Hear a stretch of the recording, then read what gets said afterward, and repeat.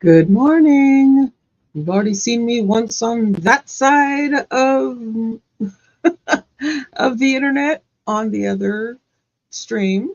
And now we are live in this one. Yay, I made it. Sorry, I was in the middle of putting together the last little bits of the recap that I was trying to work on and finally got it done. So I had to, save and put it up here. So we are here for, what day are we on? Day 15 of this trial in our 3 to 4 to 5 something weeks or wherever we're at. And we are ready to go. We got 2 trials today. I will be back and forth right now. The other one, I'm looking at it over there. It seems to be doing something. I think they're in sidebar. I don't know. I don't have the sound on, so I can't hear it.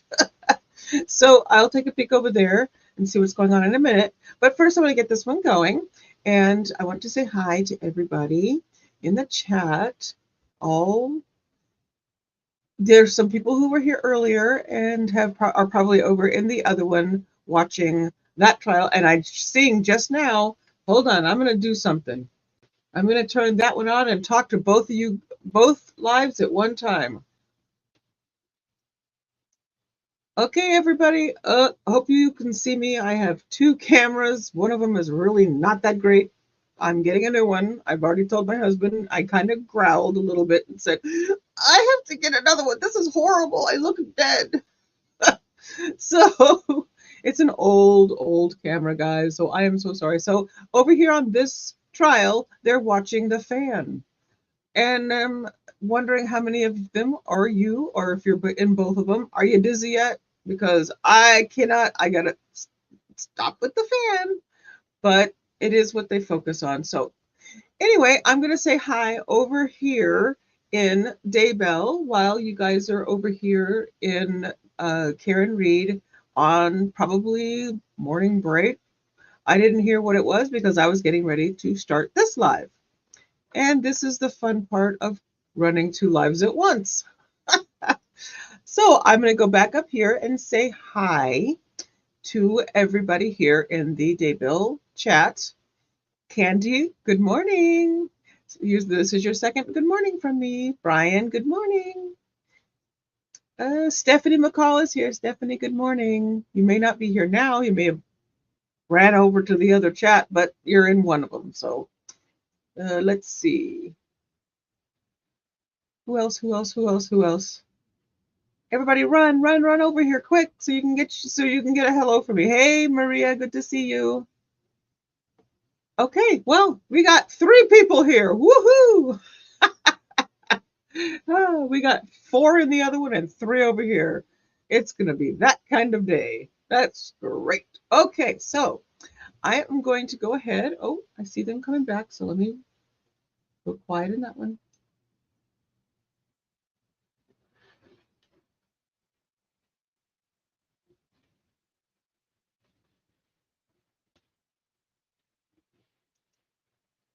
You may not have even heard me in that one because I just realized I didn't put myself up on the screen. So if I wasn't heard over there while they were on that quick, oh, it was a sidebar. Okay, I see what it was. I have to remember, stick myself up on the screen. Don't stay down or you can't hear me talking. But you heard me over here, so whatever. Okay, I'm going to go ahead and start this recap real quick so we can get it over with. I did combine 2 witnesses and that kind of thing because 2 of them were like, very close and basically had almost the same story. So we will just put this up here. Do that here. Okay, so we are on day 15 of the trial. Yesterday was day 14, and that's what this recap is about.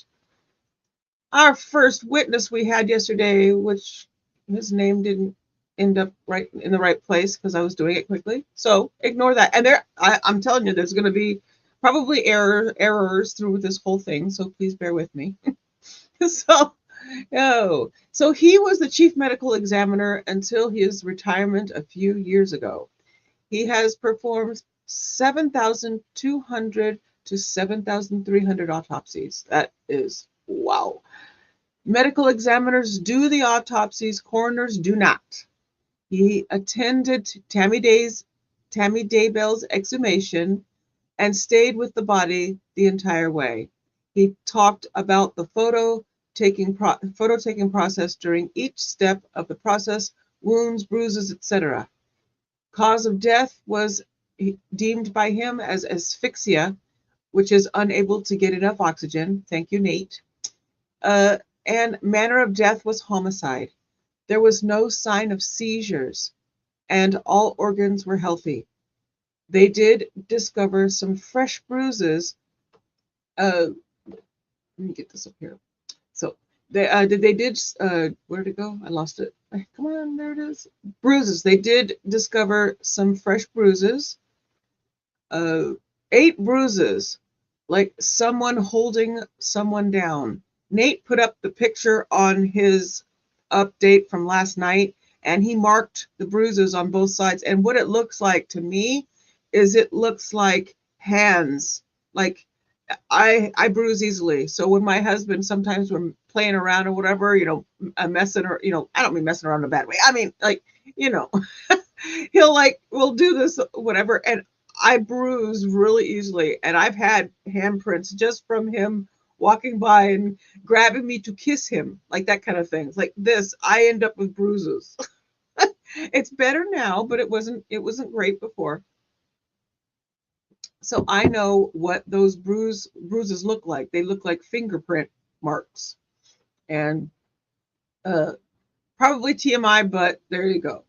So they said something like holding someone down. He talked about rigor mortis happening 1 to 2 hours after death. He went in depth about the autopsy. Prior wouldn't let up. Now, I did put a little bit, one of the first time I started trying to put a little bit of the cross-exam in, so it kind of gives a little bit of it before you go and watch the entire thing if you want to rewatch it. Prior wouldn't let up. There was a lot of back and forth with objections. Prior kept testifying, was argumentative, and answered questions. It was unbelievable. I loved it. I like it that it's like, that there's attitude and all the things, even though it can be annoying. I see there on break real quick. I'm going to stick myself up there on camera. Says let me see. Oh, here. What if I do? There I am. Maybe I was heard because I just realized it said I was on. Hey guys, over here at Karen Reed. I see that they are on some sort of something. Is it another sidebar? Is it a break? Let me know in the chat, and we'll deal with it. I'm in the process right now over here on this on Daybell, giving the update before they start. So I'll put you back in silent mode over here while I do that, because I don't know if y'all want to hear it twice. So I'll talk to you guys over there in a minute as soon as I get this recap done. All right. So I'm going to put, there we go. All right. So it was like I said, you can watch all of this testimony on all of what Dr. Eric Christensen had to say, and I spelled his name wrong. Whatever. There is. I told you there's going to be errors. I went fast. There will always be errors. That's what I do. I'm just not good at going back and looking at my stuff after. I need to slow down and look at my stuff better. I will work on that. Oh, so You think I would know what I'm doing, but that's why I use spell check. and sometimes I miss them. Okay, so anyway, we're moving on to the next person. We got, how much time? We got 3 minutes. Okay, so this one here, right here, you can't see. Let me do this. There, now you can see them. The pictures came out wonky because I squished them, and you can barely see her, but there you go. So we can just put me back up here, right there, and now you don't have to see her. Anyway, Alice and Todd Gilberts. Uh, Gilbert. Oh my goodness. I didn't have time to edit this. I threw it together. I uploaded it just as, that's what I was doing when I was saying, I'll be right there. She and her husband were familiar with Chad's books. They liked them and moved to Salem to be closer to him. I don't know. So they were in the same ward as Chad and Tammy were. She was Alice was the Relief Society president, ward leader of the women. That's what the Relief Society president is. She leads the women in the ward, and she had a presidency. And Tammy was in this presidency, so she knew her very well. Basically, what this is stating is how well she knew her. She was hysterical when they got the call that Tammy had died. Before that, it says she and Tammy were friends and lived near each other. She helped take care of the kids after getting the phone call, went to Daybell's house. Chad was very businesslike. Chad told her the funeral was on Tuesday, but she passed away on Saturday, so quick. And she asked him if the funeral had already been planned. Chad later went to their house to tell them he'd found a woman and wanted them to meet her. They met her only a little over a week after Tammy's death. They then asked if they could come over to Gilbert's house and said Chad and Lori were all over each other. So anyway, basically there was some more testimony from Todd. You can go watch both of their testimonies in the playlist of this trial. So it was basically just establishing in the way they knew her. They saw her all the time, regularly. She didn't give any appearance of being ill, that kind of thing. And his was a lot, I think he spoke more about his thoughts on Chad. So go back and take a look at that testimony, and that's the best. This was a quick recap for me. So next one is Patricia Later. I do not like the way this ended up on these names. Patricia is Tammy Daybell's first cousin. Did she wait? Oops, sorry. I think she wasn't the witness, was she? No, she wasn't. I forgot to take her out. Anyway, I think she was a witness before. Skip that. So I put those two in.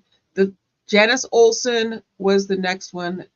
Olson lives in St. Anthony, teaches first grade, and saw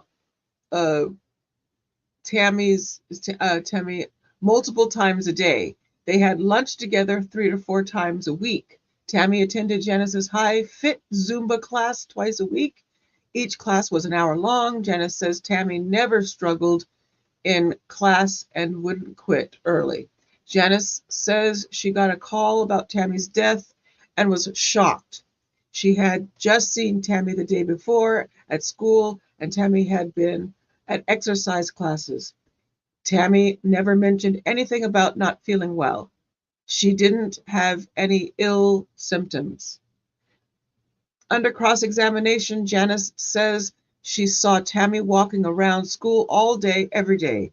She'd come and go She'd come and gather books before the students went to the library, gathering books on certain subjects and bringing them to the classrooms. Wixom had nothing further to say, and that actually, okay, I see that was not, never mind, ignore that. All right, so again, we're establishing that Tammy did not appear ill to anyone. All of those who knew her closely were shocked because she just never, it didn't give the ill appearing. You can't sit there and say somebody's ill or tell everybody my wife is going to die or whatever, and no one sees it. She would have looked bad. So this whole thing about family and friends not seeing what he was saying is just ugh. And Taylor Ballard works at Ballard Insurance Group and has been there has been whatever it says for 14 years. I can't see it. She met Chad Daybell on October 31st, 2019. Chad visited her office to inquire about individual health insurance. Now, if you remember, we talked about it. I'm just going to go over this quickly. She basically went over policies with him for both health and insurance, and I confused both. I just saw the word insurance and forgot that it was life and health. So for the kids and himself, he got health insurance, and then for Tammy, her insurance was upped to max, and all this was done right prior to her passing away. I think it was a month, wasn't it? A month when this all happened right prior. And this woman was the one who took care of all of that stuff. And there's just stuff she never talked to him about. She didn't mention to him about Tylee and JJ. Then after Tammy died, a month later, he contacts her and says that he would like to put his new wife on the insurance and get her going on insurance. So she felt, holy crud, something's going on, and I think she flagged it and sent I think she's one of the ones that was like, hey, something's going on here. This is weird. At least that's what I felt from the testimony, that she was the one, she saw that this was a quick death and a quick marriage, and kind of, I think she reported. I'm not sure if I got that far, if she reported it, but I know that she felt something was going on, something was big with this. So that's it for again, you can go watch testimony in full. This is a really quick update because I'm looking and they're not started yet. Nope, not yet. And this time I actually saw it pop up. So anyway, the end of this is basically I didn't get to any final comments from Nate today because I was rushed. So, but be sure to go to East Idaho News on YouTube and the website to get all the full details of Nate Eaton's updates on this trial. And that concludes my very errored recap. So I'm going to go ahead now and get this up. Oh, not that. I wanted to remove that. There we go. At this stage, there we go. All right, so there we go. Now we're ready. And they have not started yet, as you can see. So they're 6 minutes late already. I still see a fan over in the other trial, so I assume it is definitely a break. I didn't get a chance to hear any of the testimony yet in that because I was getting ready for this one. So I'm actually going to take a look. I'm kind of by myself today. Maud's got stuff going on in life. Life is happening for them. And so I'm not doing much on the tweets as we normally do until Linda gets back with me. I need to turn that off. Oh, that was bright. Oof. There. So we shall see. Oh, sorry, I heard a noise. It was my doggy. So that's where we sit waiting for them to start. Let me see what you guys are saying so I can catch up with y'all.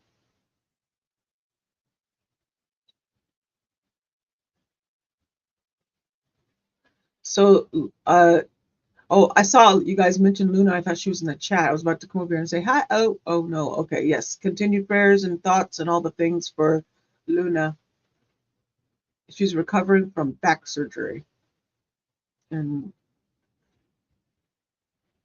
let's see here. Maria says, I wish I could see the size of the chest bruise. I am currently imagining a knee to the chest, keeping it compressed. Yes.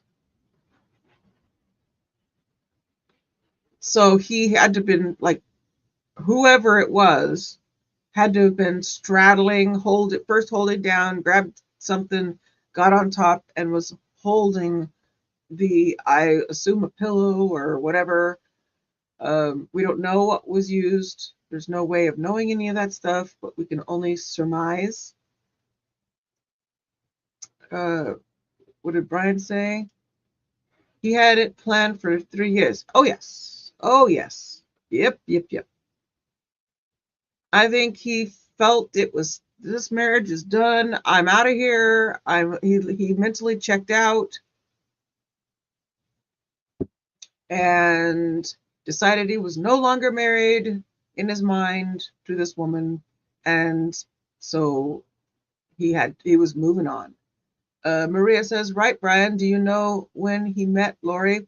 He met Lori and was it 2018? Yeah, he answered it. I see it there. So, or was he just preparing to get rid of his wife for any woman who would take the bait? That actually, I have a feeling he was open, because I know that there are a lot of women who actually were interested in him. And Melanie Gibb was one of them.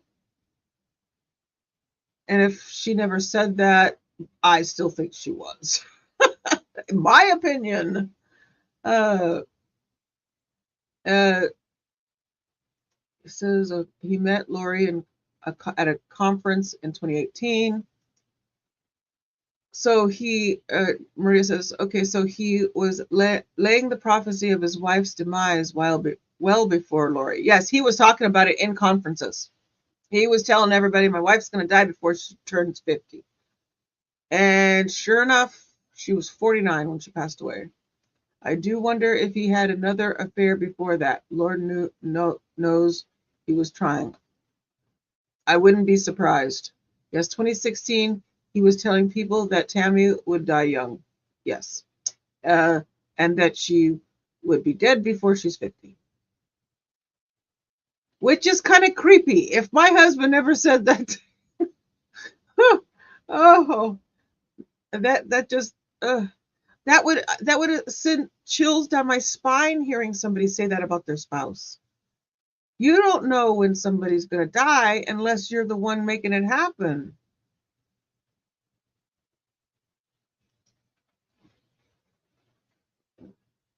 Oh, thank you. Sorry. I don't like errors. I don't like them in my stuff. And thank you. Please be seated.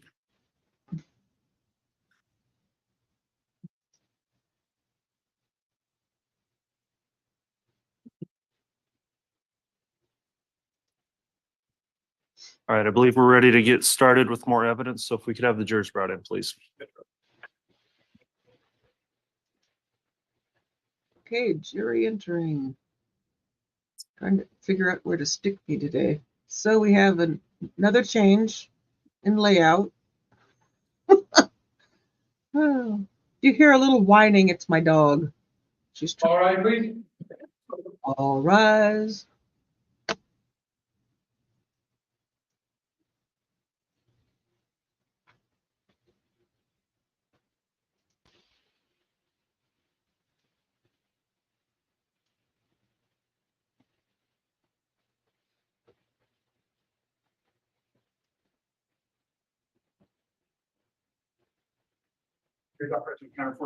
All right, thank you. Please be seated.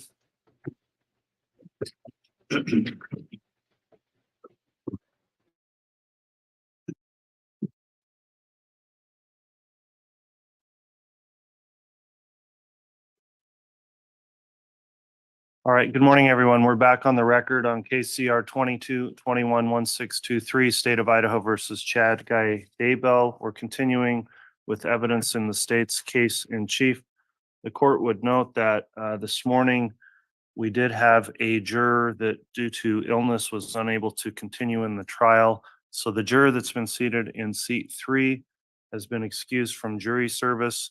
The court did contact that juror and speak to the juror this morning and advised him of a post trial or verdict type jury instruction to give him some guidance on what he can or should not do or say after being released as a juror.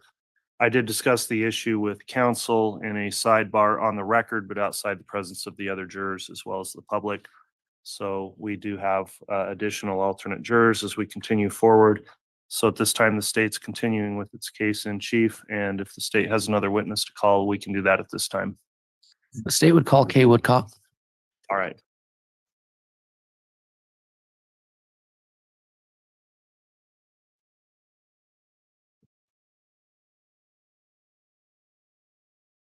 Do you solemnly swear or affirm the testimony you're about to give will be the truth, the whole truth, and nothing but the truth, so help you God? Yeah.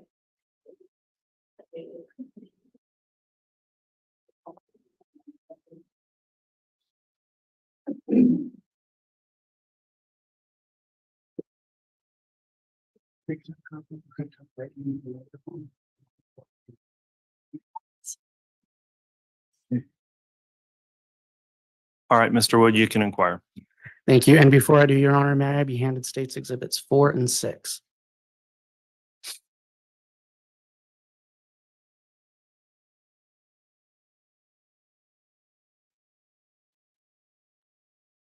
Good morning. Morning. Can you state your name and spell it for the record? Kay Woodcock, Kaywoodcock. Thank you. And Ms. Woodcock, where do you reside? Lake Charles, Louisiana. All right. How long have you lived there? More or less all my life. Your Honor, may I publish State's Exhibit 4? It's already been admitted. Yes.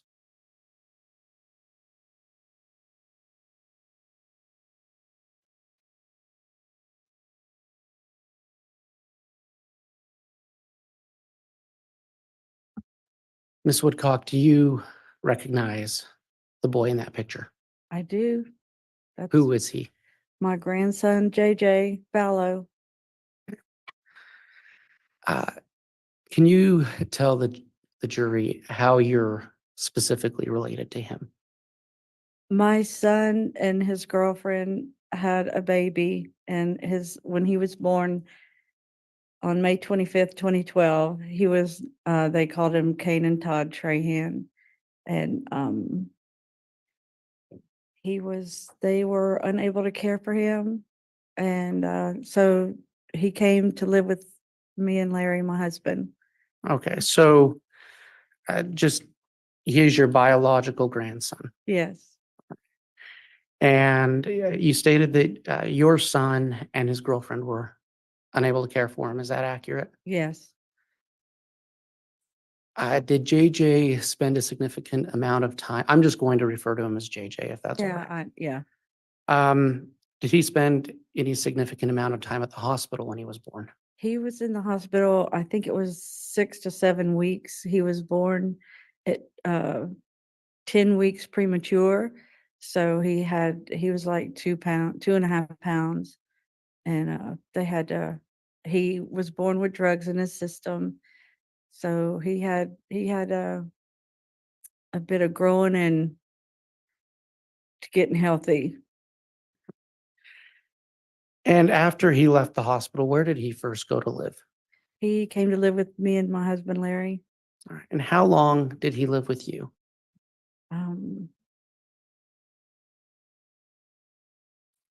I think it was 9 months, 8 or 9 months. Are you related to, or let me rephrase that. Do you know who Charles Vallow is? Charles was my older brother. Right. And at the time of JJ's birth, who was Charles married to? He was married to Lori Vallow. At any time, did JJ go to live with Charles and Lori? In February of 2013, Charles and Lori were granted custody.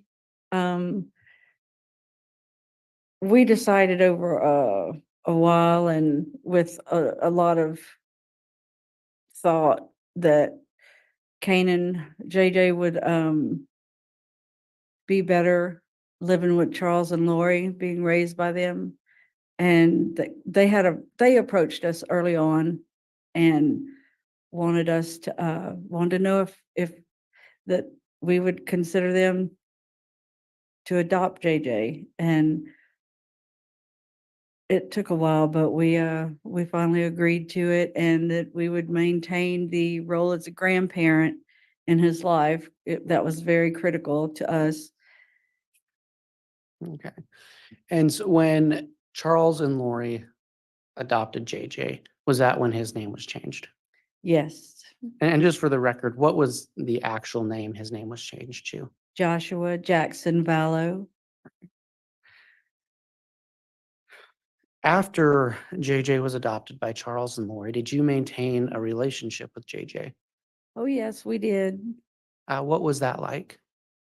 It was, well, when they lived in Phoenix, I would go, or Larry and I would go every 2 to 3 months. 3 months was really kind of long, but when they first took him, it was a month before we went because we couldn't wait anymore. We were having a real hard time dealing with letting him go. But did you see him frequently?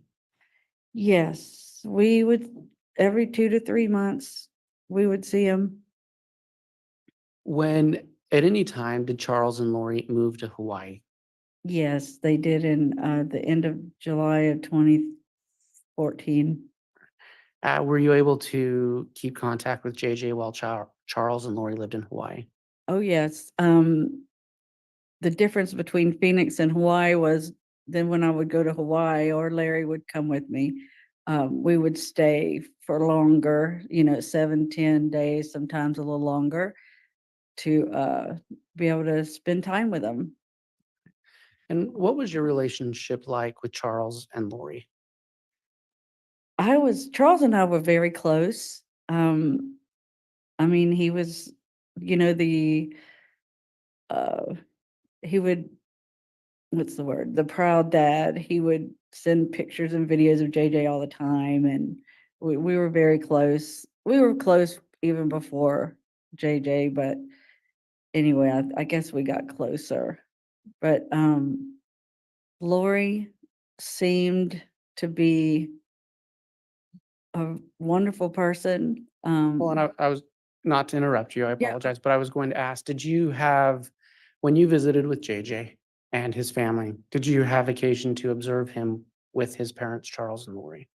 Yes. Oh, yes. They were very doting, loving. They really got into, they read a lot about his autism and how to handle him with meltdowns and all the little things that they need that are not typical of a child with no disabilities. And I've asked if you visited with JJ, but when you did that, were you visiting with Charles and Lori and their whole family? Yes, we would, but it was, as a grandparent, if you have your grandchild and mom and dad are there, you don't get the child's full attention. So we would, Charles and Lori would often leave and go away for a day or two, just so Larry and I could have him to ourselves. And same thing, I guess, with Tylee and Colby, because they would also be, they would just kind of scatter when we came to visit. So I don't know where Colby and Tylee were, but I know that Charles and Lori would take some time and go and give us some quality time with JJ. Were there times though that did you spend time with their family as a whole as well? Yes, I did. Do you recognize this individual? I do. And who is that? Tylee Ryan. From your knowledge, who was Tylee's mother? Lori Vallow. And you mentioned Colby. Have you met Colby Ryan? Yes. And did you meet him when Charles was married to Lori? Yes. Did you ever have occasion to meet Alex Cox? Yes. Did you spend much time with him? Not really. I mean, in passing a handful of times, I guess. But never really sat down and had a conversation with him of any substance. When approximately did Charles and Lori move back to Arizona from Hawaii? That was at the very end of December of 2016. And they just, I don't know, they moved back. And did you continue visiting with their family and JJ after they moved back? Yes, at least then I could go more frequently. All right. I want to call your attention to the year 2019. Mhm. Did you see JJ in January of 2019? I believe it was like February 1st. Lori and Charles had separated at the very end of January. And I flew out to Arizona when Charles told me that Lori left, and to help him with JJ because he was very distraught. Were you aware of where Lori had gone? No, nobody knew where she was, or nobody that would tell Charles where she was. And during the period when in early 2019 when Lori was gone, did you have any occasion to watch JJ or take him? Yes, Do you recall approximately when that was? there were many occasions like in February and March. I would sometimes bring JJ home with me to Louisiana, or if Charles was working, I would stay with him in Houston or Chandler where they were living. I was there to help him take care of him. At any time in 2019, are you aware if Charles Vallow moved from the Phoenix area? Yes, towards the end of March, I helped him pack up his house in Chandler or Gilbert, I don't remember. And we moved him to Houston so he would be closer to us. Okay, so you said closer to us. At the time, did you live in Lake Charles? Yes, And how far is Lake Charles from Houston? it's 150 miles. It's a 2.5 hour drive. Straight down I-10. And during the time that Charles was staying in Houston, did you help with JJ? Yes, again, when Charles would work, he would be gone a few days, mostly like 3 days, and I would go and take care of JJ, and we would have a good time. That was some very good times.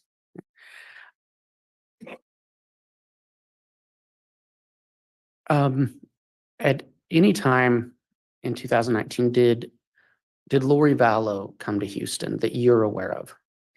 Yes, it was around mid-April of 2019. And you had talked about Charles and Lori separating. Are you aware if there were any attempts at reconciliation? I know Charles really wanted a reconciliation. And everything I heard from Lori about Lori, she was not at all interested in it. I believe at that time she came back to, it was her motivation was to get some more. Judge, I'm going to object. Calls for speculation. Sustain.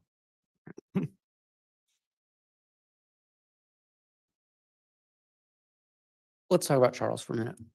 What did Charles do for a living? He was a financial planner. He mostly sold annuities. Were you involved at all in Charles's business?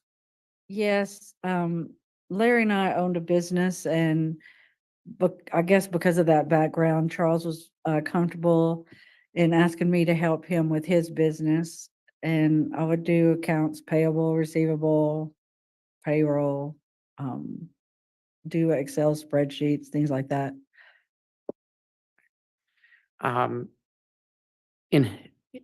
In helping Charles, did he ever give you access to any of his online accounts, like emails? Yes, I had access to that, yes.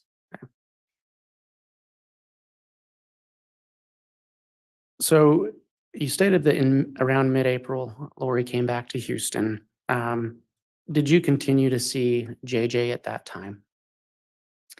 After she came back, yes, there was a couple of weeks where we didn't see him, but that was in April. And then in May, Lori started leaving Houston again, and she would start traveling again, and Charles would come on the weekends and bring JJ, and so we could visit with them.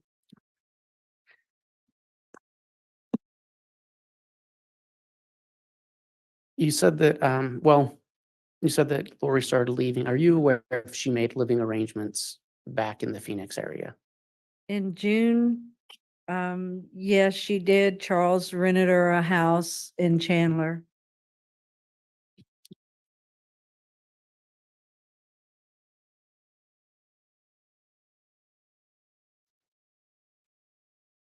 At that time, do you know if Charles expected to reconcile, or do you know if he expected to divorce?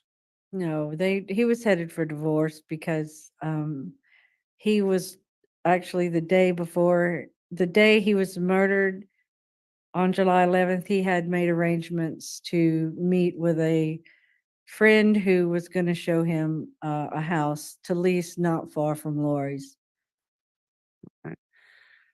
And you just mentioned he died on July 11th, 2019. Yes. And are you aware of how he died? 2 gunshot wounds to the chest.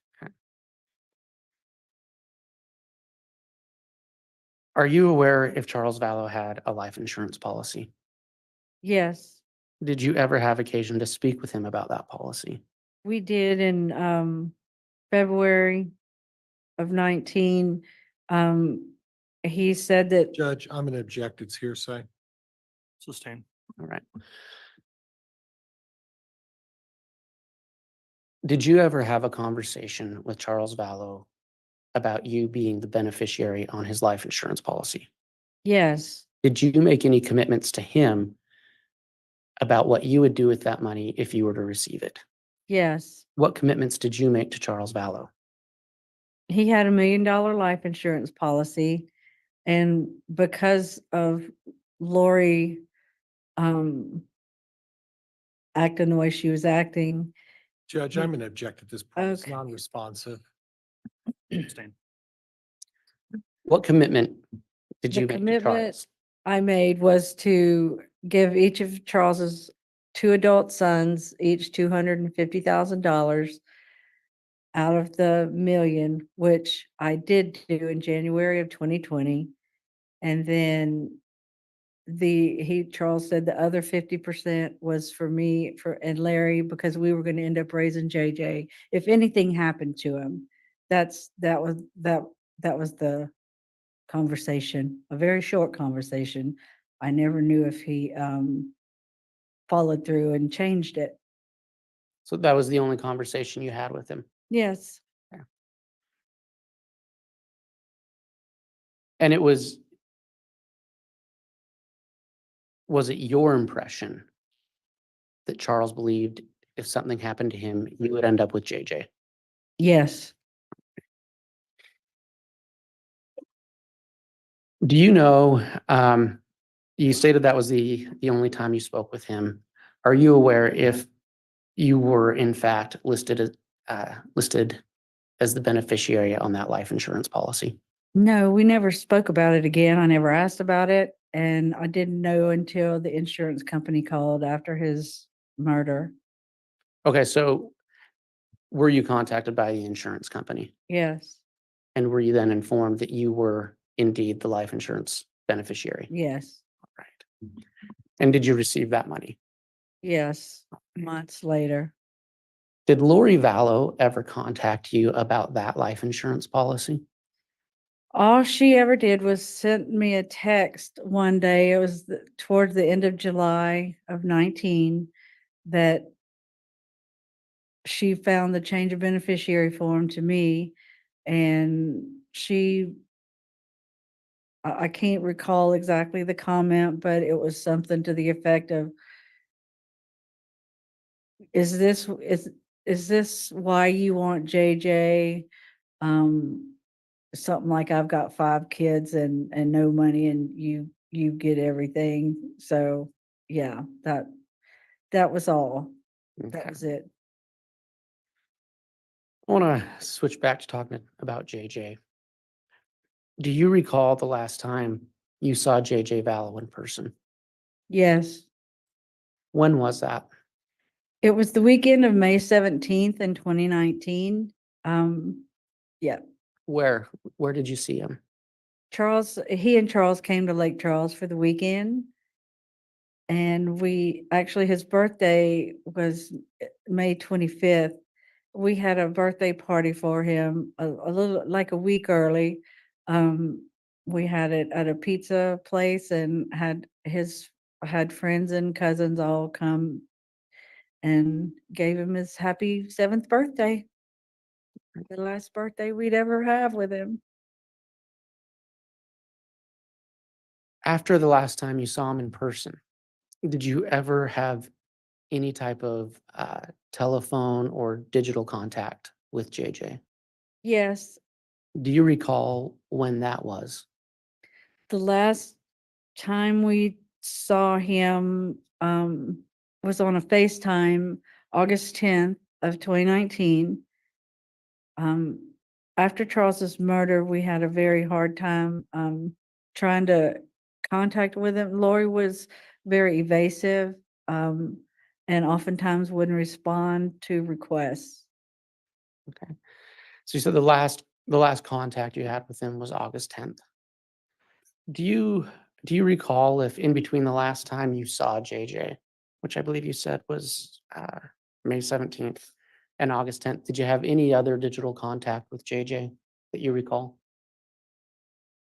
Yes, we had from the time Charles was murdered to that August 10th date.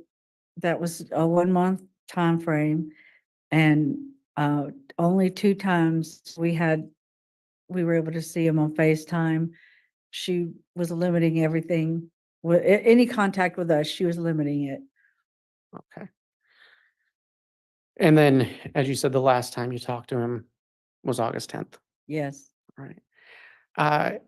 After August 10th, did you attempt to have contact with JJ? Yes. How did you do that?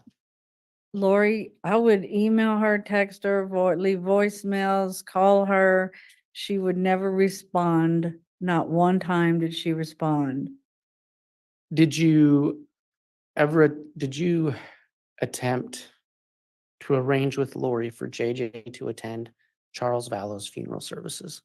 Yes, his services were like August the 4th of 19, and I had arranged with Lori that I would fly to Phoenix and pick up JJ and bring him back to Louisiana, and he was going to stay with us for the week, and then I would take him back to Phoenix, and then I would return home. And we bought the tickets. I mean, we were all set and ready to go. And then I guess after she found out about the insurance, it was a day or two later, she said that they were too busy, that they were moving to Hawaii, and that it would be too much for JJ. So she backed out on the deal. So he was not able to attend his father's funeral. No. At any time in 2019, did you become concerned about the whereabouts of JJ Vallow? Absolutely. I mean, the minute we found out that of Charles's murder, that we were extremely worried that evening that we found out. Excuse me. On the 12th, we didn't know about his death until the 12th, and the only reason we knew is because Lori contacted Charles's two sons. She texted them to tell them their dad was dead. And then she wouldn't answer her phone. So Charles's oldest son, Cole, reached out to me and asked, what is going on? Lori said, Dad's dead. And I said, no, that can't be right. This is a joke or something. Because he was healthy as a horse. And sure enough, my husband, for some reason, he Googled Charles's name Okay. and read that he was killed the day before. And so, and then you've testified that you had very limited contact with JJ after Charles's death. Yes, And then, so after Charles's death, was it partly because of that limited contact that you became concerned about JJ's whereabouts? absolutely. We were working with detectives in Chandler, so we had to keep a real low profile. Okay. So I wanted to ask you, did you ever contact law enforcement about JJ's whereabouts? Absolutely. I mean, that was once we knew Charles was dead, we knew he was in trouble because Lori didn't want JJ anymore. She didn't want Tylee anymore. She didn't want Charles anymore. She was done. Do you recall which specific law enforcement you reached out to or that you first expressed concerns about JJ's whereabouts to? To a detective at Chandler Police Department. Right. And do you recall who that was? Detective Nate Moffett. Right. After your last FaceTime with JJ, which I believe you said was August 10th, Yes. did you speak with law enforcement again about JJ's well-being? I don't believe there was a time when I was in contact with them via phone, because we talked often, that I wasn't expressing my concern about where JJ is. Did you take any steps beyond law enforcement to locate JJ? Yes. After Brandon's attempted murder, Brandon and I started talking, and because he hired a private investigator to try and find out where his wife Melanie was, or I think that was the situation. And because our what we had going on with Charles and all that in our life, Brandon and I split the cost of the private investigator, because in investigating one case, he was kind of investigating the other. All right. So did you, based on what you just said, and Mhm. clarity of the record, you were in contact with Brandon Boudreaux. Yes, All right.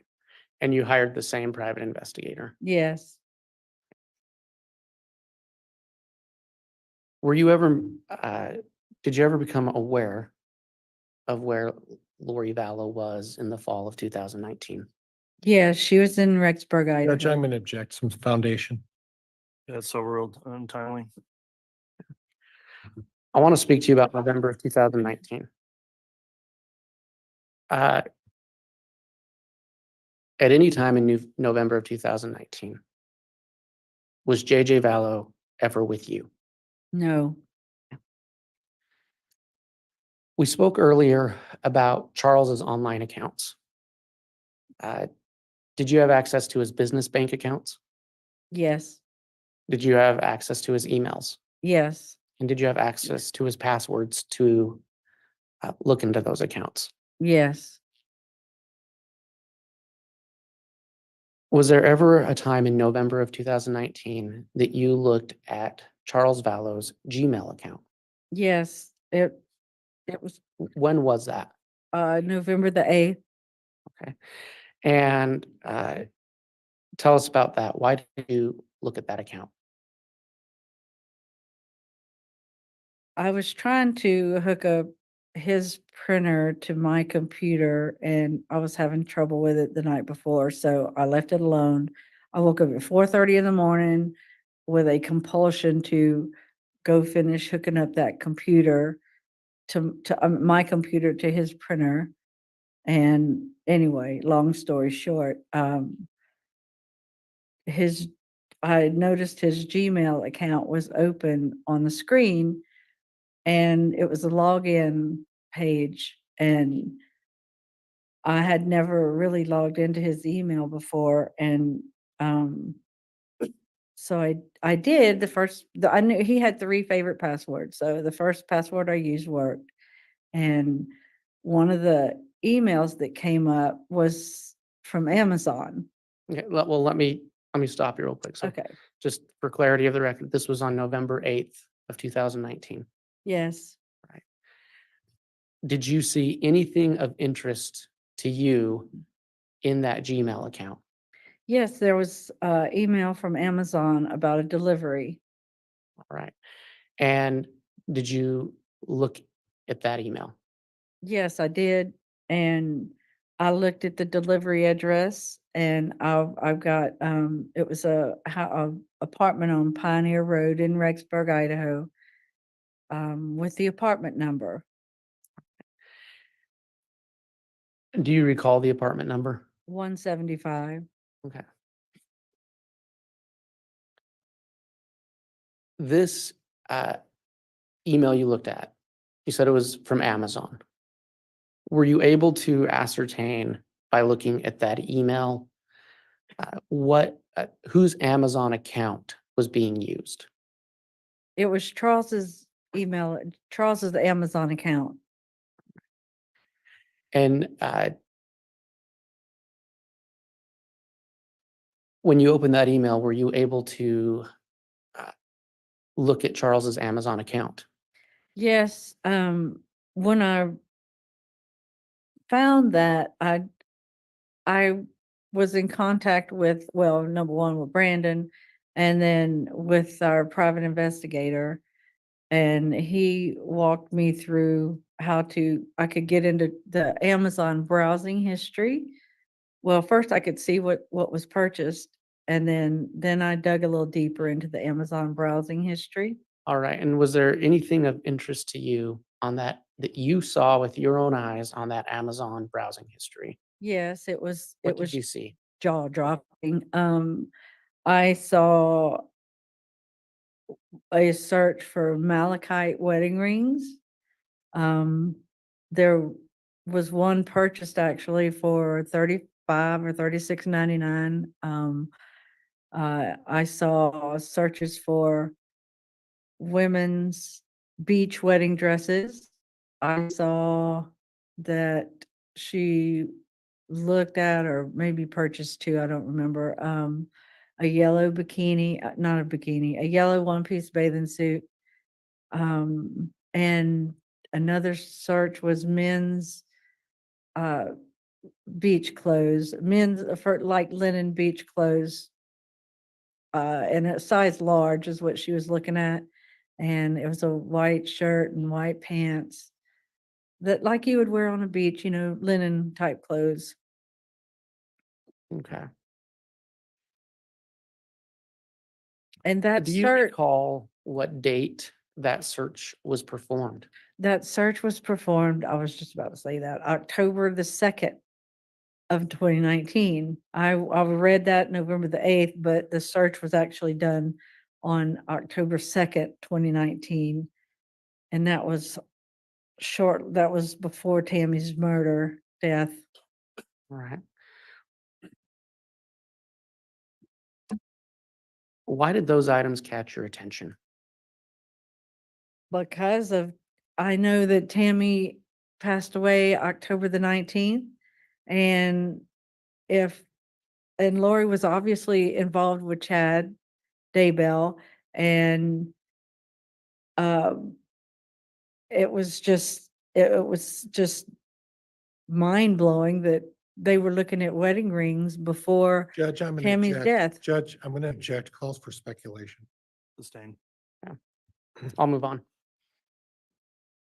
At any time, did you become aware let me rephrase, 2019, at any time, did you become aware Pittsburgh Police Department was looking for JJ Vallow? Yes, Do you remember who told you that? I was probably our detective from Arizona, probably Nate Moffett, I believe. I'm not exactly Okay. sure. That's okay, but you did become aware they were searching. Yes, finally. Did you ever go to Rexburg after that? I did. My husband and I went up on the first week or so of January of 2020. We came to Rexburg. We went to Rexburg. Okay. Did you put out a reward for information on JJ? We did. We put out a reward, looking for him because Lori or Chad would not answer questions regarding the JJ and Tylee missing. Did you meet with the Rexburg police? Yes, we did. At any time in the year 2020, were you made aware that the bodies of JJ and Tylee Ryan were found? Yes. Right. And do you recall when that was? June 9th, 2020. Right. Your Honor, at this time, I don't have any further questions for this witness. All right, thank you, Mr. Wood.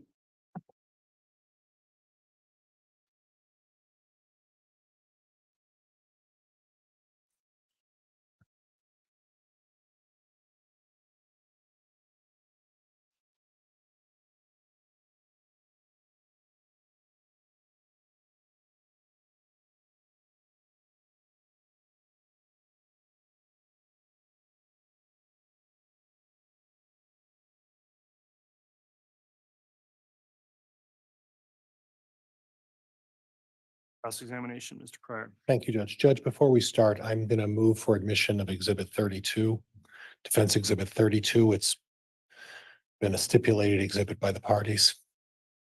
All right, let me. If the state confirm. could just inquire as to what that exhibit is. What is the exhibit, Mr. Pryor? It's beneficiary information. We have no objection to that. Okay, on Defense Exhibit 32's admitted. And Judge, could I return to my desk to get my laptop? I failed to bring my laptop with the court's permission. Yes, of course.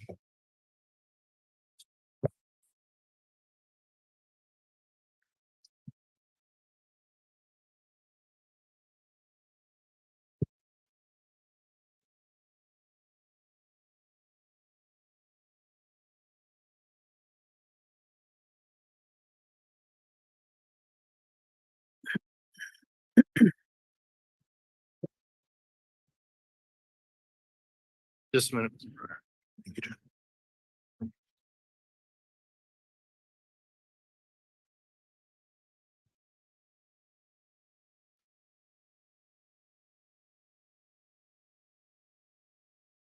So this is 32. She's just noting also the clerk was there's a 32A through F separate, but we're just on 32, correct? No, Judge, 32A through F as well as 32 was stipulated by the parties. Okay, so you want 32A through F also admitted? Yes, Your Honor. All right. Does the state have any objection to the 32A through F in addition to 32? No. All right, 32 and 32A through F are all admitted. And if I could have 32 back at some point, Mr. Bailiff.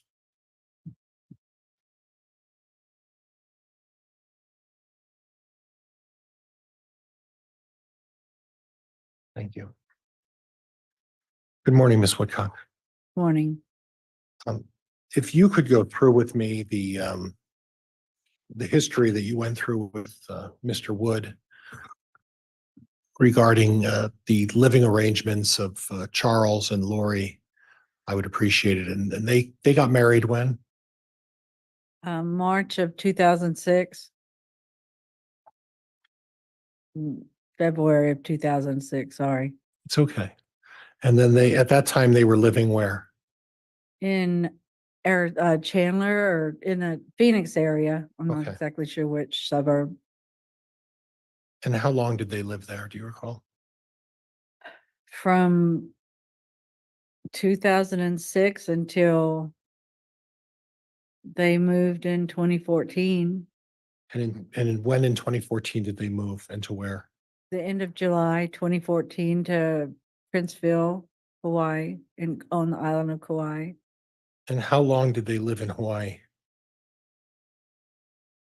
Until just call it the end of 2016, like they moved during the Christmas holiday, Okay. obviously.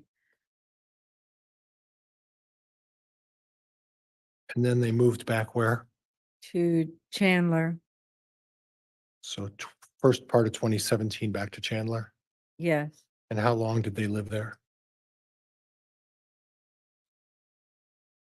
Until Charles's, well, I don't know, until, well, Charles moved to Houston at the end of March of 2019, and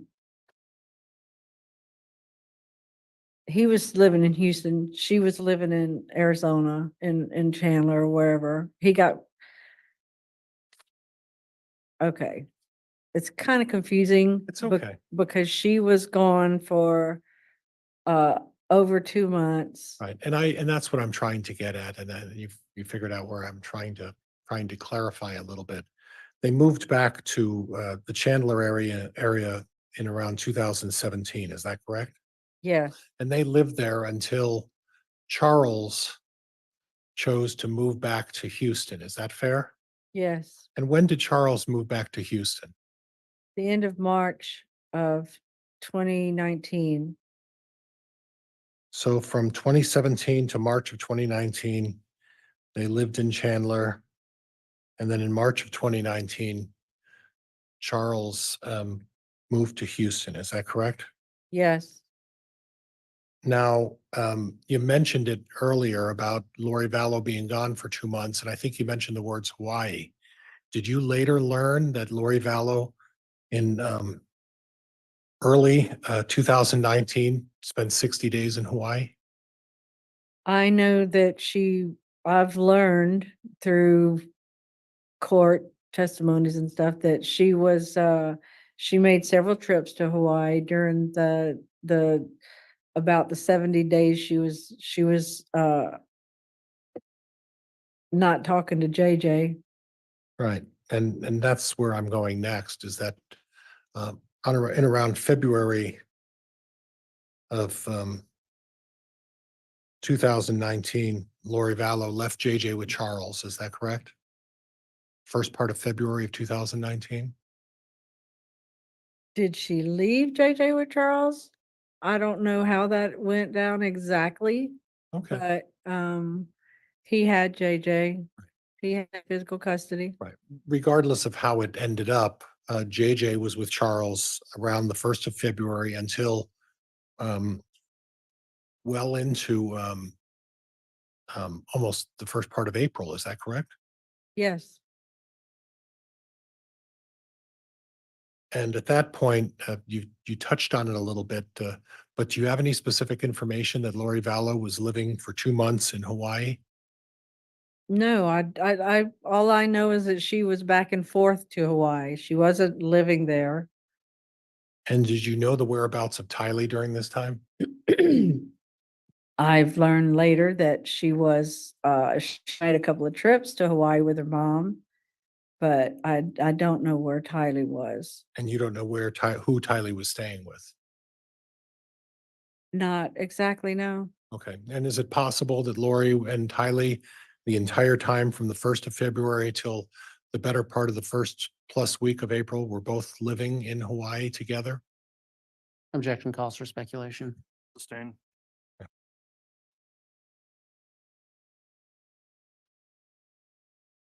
And would it be safe to say, based on your experience and understanding and close connection with your brother, that Lori Vallow from the 1st of February well into April had little or no contact with JJ during that time? No contact. Okay. And then in April, when I think it was you said April, she started showing up again around April in Houston? Mid-April. Okay, mid-April. And then during that time, continued to have very little contact with JJ as well, correct? I don't know how much contact she had with him after that point. JJ continued to stay with Charles during that point for at least a little while. Yes, Are you aware that on or around the 16th of April of 2019, Charles changed his beneficiary back to Lori Vallow? I knew that. Yes, I mean, no, I didn't know at the time, but I've learned later. So you know now, I don't need to show you the documents. You're aware that on the 16th of April, Charles Vallow placed back Lori Vallow as the beneficiary of his life insurance, correct? Yes. Okay, all right. Well, I know he had changed it and Right. I assume it was to her. And then would you tell me when he changed it back to you, to your knowledge? I don't know. There was issue with the insurance company regarding that, Okay. and that's all I know. So issue was the insurance company. But in essence, one way or the other, you were able to receive a beneficiary check as a result of Charles being murdered by Lori and Alex, right?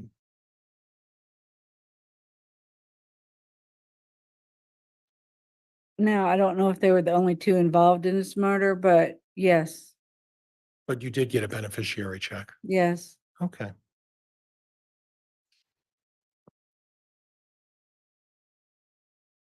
Now, you talked a little bit about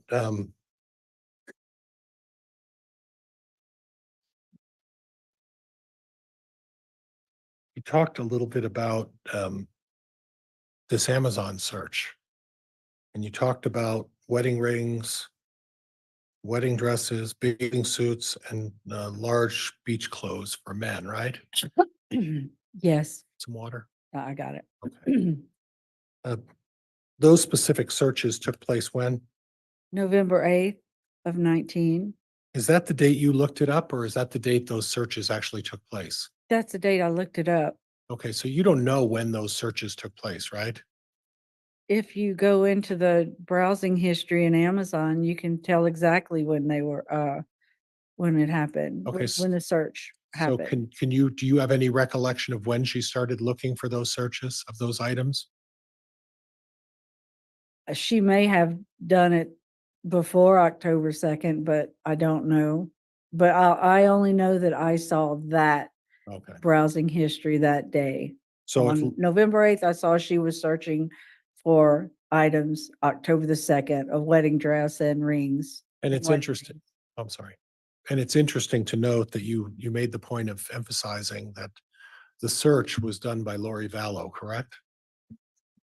Yes, And Chad Daybell didn't have any access to Lori Vallow's account, right? I have no idea. Right. And you don't have an idea whether or not Chad Daybell even had knowledge that Lori Vallow was planning to purchase these items, do you? Say that again, please. Well, you don't have any specific knowledge that suggests that Chad Daybell was involved in helping her purchase these items, do you? Actually, I guess not, because it was on Charles's credit card. Right. She was And- buying new wedding stuff Right. on And- his credit card. And there are only two people that had access to Charles's credit information. That would be you, correct? Yes. And Lori Vallow, correct? I don't know who Lori may have shared her financial information with. I have no idea. Right, but you also don't know that, but you do know that she had access to his credit cards because she made these purchases, or at least looked at maybe making these purchases, correct? Yes. Okay. Judge, that's all I have. Thank you. All right, thank you.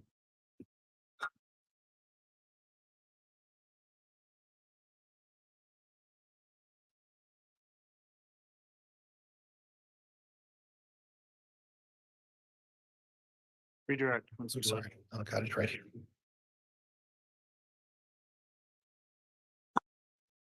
So you were asked about Charles potentially changing a life insurance policy back to Lori, Yes. but after his death, it was determined that you were the beneficiary, correct? Yes. And just for clarity on the Amazon search that you witnessed, you saw that. What day did you see that? The Amazon search. the Yes. Amazon browsing history. Yes. I saw it October 2nd. Well, okay, is that the date the search was performed? No, yes, I'm sorry. That's okay. Let me back up here. Yes, I saw it on November the 8th, that on October the 2nd, the browsing history showed malachite wedding rings, beach wedding dress, men's linen clothes, or whatever, men's clothes. All right. That's all I have, Your Honor. All right. That will conclude the testimony then of Ms. Woodcock. Thank you for appearing and testifying this morning. You can go ahead and return down to the gallery there if you'd like.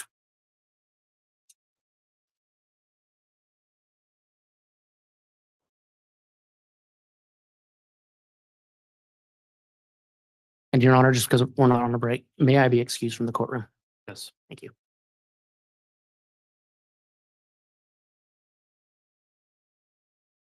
All right. Is the state going to call the next witness at this time?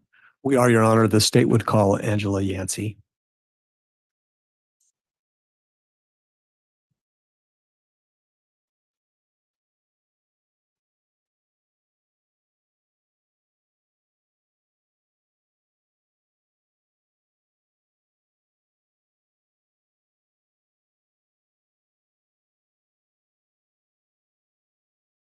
Swear or affirm the testimony you're about to give will be the truth. Please so help you God.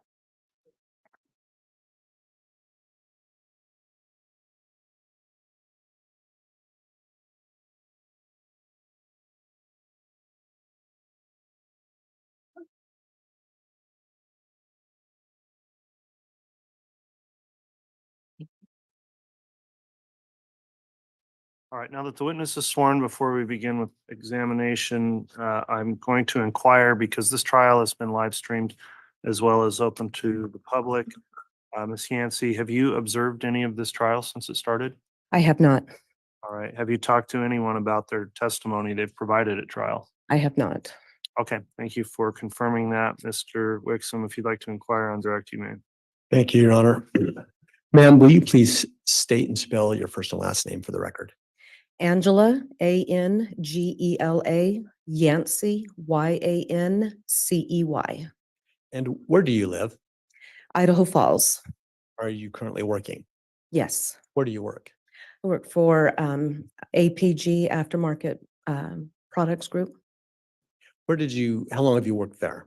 4 years. Where did you work prior to that? Sugar Salem School District. And what did you do for the school district?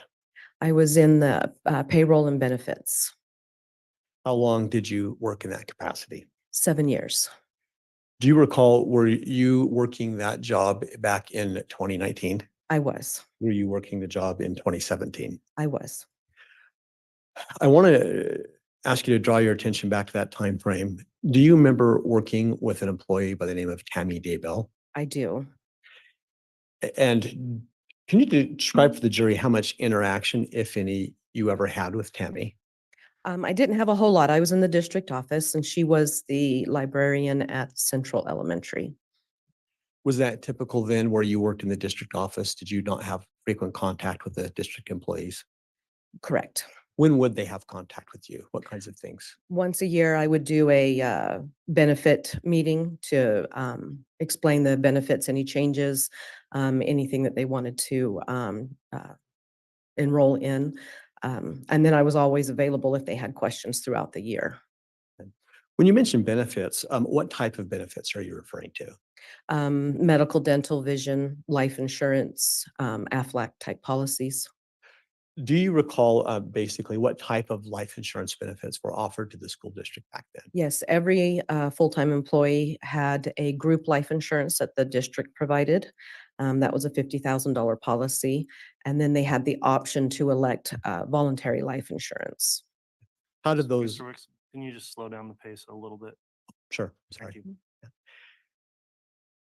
you. How and when often would they be allowed to elect the additional benefit? During open enrollment once a year. And do you happen to recall with Ms. Daybell, do you remember when she actually began employment with the school district? I believe it was 2017. And at that time, as a first-year employee, did she have the option to increase her insurance? She had the option as a new hire to elect the insurance. And if with the life insurance, if they elected the minimum amount of 10,000, that locked them in to increase that anytime during open enrollment. And do you recall by chance, what did she do to elect insurance when she first began the employment? She completed an enrollment form and she elected the minimum 10,000. So she submitted the enrollment form and a beneficiary form. And to be clear, with that elected portion, is that a portion that she as an employee would pay for? Correct. And was there any portion of the insurance that the school district would pay for? The group policy, the $50,000 policy on the employees, the district paid for that. So is it fair to say by your recollection that the first year she began employment, she had the $50,000 of the group policy, Correct. and then she elected 10,000 that same time frame? Correct. So at that point, you recall that she had $60,000 worth of insurance? Correct. Do you recall in 2018, at the end of her first year, beginning of her second year of employment, did she elect to make any increases then? She did not. Would she have had the option to elect to increase at that point? Yes, she would have. Do you recall then later at the end of 2018, beginning of the 2019 school year, did she make any elections to increase her insurance? She did. Your Honor, at this time, I would offer up to the court proposed states exhibits 151, 152, 152A, and 153. I believe they are all stipulated for admission. If you'd like me to refer for the record what those are, I'm happy to do so. All right, let me inquire with the defense. Mr. Pryor, have you had an opportunity to review those four proposed exhibits? Judge, the state previously provided me copies of those, but if the state for the record would recite what the nature is of those exhibits, just so that we have a clear record. Go ahead, Mr. Wixom, if you would identify the exhibits, please. Thank you, Your Honor. I will be happy to do so. Your Honor, with respect to state's proposed exhibit 152, I will start there. It is a beneficiary statement as to Tammy Daybell's life map insurance policy.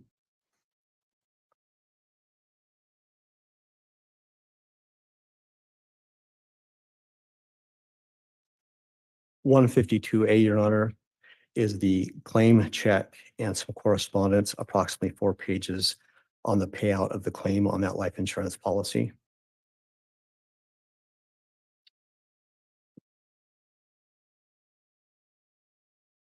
(151) is a life map voluntary benefit employee enrollment and change form.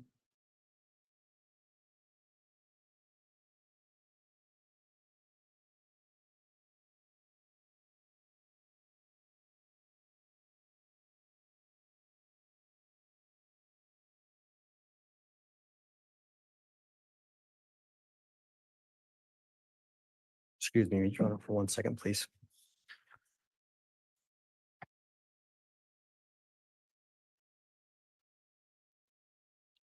And then I hope that I've indicated that 153 is the employer and or administrator's statement signed by Angela Yancey.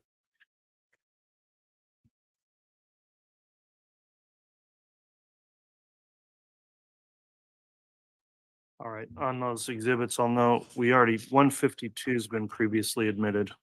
Oh, okay, thank you, Your Honor. So the other three, 151, 152A and 153 having been identified, does the offense have any objections to the admission of those 3 exhibits? No, Judge, those were stipulated to by the parties. Okay, so exhibits 151, 152A and 153 are admitted. And as I mentioned, 152 has previously been admitted. So you can continue, Mr. Wixom. Thank you, Your Honor. Would the court like me to offer up the proposed exhibits now before I publish, or so the court can review them or not? No, that's fine. They're admitted. Thank you, Judge. So, ma'am, can you explain to the jury, if an employee does elect to increase their life insurance, what is the process that they need to follow? They will complete a change enrollment form, and they have the option to increase it up to 5 times their salary, or 100,000, which is a guaranteed amount without a medical.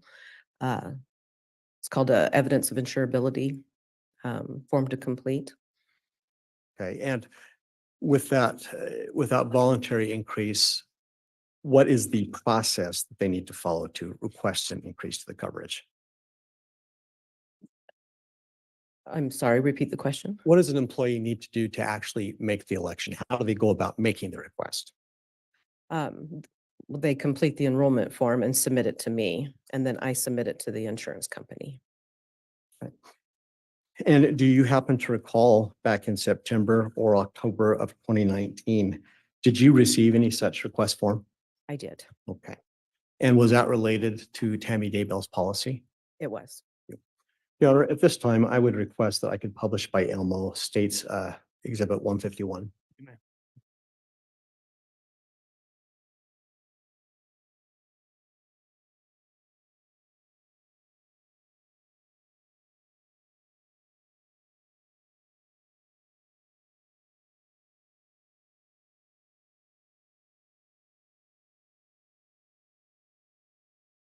Ma'am, I'd like you to just take a moment, if you will, and call your attention to the exhibit that's been put in front of you. Okay, Do you recognize that? I do. And what is that? That this is Tammy's change form. And just on that page, can you tell the jury, what is she asking to have done on that page?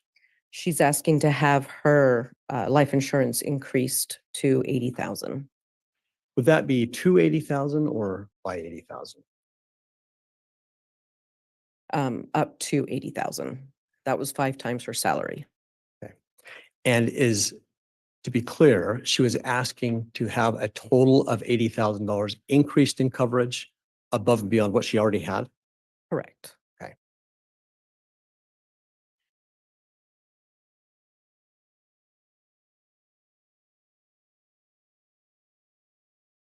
For the record, I'm going to place upon the screen page 4 of that same exhibit. I'd like you to take a look at that, please. Okay. What is that? That is the signature part of the form. And whose signatures appear on that form? Tammy's and Chad's. And is there a reason why a spouse would sign on the insurance form? If she elected spouse coverage, then the spouse's signature is required. What does that mean to elect spouse coverage? So she elected life insurance on her spouse. Is that reflected anywhere in the change application? It should, yes. Either right after the employee election or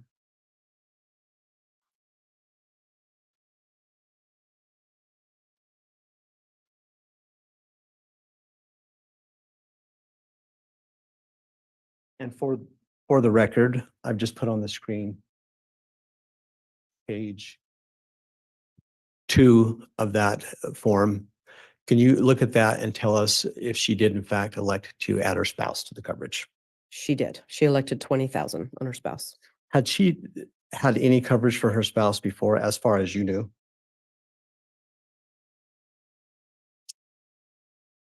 Oh, I don't recall. Does spousal coverage come automatically when you begin employment? It does not. How long do you have to wait before you can add a spouse? She can elect it right away. So most likely she elected it when she was first hired, also a minimum amount for him. Otherwise, he would have had to have completed an evidence of insurability form. So then can you explain what, I'll put that back up, I'm sorry. Then what is she requesting in this form down under the voluntary life insurance portion? On this portion, she's got spouse coverage at 20,000 and she had already elected children coverage, so she kept the current amount of coverage. And then the bottom part is the accidental death and dismemberment, which comes along with the life insurance. So on the election that you see for the $20,000, by your review of this form, had she ever had coverage for her spouse at that point?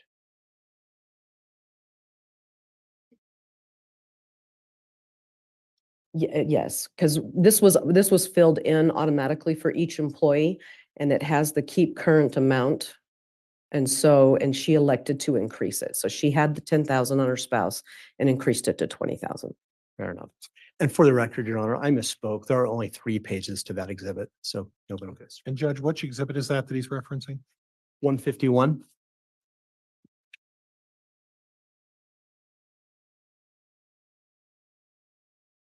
Ma'am, can you explain, was this form submitted to your office? It was. How was it submitted? I'm not sure if she sent it through, we have district mail where they can put things in the school and it would come to the district office, or if it was brought in and put it on my desk. I'm not sure how it was given to me. Okay, but you apparently did receive it? I did receive it. And you recall having received that? Yes, And was it in good order as far as you know? yes. And when you get those forms, what do you do with those forms? I make a copy of them and then I submit the originals to the insurance company. And then the copies get filed in their employee files. And I don't know if I asked or you said this before. Is there an open enrollment period? There is. And what is that period? For a school district, it starts when school in the month of August. And then the insurance company gives about a 2-week leeway into September. So everything's due by the 15th of September to be effective 9/1. Do you recall what the date was on the application we just had up there? September 8th, Was that within the time frame? it was.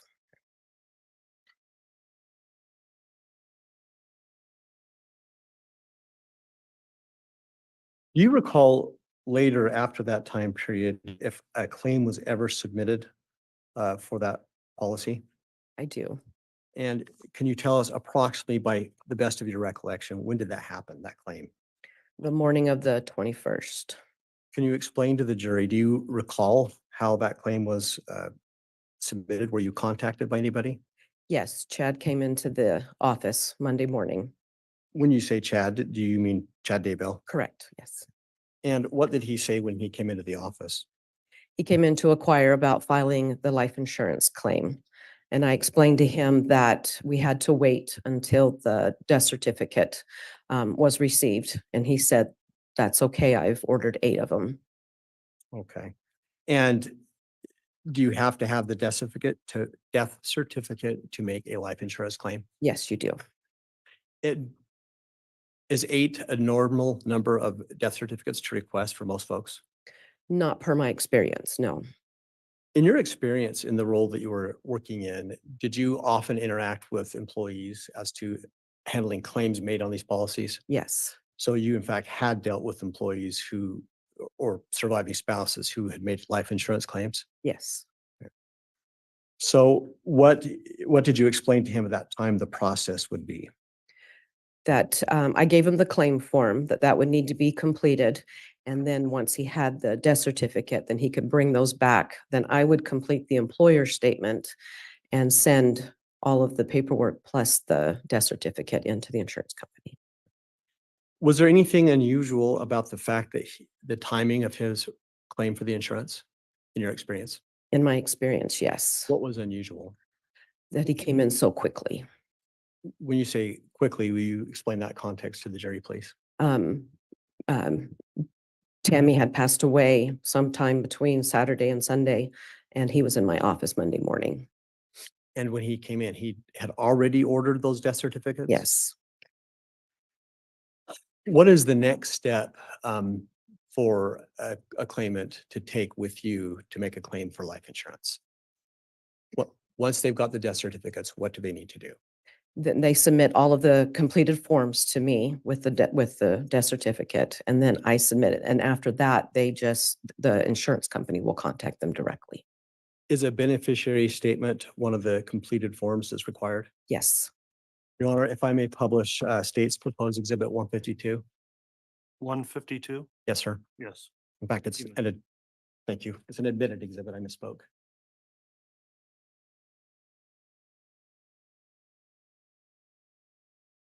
We'll give you that exhibit then, Mr. Bailiff. If we could please have exhibit 152 provided to defense or State's Counsel.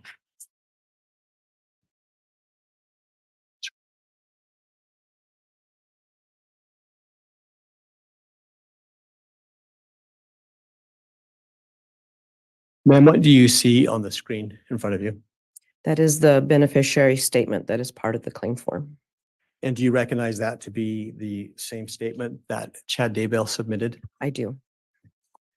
I'd like to call your attention to the medical information, the second section of the form. Can you tell us what is that very first question in the left-hand box? Can you read that, please? Underneath the attending physicians. Right underneath the word medical information. Oh, when did health of deceased first become impaired? And what date is reflected in there?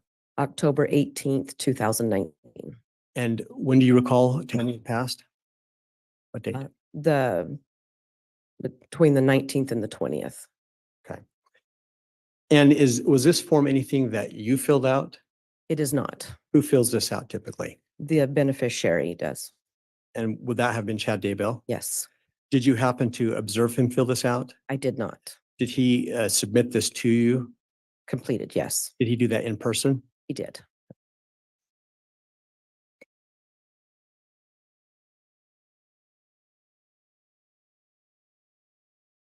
Your Honor, if I might next publish State's Exhibit 153. You will.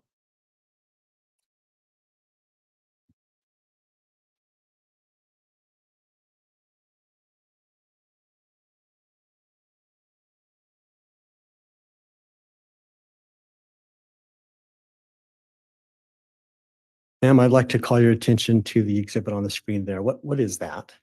This is the employer statement portion of the claim. Can you explain what that is? What that It's means? where the employer fills out the information concerning the employee. And did you fill this form out? I did. Is that your signature? Oh, That is signature, yes. why is it necessary to fill this form out? Since this is, it contains a group policy and a policy that is the premium is withheld through payroll. The employer is verifying that this is an employee of the district. Your Honor, at this time, I would like to publish State's 152A. You may.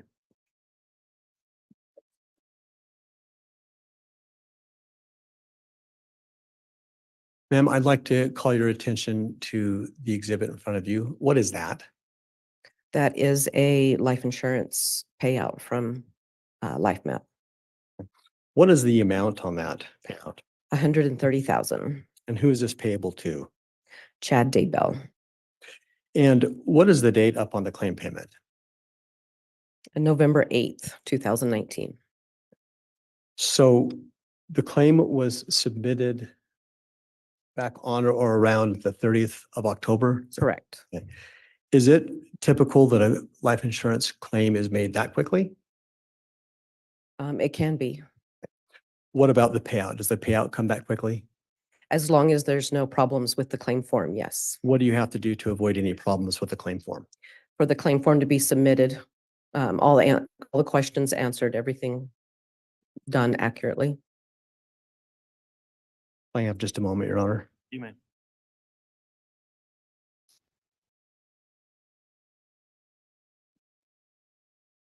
Ma'am, I'm going to ask you to help clarify something. You'd indicated that when Ms. Daybell first began employment, she had the group coverage of 50,000. Correct, And then I think you said she elected an additional 10,000 at that time. correct, So that would have been a total of 60,000. correct. And then she later elected the additional 80,000. She increased the 10,000 up to 80,000. Thank you. Yes, So that $130,000 is the total amount of the claim. correct. And was that payable only to Chad? Were there any other beneficiaries at that time? He was the primary beneficiary at 100%. So no, there was no other beneficiaries. And just for clarity, what does that mean to be the primary at 100%? You can, when you file or when you submit the beneficiary statement, you have the primary and a contingent or secondary. Primary beneficiary receives the life insurance in the event of a death. Secondary beneficiaries would receive it in the event that the primary passes away before or with the employee. And I'd asked you a bit earlier about whether you are typically contacted that quickly after someone passes. I think you said no. Correct. Can you explain how often had you recalled anyone else ever filing and contacting you that quickly about a claim? I don't really recall that. Most of the time I was searching them out to remind them that they had a life insurance policy that we needed to file for them. And just to clarify, what does that mean? Most of the time you were searching them out. Explain that to the jury, please. I'm not sure if, when employees elect, the coverage, if they share it with their family or their spouse or whoever, that they actually have that coverage. So when we are notified of a death of an employee, I will then, after a time period, I will search them out if they have not contacted me. Any reason why you would have to be in a situation where you would have to search the family out to? Judge, I'm going to object on the basis of relevance. I don't see where this line of questioning is going. Sustained. Was there anything else that was out of the norm from your perspective about the way the claim was requested? Objection vague. Overruled. You may answer. With my recollection, I just remember him coming in awfully quickly, and then and the amount of death certificates that he ordered, and then he did return to file the claim on the 25th as soon as he had the death certificates. I was out of town, so my coworkers told him I would be back on the 30th, and so when he was there first thing on the 30th, that just seemed odd to me that everything, he just was very quickly and making sure that it was filed as soon as possible.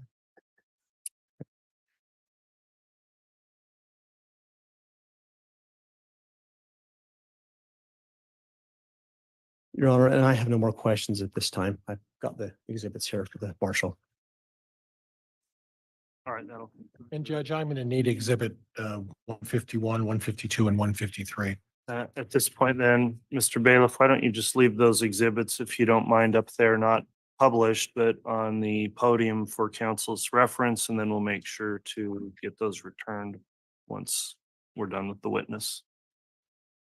Mr. Pryor, you can inquire on cross.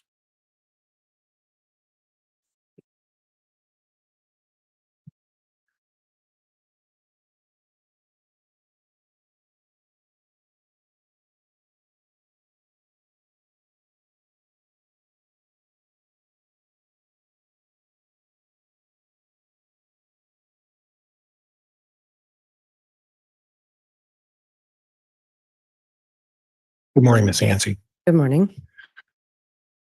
The number of death certificates would pertain to how many claims or other entities need copies of a death certificate. Is that correct?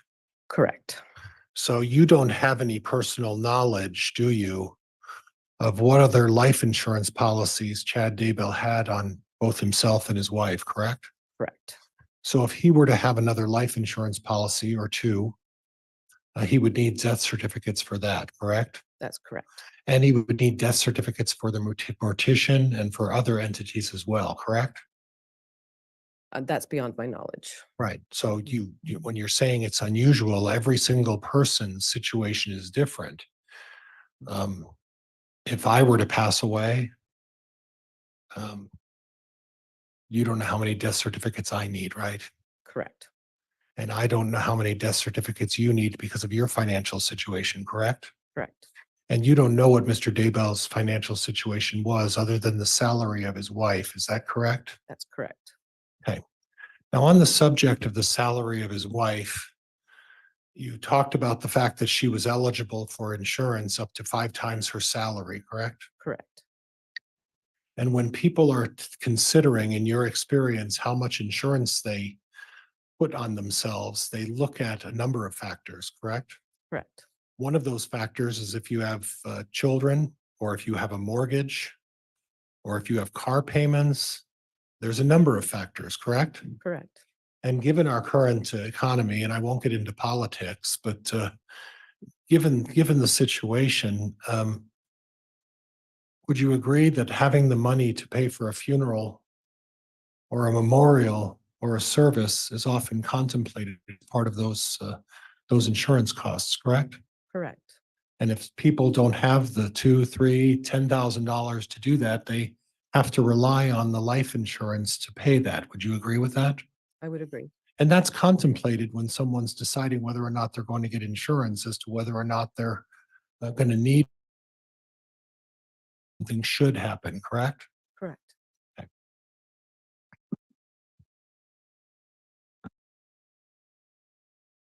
So at the time, were you aware of what Mr. Daybell's occupation was? I was not. Are you aware that he didn't have any health insurance for any of himself or his family because he was self-employed as an author?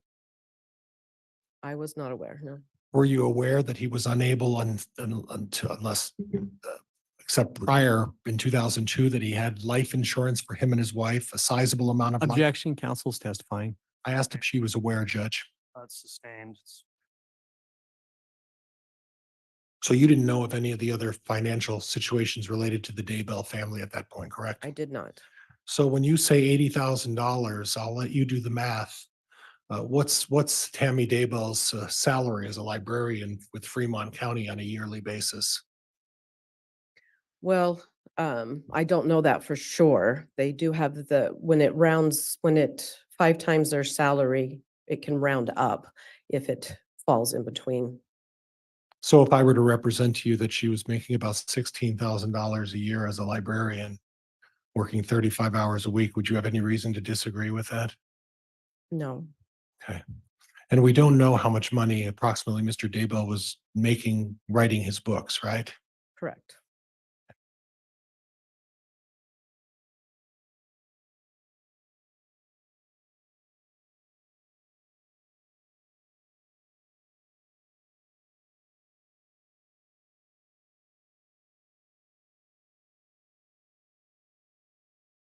Judge, I'm going to ask to publish the second page of Exhibit 151. You may publish it. Thank you. Thank you, Your Honor.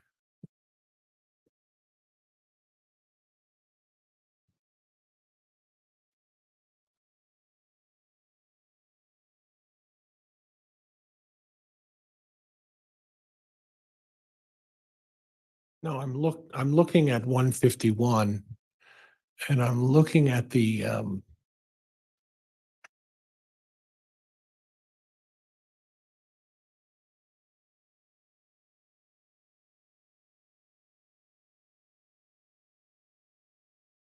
Judge, I'm going to need a minute. I think I put the wrong page up. If I could just have one moment, please. Go ahead.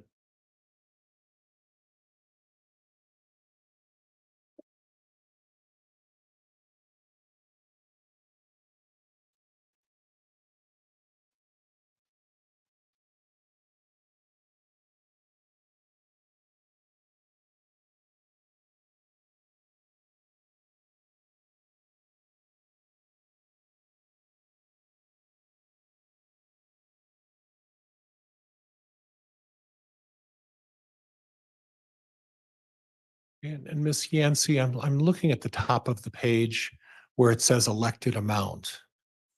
And that's the spousal coverage. Is that correct? Correct. Voluntary life insurance for the spouse. And at this point, during this reapplication, there was a request for a $20,000 amount for Chad, correct? Correct. Okay, and then the box below that says nothing about, is not checked for keep the current amount. So when your testimony stated that, you know, they were keeping, they already had 10,000 or they had a current amount, could you explain that to me? When she was initially eligible, when she was hired, we let them know that with the insurance company, if they elect the minimum amount of 10,000, anytime during open enrollment in the future years, they can increase their coverage without any kind of medical questions. Okay. And so, so she would have elected the minimum amount for her spouse, and then she's just increasing it on this Okay, enrollment. and the amount of money per month for the 20,000 is reflected there, and I, you know, my eyes aren't as good as it could be, but I'm reading about $3.07. That was for the 10,000. Okay, what was the amount for the 20,000? Logically, it would double. Okay. And then the amount for the going from the 50,000 for Tammy to the increasing at 80,000. How much was that? Do you recall? She had 10,000 and increased it up to 80,000. The 50,000 is for the group life. Okay, and that was already in place, correct? Correct. So the 10,000 that she already had, that would be costing her about $3 a month as well, probably. Yes. And then she went up to 80. So how much was that insurance going up 70,000 more? I'm not sure the exact premium. Okay. Would it be, it wouldn't be, it would be possibly 7 times the $3.07? You know, if you look at the little chart here above it, Mhm. this is for the spouse and their age. So the 0.307 is what it is for 10,000. So that's how it comes to the $3.07. Right. So if we had the chart for the employee, it's not always the same for spouse and employee. Okay. But would it be fair to say this is very reasonable insurance that's available through the school district? Would you agree with that? Correct. So if Tammy Daybell had been working for a year or 2 years, increasing the insurance because of affordability and having that option, that's not anything unusual, is it? It is not. Okay.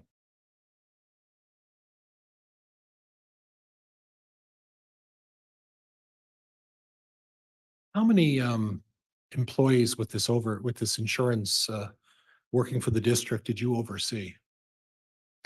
Sugar, it was about 200 employees. Okay.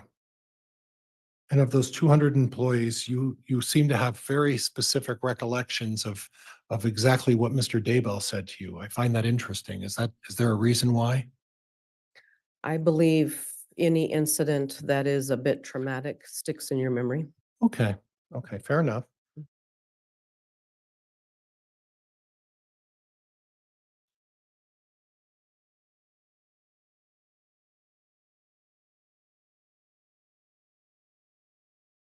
Now, the election period, we previously had a witness, Miss Ballard from the insurance company. Do you know that organization? I do. And you know that organization because they come to the school district every year or every other year to put on a presentation about the benefits of increasing insurance, correct? That's correct. It's like a presentation that they give to the teachers and the school officials every year. Would that be fair? No, they are our broker. Okay. So they broker our insurance with our insurance companies. They negotiate our premiums and coverages. Right. And so that has already been done and approved by the board, that type of thing. They're presenting what is available to the employees. And as the broker of the school district, it helps their bottom line to encourage teachers to up their insurance. Wouldn't that be fair? No, Oh, it wouldn't? no, not to up it, no. A brokerage insurance company selling insurance for another insurance company, they derive no benefit by getting extra business? Well, this is a public school district, and so they receive a commission off of those that enroll. But as far as increasing the benefit, it does not benefit them. So your explanation, I mean, I guess your representation earlier was that the Ballard Company comes in the second week or third week of August and puts on this presentation every year. Correct. And part of that presentation is the benefits of having the proper amount of insurance. Correct. They'll answer questions if employees have any questions about what they should elect. They also put on a presentation. Yes. And as part of that presentation, then they then provide them or the ability to obtain the forms necessary to complete any changes to their insurance. Would that be fair? Sure. It's not something that a spouse or a family would request. The person who works for the school district would be provided those forms and then take them home if it was necessary for a spouse to sign them, correct? Correct. So in this situation, Miss Ballard, we don't know when Miss Ballard or her organization came in, but she came in sometime in August, correct? Correct. And then 2 or 3 weeks later, the form was signed by Mr. Daybell and Mrs. Daybell on the 8th of September, correct? Correct. And that was submitted and processed. Correct. And again, you don't know what the financial situation of Mrs. Daybell making $16,000 a year as a librarian, and we're unsure about Mr. Daybell's income. But you don't have any information as to how badly Chad Daybell needed the money to pay for funeral expenses and other costs, correct? Correct. Yep. I have nothing else, Judge. Thank you. All right. Mr. Wick, summary direct, please.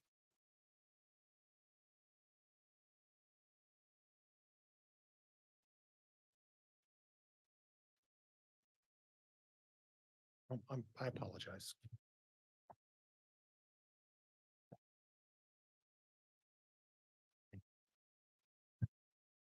Ma'am, you were just asking questions about your memory of these events. Yes. Do you remember indicating that you tend to remember things that are traumatic more so than others? Correct. Why was this traumatic to you? What did you mean by that?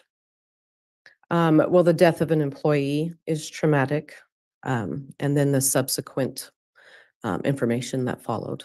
What was the subsequent information that caused the trauma for you? The involvement with Lori and then her children missing and then just everything that happened. So you later learned information about Lori Later, Vallow. yes. And did JJ and Tylee's name come up for you too? Yes.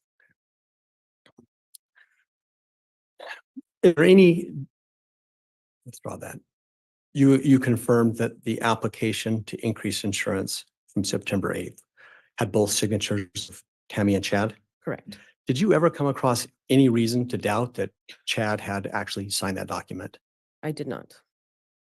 Then you were asked a question about normal planning contemplations, different events.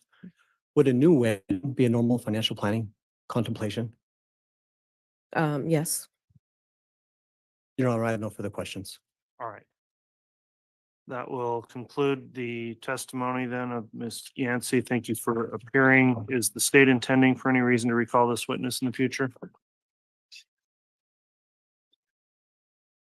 We do not, Your Honor. Will the defense be calling this witness? No, thank you. Okay, if you were here under subpoena, you're released from any subpoena. Thank you for appearing this morning and testifying, and you can go ahead and step down. Thank you, Your Honor. You're welcome.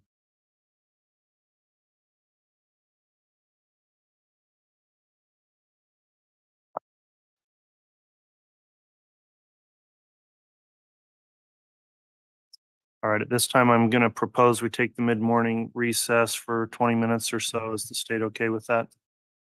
We are, Your Honor. Yes, Your Honor. Thank you. Okay, we'll take our mid-morning recess, come back on at about 20 to 11. All right, please. Have something.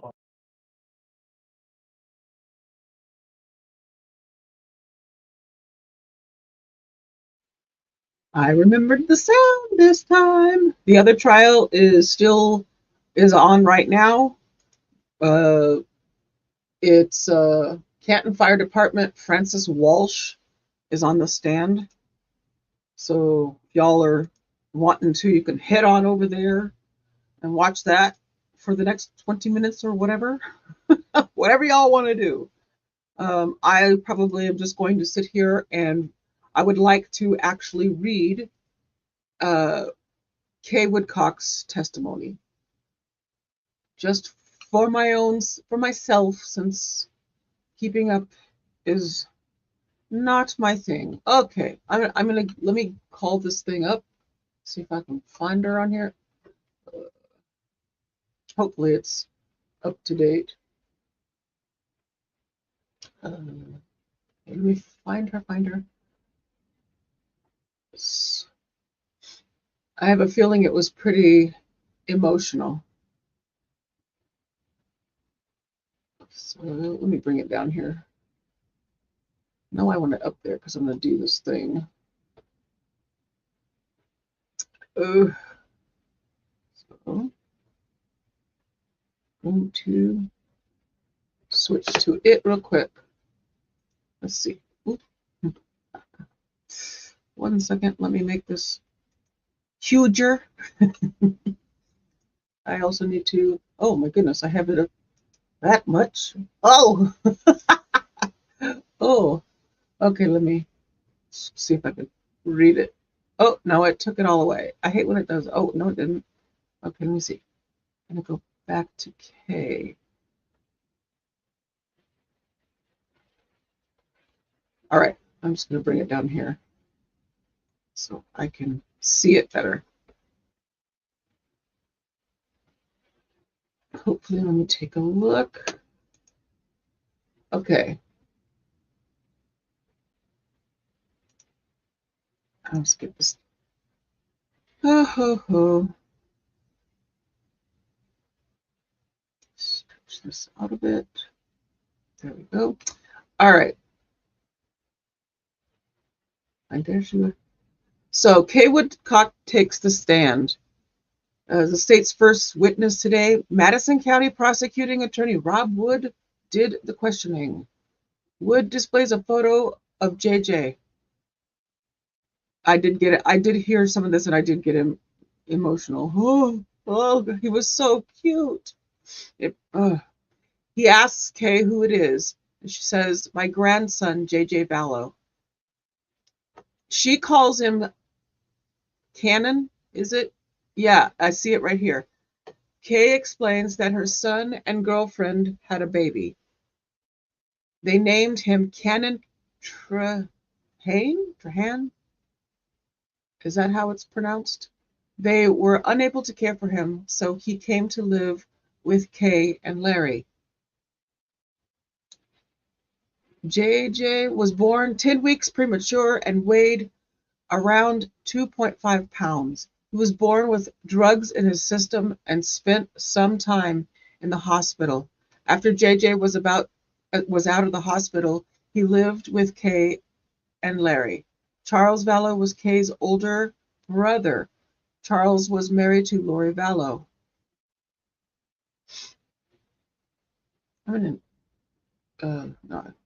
Charles and Lori approached Kay and Larry early on and asked if they would consider letting them adopt JJ.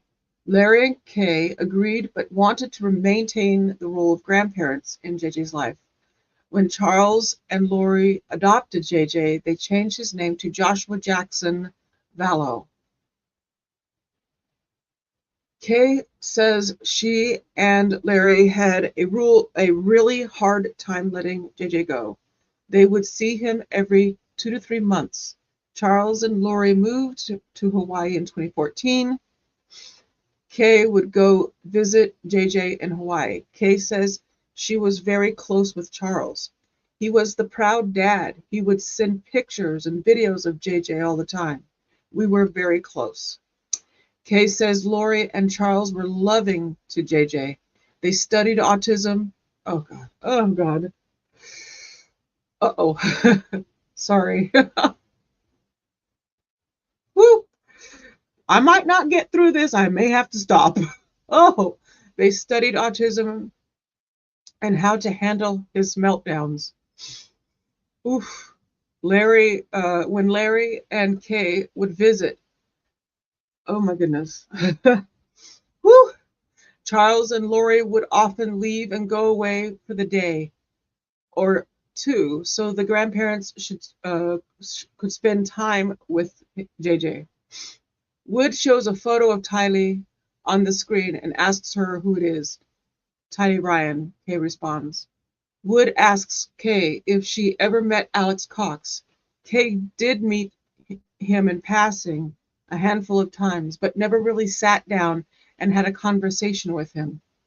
Wood asks Kay if she saw JJ in January 2019. She says Lori and Charles separated at the end of January. Kay flew out of Arizona at the end of January to help Charles with JJ because Charles was very distraught. Nobody would tell Charles where Lori went. Kay would sometimes bring JJ home with her to Louisiana, or she would stay with him in Chandler if Charles was working. Toward the end of March, Kay helped Charles pack up his house in Arizona and helped move him to Houston so he would be closer to Louisiana. I had to really struggle with that and not say Louisiana. Woo! Where KK and Larry live. Houston is 150 miles from Lake Charles. Kay says in mid-April 2019, Lori visited Houston. Charles really wanted to reconcile with Lori, but Lori wasn't interested. Charles was a financial planner. I wondered what he did. Okay, financial planner, and asked Kay to help him with his business. She did payroll, accounts payable, Excel spreadsheets, etc. Kay had access to her brother's email accounts. After Lori came to Houston, Kay continued to see JJ. In May, Charles started visiting Kay and Larry on weekends so JJ could visit with them. Charles rented Lori a house in Chandler in June. Kay says Charles was headed for divorce. The day he was murdered on July 11th, he had made arrangements to meet with a friend who was going to show him a house to lease not far from Lori's, Kay said. Wood asks Kay how Charles died. Two gunshot wounds to the chest. Wood asks if they ever had a conversation with her brother about her being beneficiary of his life insurance policy. Kay says yes. He had a $1 million life insurance policy, and Kay committed to give Charles 2 adult sons $250,000 each, which she did do in January 2020. And Charles said the other 50% was for Kay and Larry because they would end up raising JJ if anything happened to Charles. Kay says it was a very short conversation, and she never knew if he followed through and changed the policy. Kay says she never spoke with Charles again about the policy. She didn't know she was the beneficiary until the insurance company called after Charles was killed. She received the money months after Charles died. Wood asks if Lori ever contacted Kay about the insurance. Kay says toward the end of July 2019, Lori texted and said something like, "Is this why you want JJ? I've got 5 kids and no money, and you get everything." Kay recalls having a 7th birthday party for JJ in May of 2019 at a pizza place with friends and cousins. Quote, it was the last birthday we'd ever have with him. Oh, God. Woo. The last time Kay saw JJ was on August 10th, 2019 on FaceTime. She says after Charles was killed, they had a very hard time getting in touch with Lori. Yes, I'm more emotional over children than I am adults. I understand. I accept it. Every time JJ's mentioned, ugh. Kay says from the time Charles was murdered in October 10th, 1 month, they were only able to see JJ on FaceTime twice. Any contact with us, she was limiting it. Oh. Using your children to control people stinks.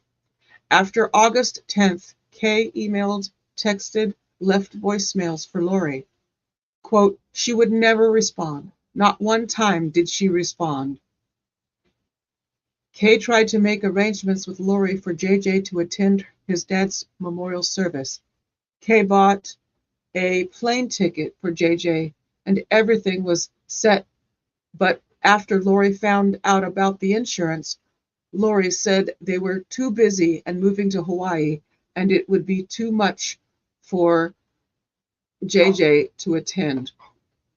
1 second, I need to do something real quick. Sorry about that. All right, let me find that again. There it is. Kay tried to make arrangements. Did I read that one? Yeah. Oh.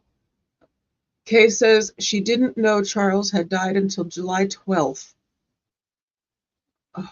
Oh, Lori texted Charles' 2 oldest sons and said their father was dead. One of the sons contacted Kay and said Charles was dead. Kay thought it was a joke because Charles was healthy.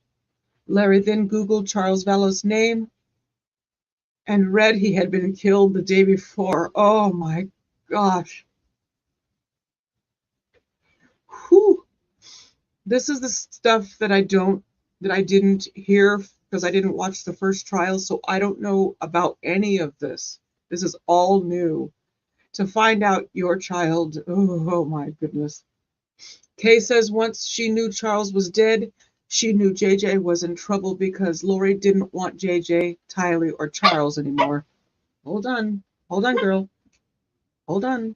Sorry, my dog. Bella, I know. Hold on. Okay, hold on. Oh, shoot. I'm going to stick this back on in case it comes back. I have to deal with my dog. She has Cushing's, and if I don't take her out, she goes. So 1 second. Let me put this back on. And I'll be right back.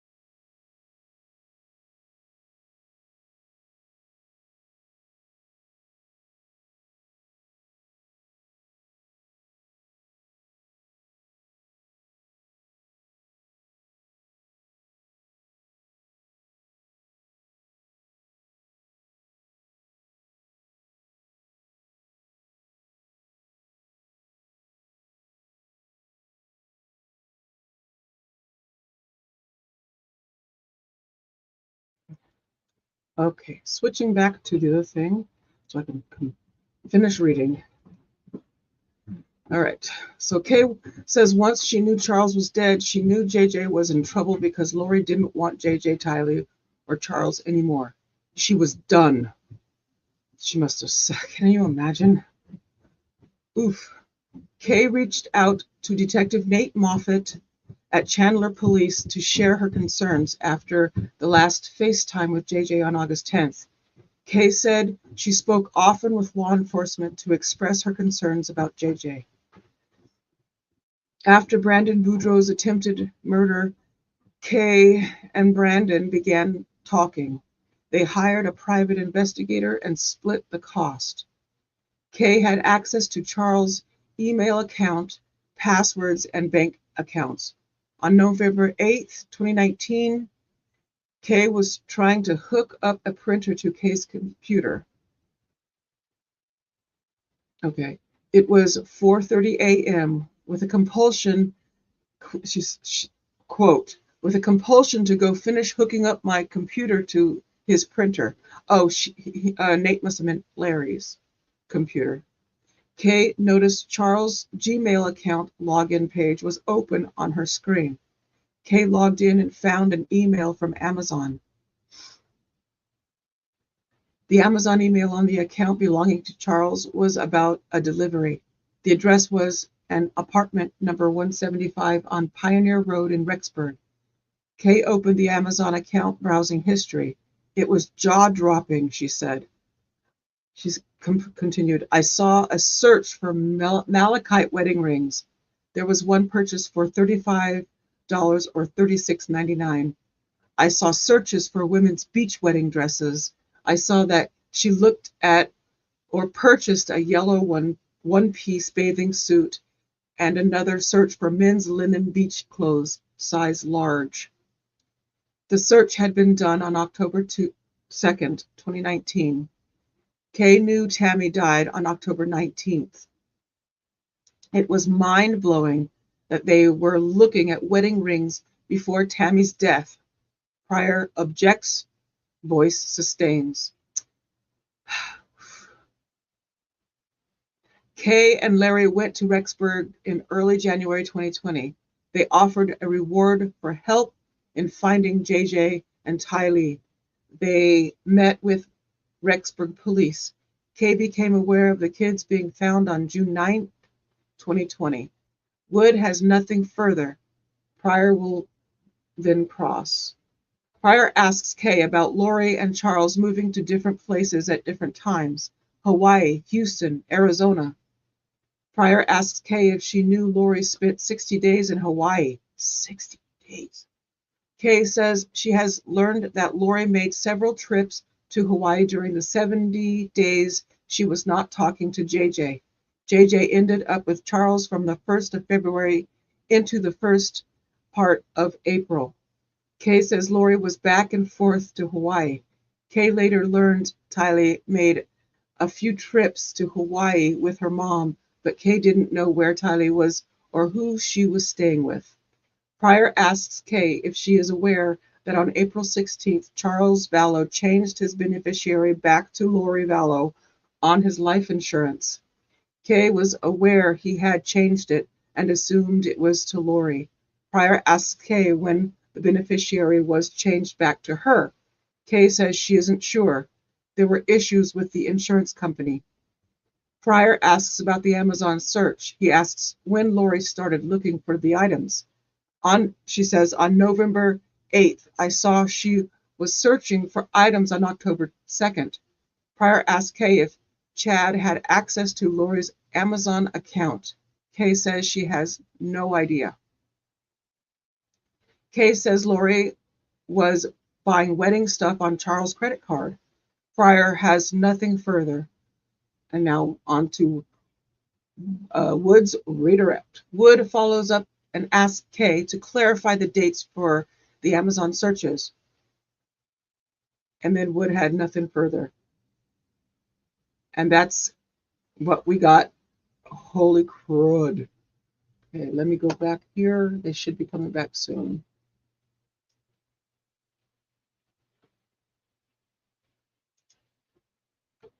Whew. Oh, that's emotional. Oh my goodness. Ah, it got me in the emotions. So I have to fix something on the other thing real quick. There's a new witness over there, and I don't know who it is yet. Let me find out. so I can fix that.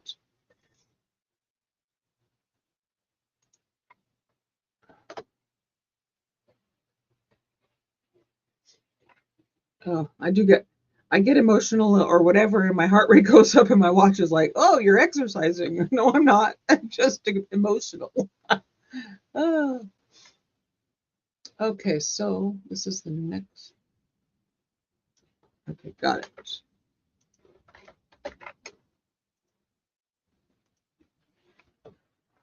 All right. Okay.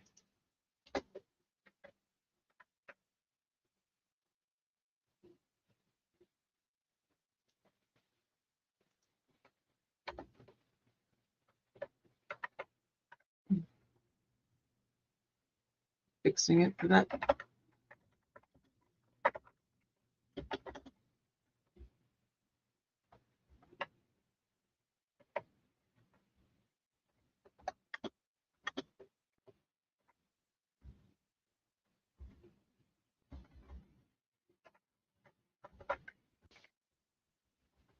All right.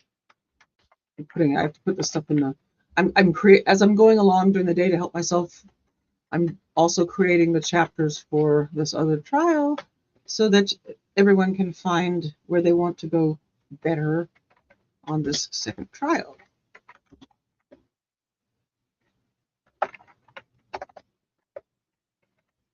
Anywho, so we wait for the trial to resume. All right, got that fixed.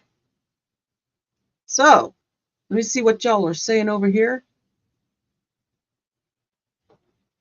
Yeah, that I probably should not put myself on camera while I read some of this stuff because I can't control my emotions all the time.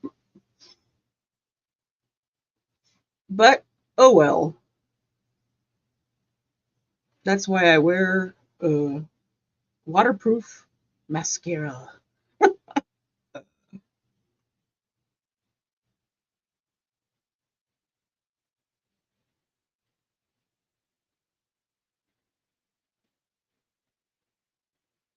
Oh, I see. Stevie says that I rebelled. I rebelled late in life. I pierced my ears and I get tattoos because that's not how I was raised. I was so I'm doing it. I'm doing my thing in my 50s. Ah.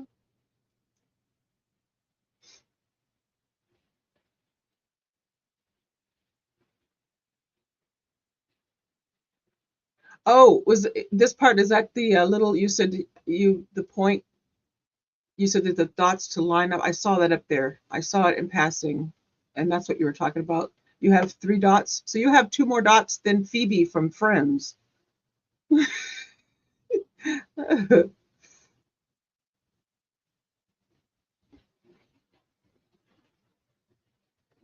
uh,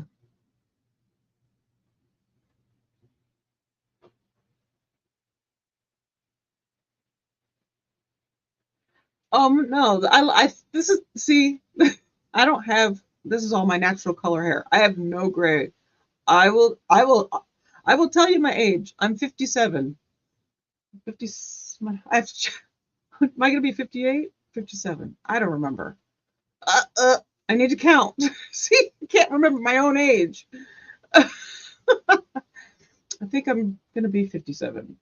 Oh my goodness, that's embarrassing. Told you I cannot do my own, I can't remember my own birthday. But anyway, yes, I'm up here. I don't have any grays. My mom didn't have any grays from what I heard either. I don't know. I was adopted, but from what I heard from my biological siblings, they said mom did not have any gray hair either. So, and there's no filters. It's all me. I would like to see a little bit of this though. I was thinking about using some duct tape and duct taping the back of my neck. So it's like, there you go. I have no filter, so there you go. Yeah. Oh, right here is when I must have gotten a little. Oh, Also, it's the thing about JJ, not only it's the kids thing, but it's also JJ being on the spectrum is, especially when I hear him being called a zombie because ooh, okay, sorry, something went blink. So it kind of gets to me a little bit. It's very close to home, the whole subject of kids and spectrums and me spectrums and the whole thing. So Toby says she thought the dead Charles was worth more than the live one because she didn't know she'd been taken off the insurance. Does that sound like what you heard, or is that your question? That's the only thing that makes sense in that regard to me. So exactly. TV says, so Uncle Charles and his wife Lori took in JJ and Uncle became dad to JJ, right? Yes. Yes. Because Charles' brother is the one who had JJ with his girlfriend and there were drug issues. And so the grandparents then got custody of JJ. He was named Canon Trahane. I don't know how they pronounced it. So yes. And yes, I know that everybody probably answered all this, but since I'm talking about it, I might as well answer it too. So who does that? Who texts someone's kids and says, by the way, oh yeah. Ugh. Oh, Candy's having storm issues.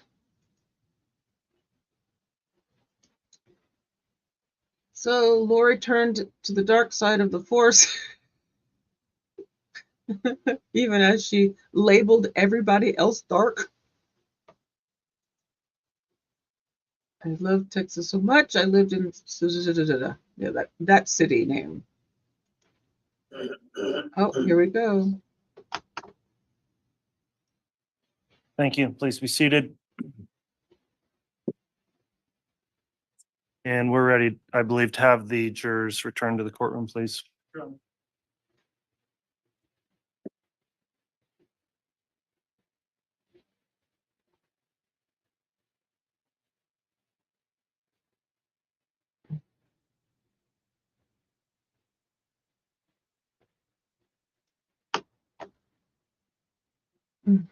So, waiting for the all rise.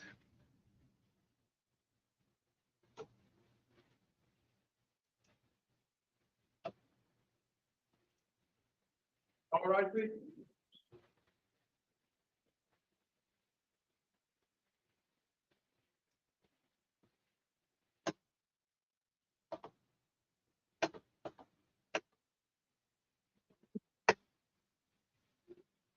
Ooh, hi, Susan. Hi there. Welcome to the chat. Good to see you. Yourself as you count for you are. All right, thank you. Please be seated.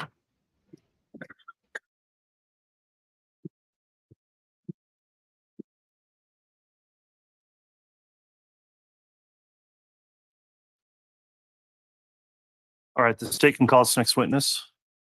And Your Honor, the state calls Sheila Daybell.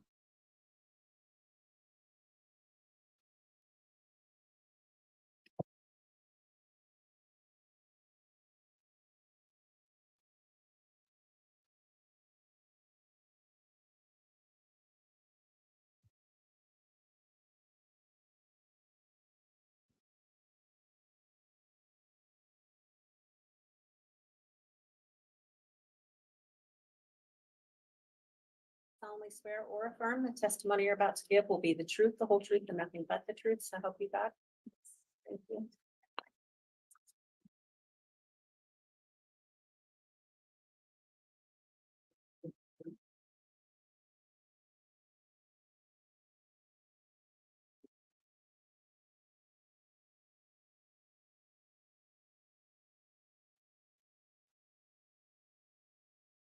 Please be great. In the microphone and thank you.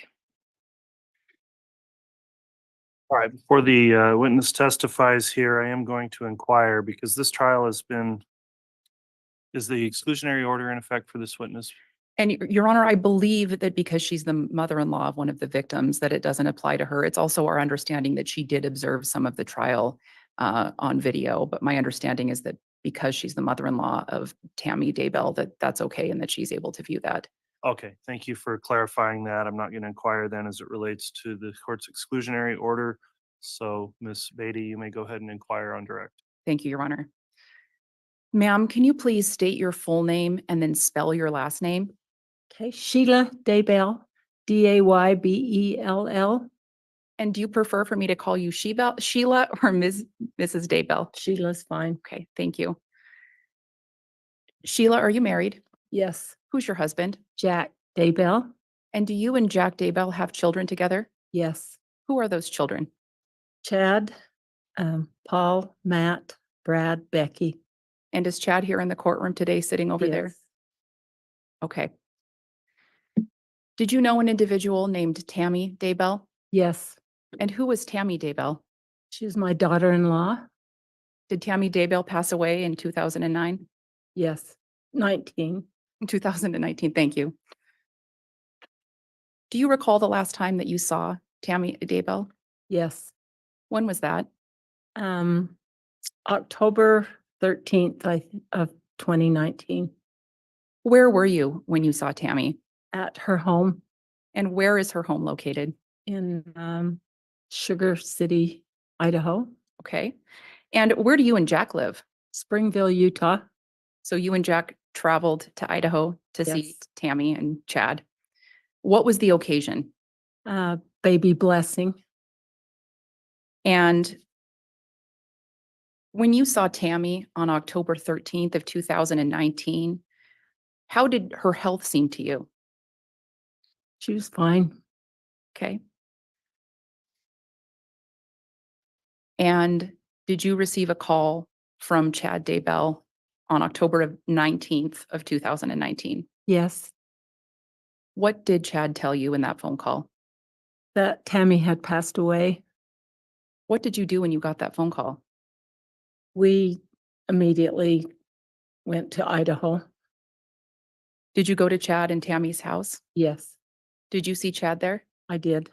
How would you describe his demeanor? Upset. Were Chad's children there as well? Yes, How would you describe their demeanor? upset. And did you attend a memorial service for Tammy Daybell? Yes, And where was that? in Springville, Utah.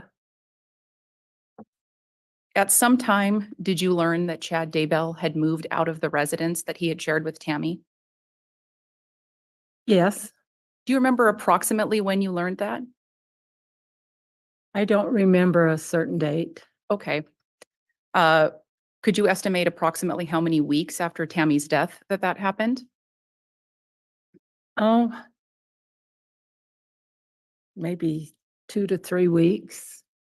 Were you surprised to find out that Chad had moved out of the residence? Yeah,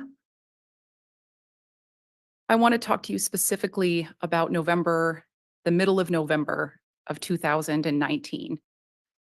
Did you and Jack travel to Idaho? we did. Did you meet with Chad at a Texas roadhouse in Yes, Idaho Falls? yes. Was it dinner time, lunchtime? Dinner time. Okay. Now you and Jack met Chad at the Texas roadhouse. Was somebody else there? Yes. Who was that? Lori Vallow.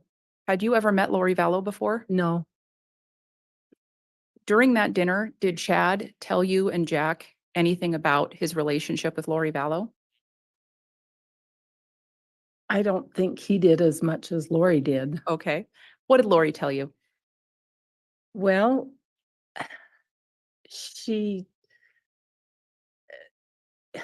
just, we noticed that they had these rings on, and my husband said, "Are you engaged?" And they said, "No, we're married."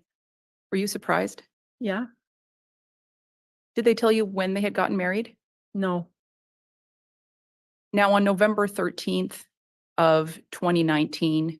This was approximately a month after Tammy's death. Mhm. Is that why you were surprised? Yeah, I was. Okay. Did Chad or Lori tell you anything about whether or not Lori had been married before? Chad didn't. Did Lori? Yes. What did Lori tell you? Oh, that she'd been married before? Yes. Well, she just said that her husband had recently died, Did she say how he had died? heart attack. When Lori said that her husband had died of a heart attack, what did Chad say, if anything? I don't remember any specific mention. Okay. And did Lori or Chad say anything about whether or not Lori had children? She said she had a daughter that had died. Do you remember how old that daughter was? She didn't say a date. Did she say anything about whether or not she had a young son? No, When Lori said that her daughter died, did Chad say anything that you recall? I can't. No, I don't think. At the end of that dinner, did you believe that Lori had a daughter who had died? Yes. Okay.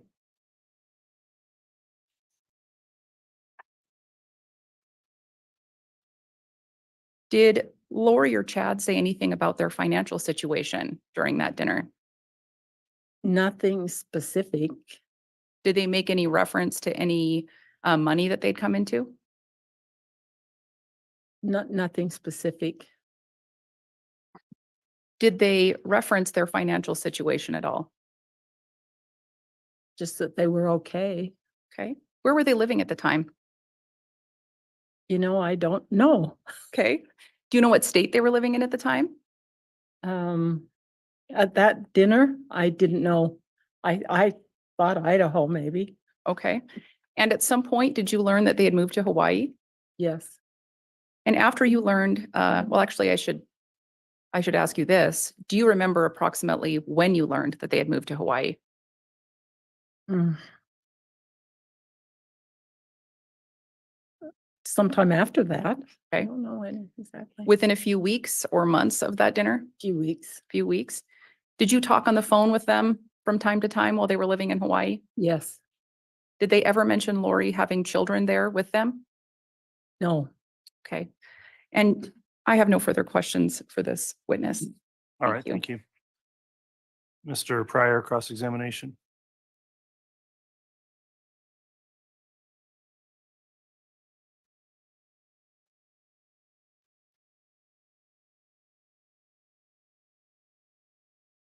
Good morning, Ms. Daybell. Prosecuting attorney asked you about your children. Obviously, you have a son, Chad, is that right? Yes. And who are the other children? Paul and Matt. Okay, let's go slowly though. And Paul is married to an Emily, if I remember right. Is that right? Yes. And then who's the next one? Matt. And Matt's here today, right? Yes. Wearing a green shirt. Okay, and who is Matt married to? Heather. Okay. And going back to Emily, do you have a good relationship with Emily? Very good. Very close. How would you describe your? Honor, I'm going to object based on relevance. I don't understand the relevance of Mrs. Daybell's relationship to Emily. I don't see any relevance here either, Mr. Pryor. Is there relevance? Judge, in regards to Emily, it's a source of information that she received about some of her testimony. So that's where I guess I could stop with Emily at this point and then present the relevance on the other witnesses as I go forward. But I'd like to start with Emily. Okay, well, I'll sustain that then at this Okay. point. And in regards to Emily, at the time of this case, you were contacted by law enforcement and asked some questions, I think, of Lieutenant Ball. Do you recall that? Yes. And prior to that, you received or had some discussion with Emily about the case and some facts about children. Is that right? Yes. Okay. And it was Emily who provided you the information about Lori Vallow having a daughter. Is that correct? Well, I had talked to Lori at that dinner, and she had said that a Okay. daughter. But did the interview with, and the interview with Lieutenant Ball occurred in December, that's Mhm. correct. And when you met with Lori, she discussed with you the idea that, or told you that she had a daughter, is that correct? Yes, And she told you that daughter was deceased? yes, Okay. And when you interviewed by Lieutenant Ron Ball, you confirmed that that's the information that you obtained, is that correct? yes. Okay.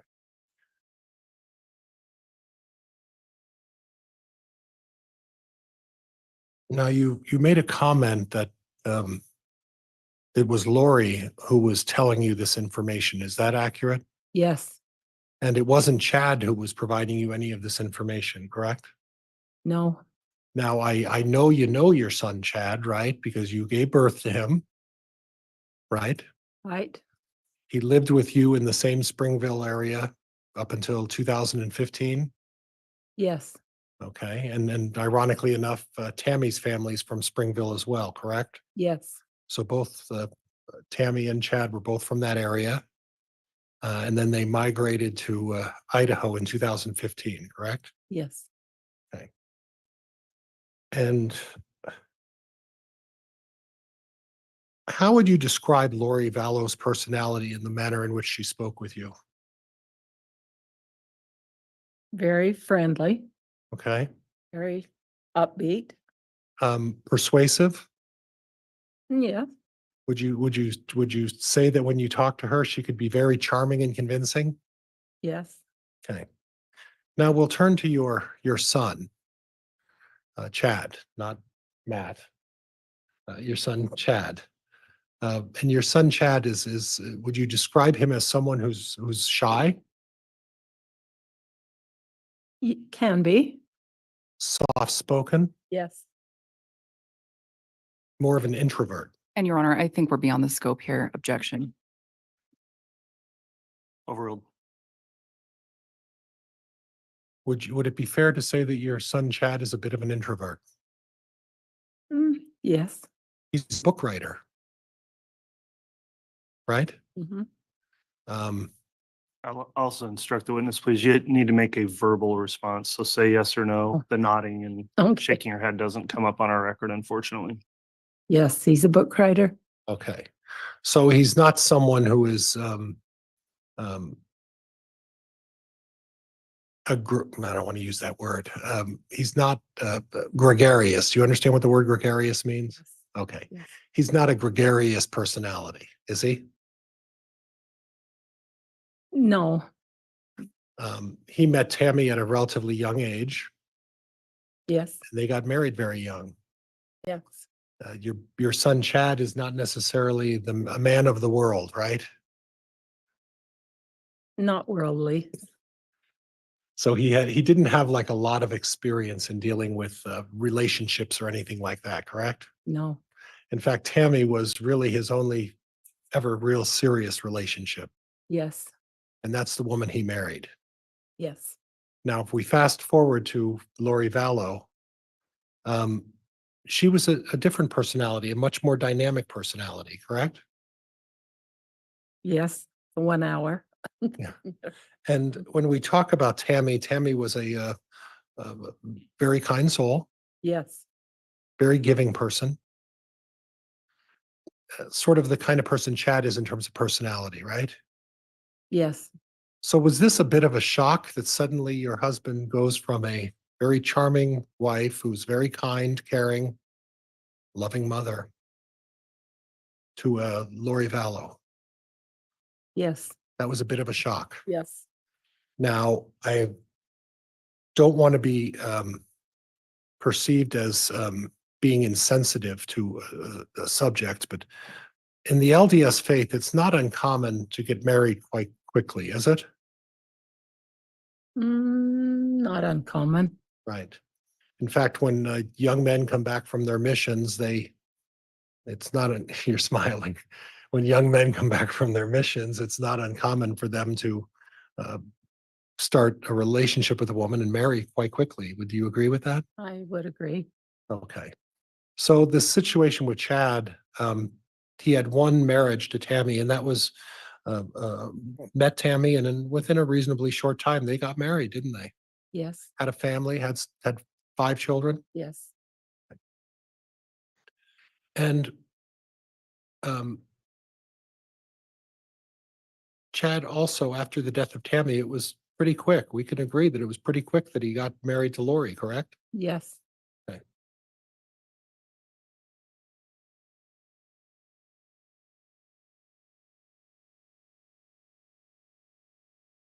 Now, on the day you came down for the, when Tammy passed away, you described your son as upset, Yes. visibly upset. Yes. Okay. And did you stay there long enough to see other people show up during that time? Other visitors, the neighbors? I understand the Gilberts came over. Were you there when the Gilberts came over?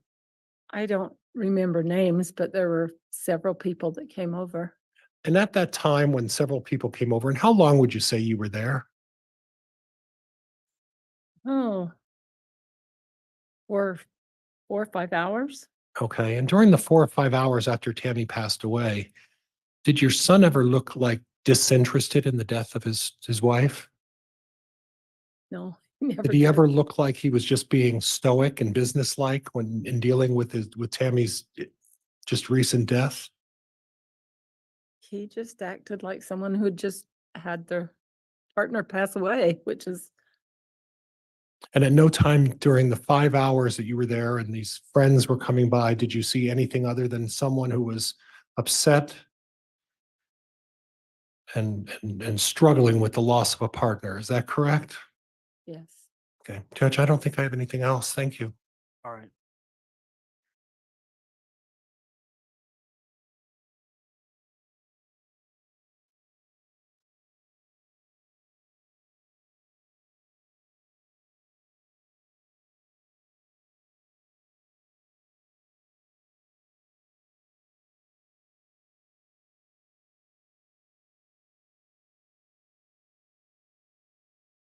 Redirect.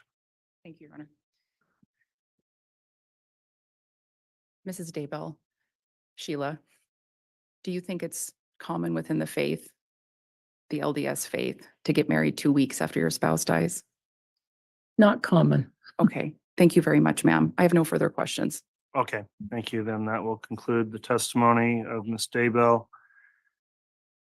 Is the state going to be requesting an opportunity to recall her in the future in this case No, she's excused. from the defense? Okay, if you appeared on a subpoena, you are released from that. Thank you for appearing and testifying you. today.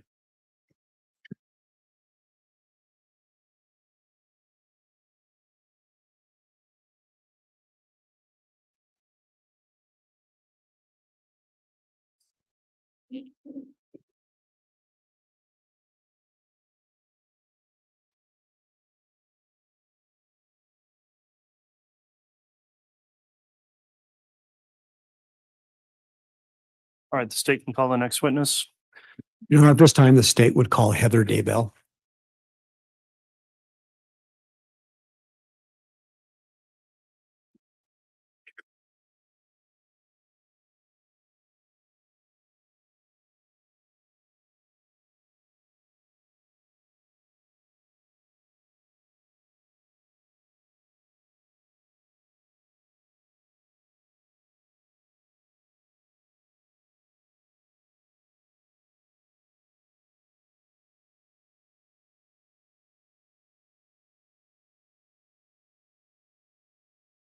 Solemnly swear or affirm the testimony you're about to give will be the truth, the whole truth, and nothing but the truth, so help you God.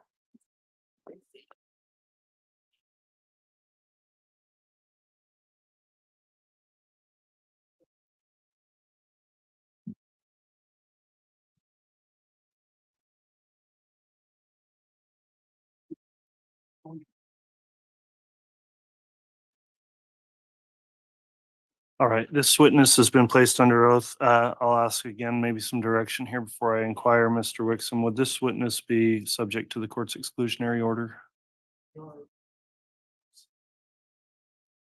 you use the microphone, Mr. Wixom? Certainly, I'm sorry. Judge, we obviously will defer to the court, but she is the wife of Matt Daybell, who is a brother-in-law to Tammy Daybell. So an in-law, I think, is within the statute as a victim. I don't know how the court has ruled on an in-law of an in-law. Yeah, I do actually want to have a quick sidebar just to map the issue out quickly before I make a snap decision here. So we'll take a quick recess while you wait just a moment. Okay.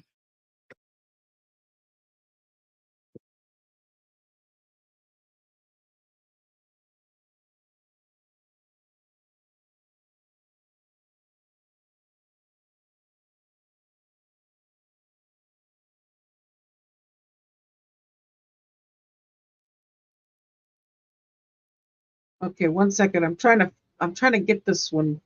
Hi, I forgot who Heather is. So Heather is Nate says we'll question Heather, who is married to Matt. Matt is sister-in-law. Got it. Okay, Chad Daybell's sister-in-law married to Matt. Defendants brother. Oh, there we go. There, that's better. Sorry about that.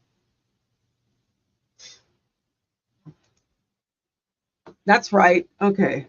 Oh my goodness. Family stuff. Matt is the one who has spent all yesterday. In fact, I was going to talk about that, but I forgot. Matt was the one who was talking with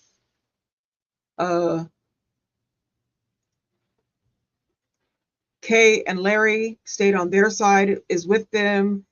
Nate said that Matt and Chad tried to make eye contact with each other, and that was pretty much it. So he is on the side. He has been basically I'm just going to say the words, disowned by the Daybell family, probably because he is on Kay and Larry's, he's not supporting this. So, which is absolutely understandable.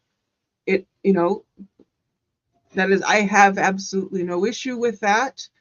You can be a family member and take issue with what your family member has done. And I don't hold that against Matt at all. But yes, so Rocky Wixom will be questioning Heather.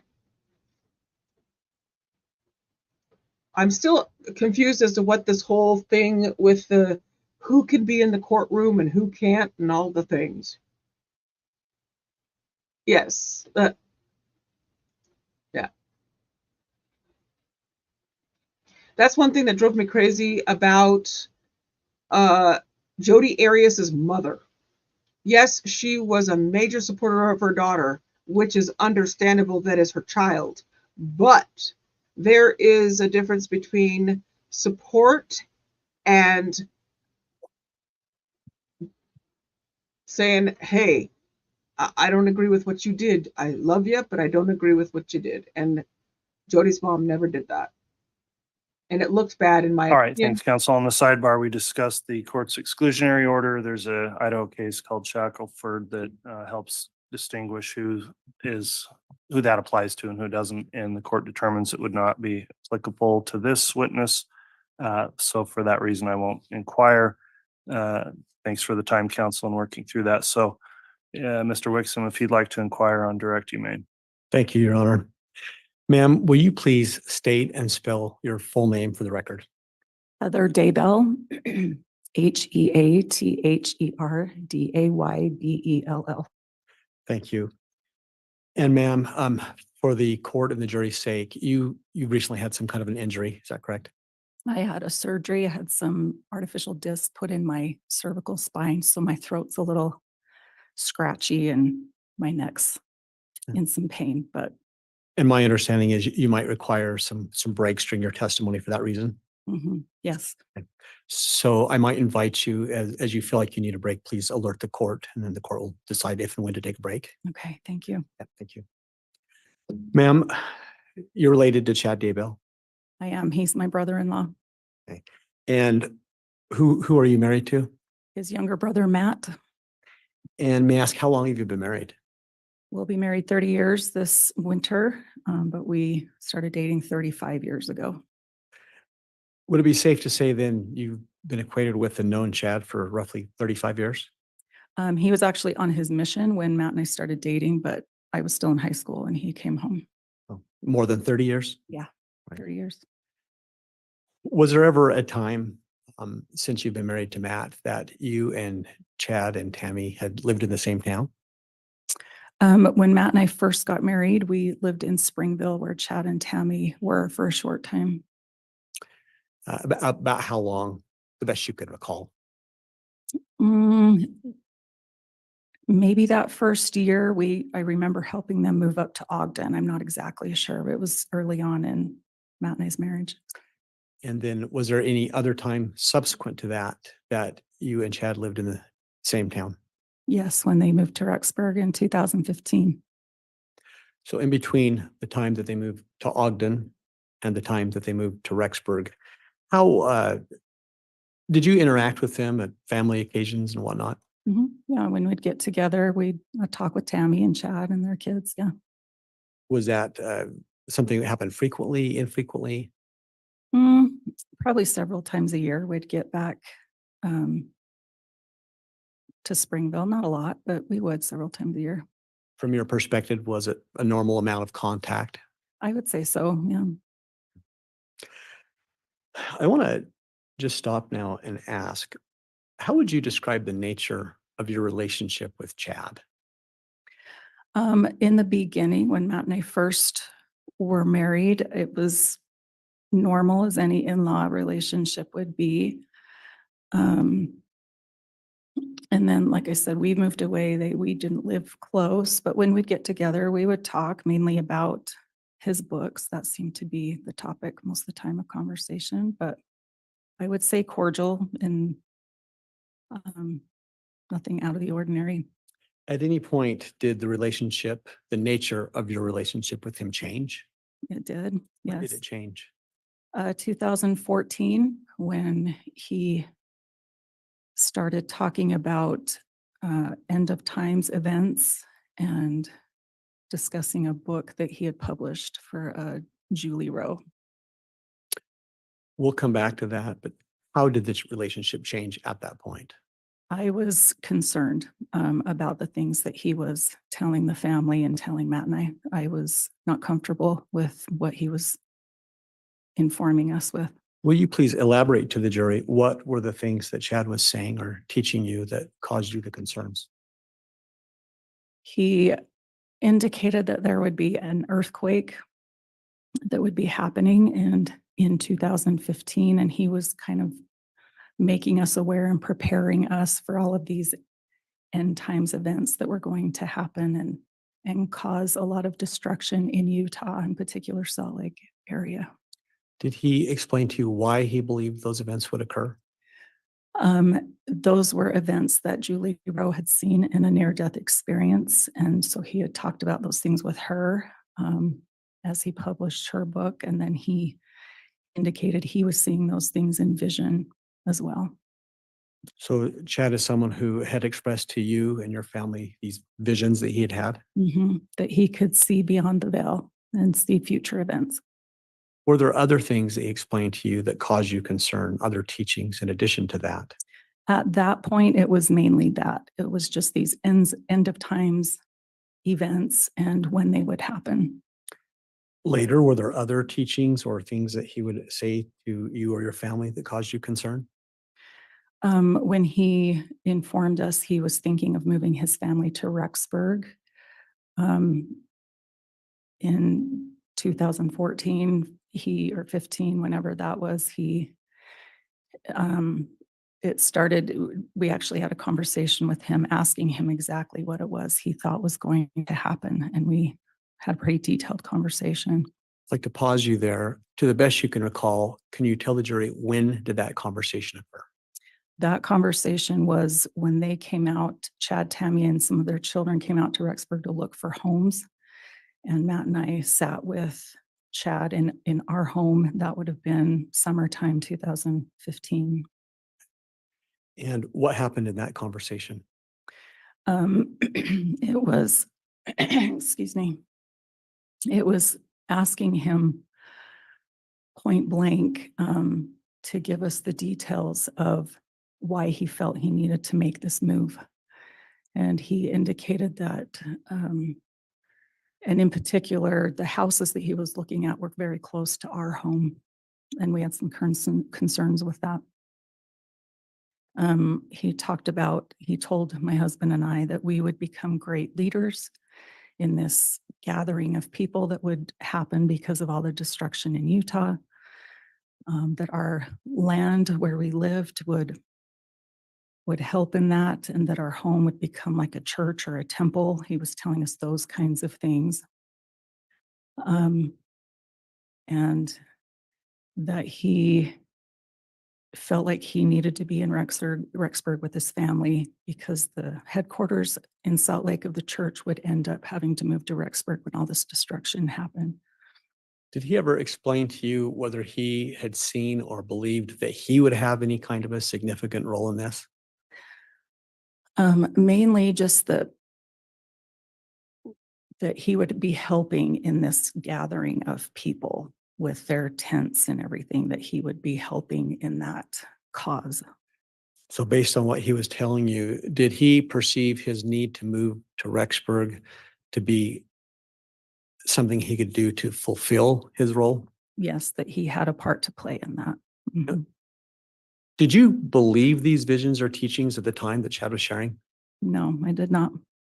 Then help the jury understand, why was that a concern to you? If you didn't believe them, why was it concerning? Because he had let us know he was going to let people be knowing of this with Julie Rowe's book and trying to prepare people as all this destruction happened, that's why he was coming, and that he felt that we were going to be helping in that cause. So further, if you don't believe them, why was there a concern that you had that he would be telling everybody about this? Because in the belief system I had at that time in the LDS church, just some average person doesn't get information specific like that to share with others. In my belief at the time, we had a prophet of the church that would let us know if we needed to do anything to prepare for something like that. So in my understanding and how I had been taught, it wouldn't come through someone like Chad. So let me ask you this way. If you didn't believe these things, why do you need to care about it if he's out teaching this stuff to people? Because my opinion was that was incorrect, and that he was spreading that around to other church members. And that's, as I was taught, you don't do that. Okay. So during this conversation that you were referring to in your home, did you ever confront Chad or tell him that you don't believe these things? I did. I told him that I wasn't feeling good about what he was saying, and that I did. I was very blunt. I just flat out said, I don't believe what you're saying. What was his reaction to you? Chad doesn't show a lot of reaction, so it was just, okay. That was about it. He didn't argue or anything like that. Did you express concerns about whether or not he should move near you? Yes, Matt and I both did that. We decided years and years ago that we wanted to live apart from family. We do better that way as a couple, and had made a home for ourselves in Rexburg. We'd been in the area 15 years at that point. And we did express to him as he was looking at homes near us that if he needed to move to Rexburg, that was fine. Please just move somewhere not right in our neighborhood and not in our ward. Why was it important to you that he not move in your neighborhood and ward? because I knew why he was coming, and I didn't want him trying to draw in people from my ward, and having people associate his close proximity to us that we were involved or agreed with him. Would it be fair to say, were there reputational concerns for you and your family? We've built a business in Rexburg. We've made a good name for ourselves and didn't want there to be issues because of what Chad was coming with. How did the conversation end? We had gone and looked at homes. The conversation at that point, they said they didn't find a home that they liked. And so they just kind of put it all on pause, asked if they could store their stuff in a shed or something at our house in case they needed to quickly come to Rexburg. They'd have some supplies there. We told them they could do that. So when they left from that trip, we were under the impression that they wouldn't be moving soon. Excuse me. So having explained all this at that point, how would you then describe your relationship with Chad at that point? I was relieved at that point, so I kind of didn't worry about it because he indicated they wouldn't be coming. So, but to me, it felt, I don't know if I'd even say, well, it was strained. It was strained at that point. I was struggling. How was it strained? Could you explain that? Again, it was just my concerns with his trying to convince his family and others that these events were going to happen. And so as he wasn't going to let up on that he was quite certain. We asked him, is this happening? And he said, this is happening. And so, May I interrupt you? mhm, What do you mean by this is happening? all of these events, the earthquake and everything, that those things were happening in 2015. Did you later learn that he and Tammy did have immediate plans to move to Rexburg? It was shortly after that. I can't remember for sure. It was about a week or two. We did get a phone call that they had put an offer on the home that they bought and that they were moving. And approximately when did that happen? That would be summer 2015. I can't remember exactly if it was July, August. I don't remember for sure. When you found out about that, what was your reaction? What did you do? I cried. I was very upset. Asked my husband to please talk him out of it, but the home was already in process of being bought at that point. So there wasn't anything that I could do about it. And we'll come back to that for a moment. Can you please explain to the jury what at the time that Chad started having these visions and sharing them in 2014 or 15, what was your relationship like with Tammy? About the same. We were cordial and friendly, and when we'd see each other at family events, we would visit, and just normal. Did that ever change? Once they moved to Rexburg, because she knew we weren't happy about that move, we talked and things as they moved, and I tried to do a few things to help her. So I wouldn't say off the bat that it was strained with Tammy. That progressed as time went on. And likewise, to go back on something you mentioned, I think you said Chad was teaching these things to his own family. That's the understanding I had, yeah. Did you ever get any sense of whether or not his wife and children were believing these things? In a conversation I had with Chad and Tammy, it was Chad that indicated that he would come home with these visions and he'd say new things, and she'd kind of look at him and roll her eyes, but then she would go pray on it and get an answer that he was right. So especially concerning the move to Rexburg, she indicated that's how that went, is that he would come home with things, should be Sustained. Did you get any of this information from Chad, or was it just from Tammy? Well, the information of him receiving visions and bringing it to her and her kind of rolling her eyes, that was from Chad. He said that to me. Okay. Did he explain that Tammy would ever change her mind? I don't recall him saying she'd change her mind. I don't recall that. Just based upon your interaction then, did you ever come to believe that Tammy was accepting of his visions? I took it, yes, that she was. After some time, if it was something that seemed off to her, strange, she'd pray about it and then get a confirmation. It's an objection, I suppose, based on hearsay, so that's sustained. Thank you. So ma'am, with respect to the children, did you ever have any, based on observations and interactions, not what they may have said, did you ever come to get a feel or believe whether or not they were accepting of their father's visions? From my observation, yes, they all believed his visions. Did that appear to be true with all the children? Yes. Was there ever a time that Chad tried to engage your children and explain these visions to them? Yes, my second child, my oldest son, came to Matt and I. This would have been 2014-ish, maybe. Chad had approached him and told him that he would be a leader in this. This is Mr. Wixom, response to that objection, please. Judge, really, it's just going to state of mind, not to any truth of any visions, just simply how it was impacting her son, whether he believed these things. It's under 8033. It's objection is overruled. On a hearsay objection, it's overruled, so you can continue. Thank you. You may answer. So he just came to us. He was uncomfortable that Chad had approached him.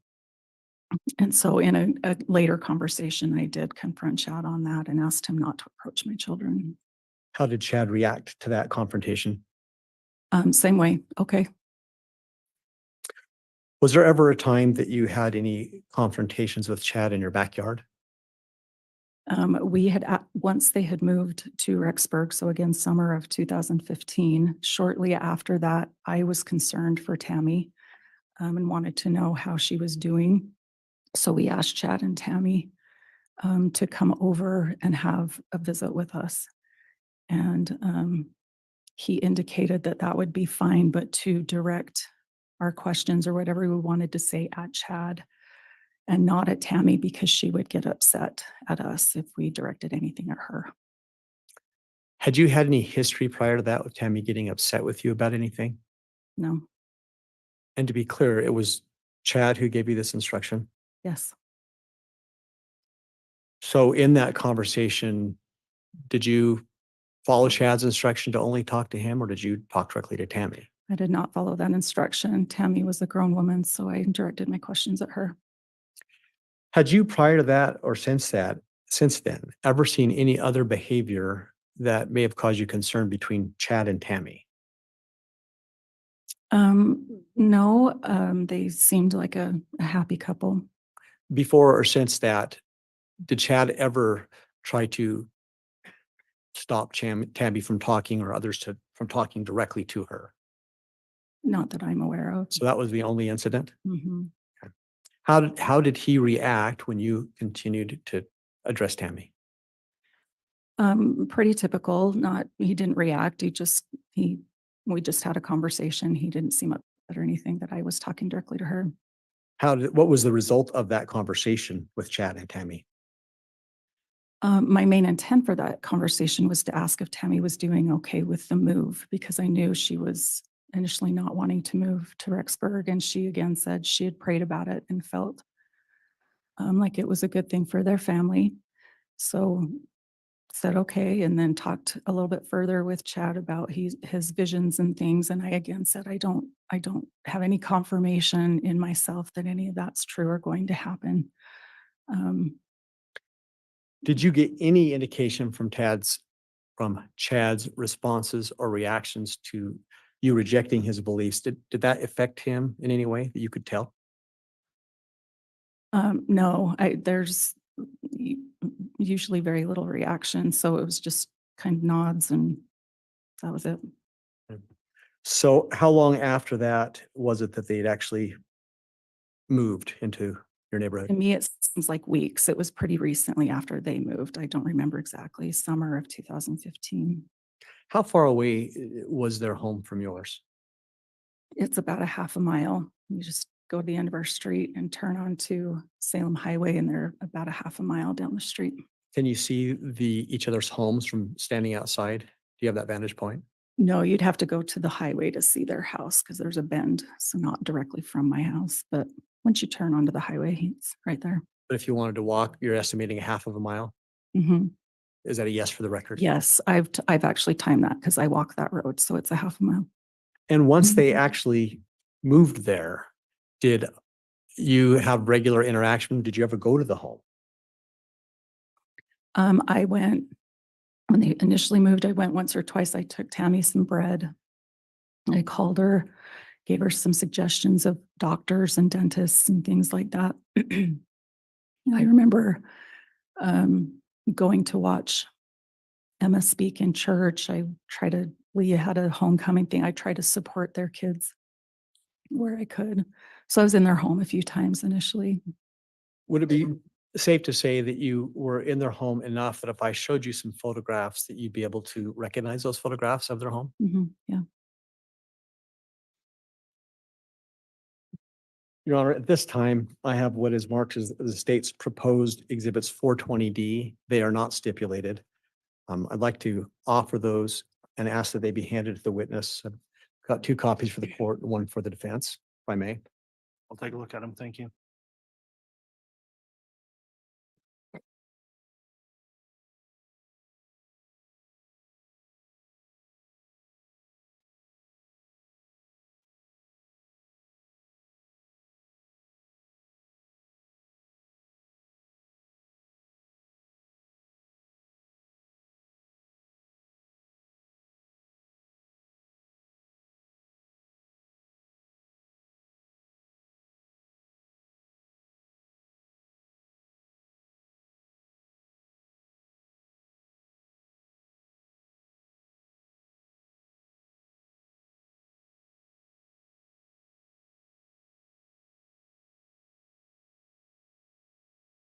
Proceed, Your Honor. You may. Thank you.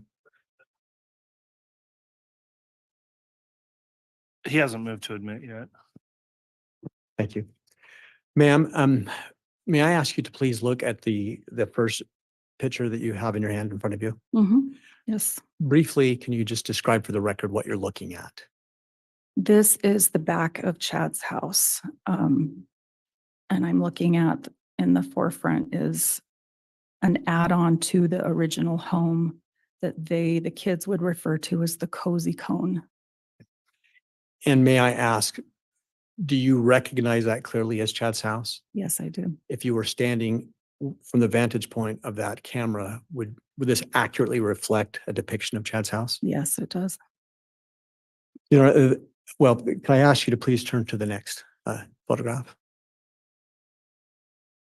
And please look at the back of the first one, and for the record, just note what the number is on the back, please.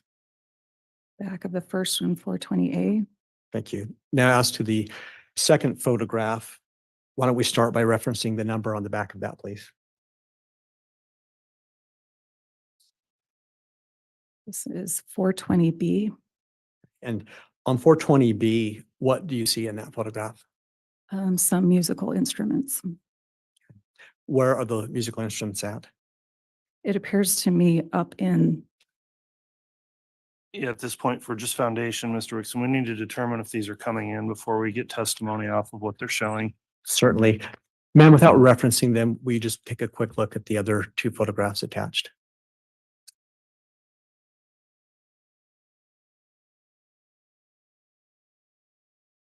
okay, Again, without going into what they are, do you recognize those photographs? yes, I do. And have you seen the rooms depicted in those photographs? Yes, Have you been in them before? yes, Do they accurately depict the inside of Chad's home? yes. Your Honor, at this time, we would move to admit states 420A through D. Any objection? All right, and please turn your microphone on, Mr. Pryor. Thank you, Judge. Ms. Daybell, the first picture shows a musical set. Do you know whose musical set that is?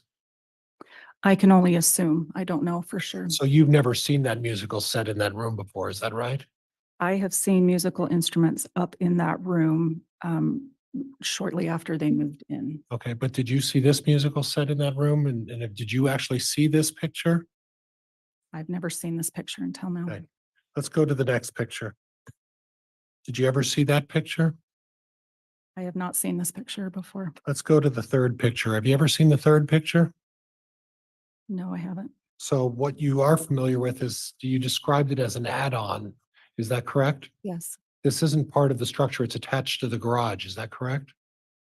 Yes, my understanding is this cozy cone add-on it is attached to the garage. It was added to the garage.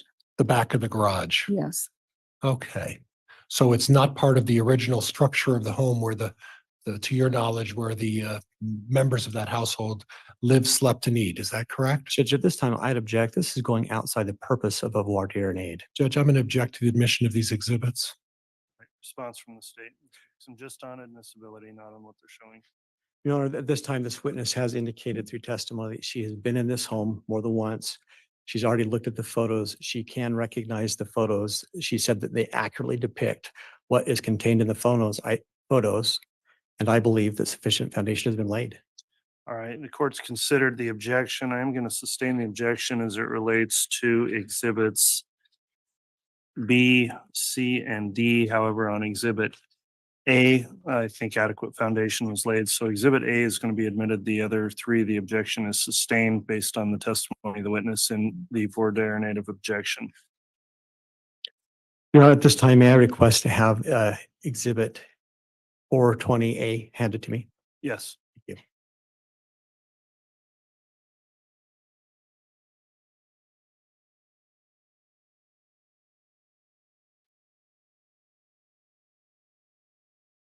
Your Honor, may I have permission to publish this to the jury at this time? Yes, you may. Yeah, I'd like to do that via the Elmo.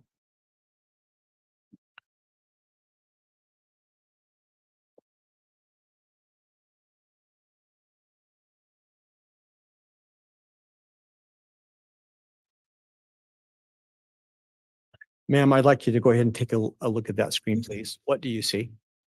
the back of Chad's home. You've used the term cozy cove. Am I saying that right? Cozy cone is how I understood it from his kids. Yeah. And what does that mean, cozy cone? From my understanding, it was referencing the cones in Cars Land, Disneyland movie. They had cones they called cozy cones. That was my understanding. It was kind of their nickname for that part of the house. And have there been occasions where you've been in the house and you've either been in or seen inside the cozy cone? Yes, So you're familiar with that? yes. Could you describe what that cozy cone is, what the room's like, what it is? From the time I went in it was again, shortly after they moved in, you go through the house, there's the garage and everything.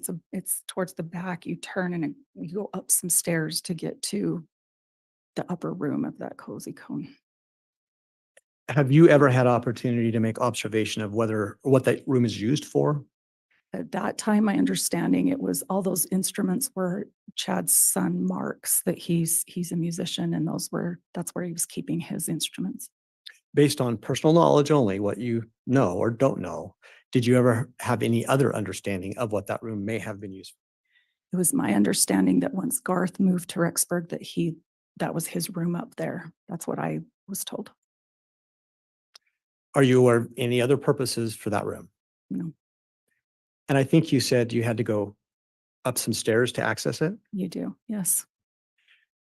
Were you familiar with where Tammy and Chad's bedroom were in that home? Yeah, you'd go through the front door. They had a front living room, then just a hallway, and there were some bedrooms. I'm not exactly sure which bedroom was theirs, but their bedroom was down in the main part of the home. So if you want to leave their bedroom and go to the cozy cone or vice versa, you'd have to go up or down some stairs. Yes, you would.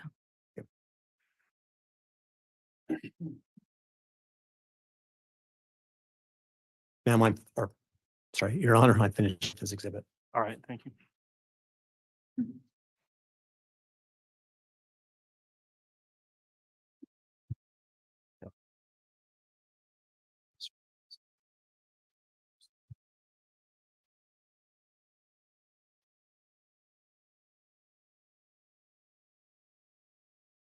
Ma'am, going back to this meeting that you had with Chad right before they actually moved, reference to that time, it was in 2015, you said? Mhm. Is that a yes? Thank you. Were there any other interactions that you had with Chad and Tammy between that time and the time that Tammy passed? Yeah, we would see them because they had moved into our neighborhood and our ward. They were in our ward at church, so I would see them typically once a week at church on Sunday. And did you have interactions with him in the normal course at church? Um, I tried not to. So, but if I saw Tammy or the kids, I'd say hi and stop and see how they're doing. Why were you trying not to? Because I was upset at Chad for having moved his family into our ward when we specifically asked him not to do that. I want to draw your attention now back to October of 2019. Do you recall learning of Tammy's death? Yes, I do. And where were you and how did you learn of her death? Matt and I were at a work conference in Las Vegas and we're in our hotel room the morning of October 19th when Matt got a phone call from his parents letting him know that Tammy had passed away. And they didn't know much, but they would call us when they had more information, but just letting us know she had passed. How did you react to that information and that phone call? Was very upset.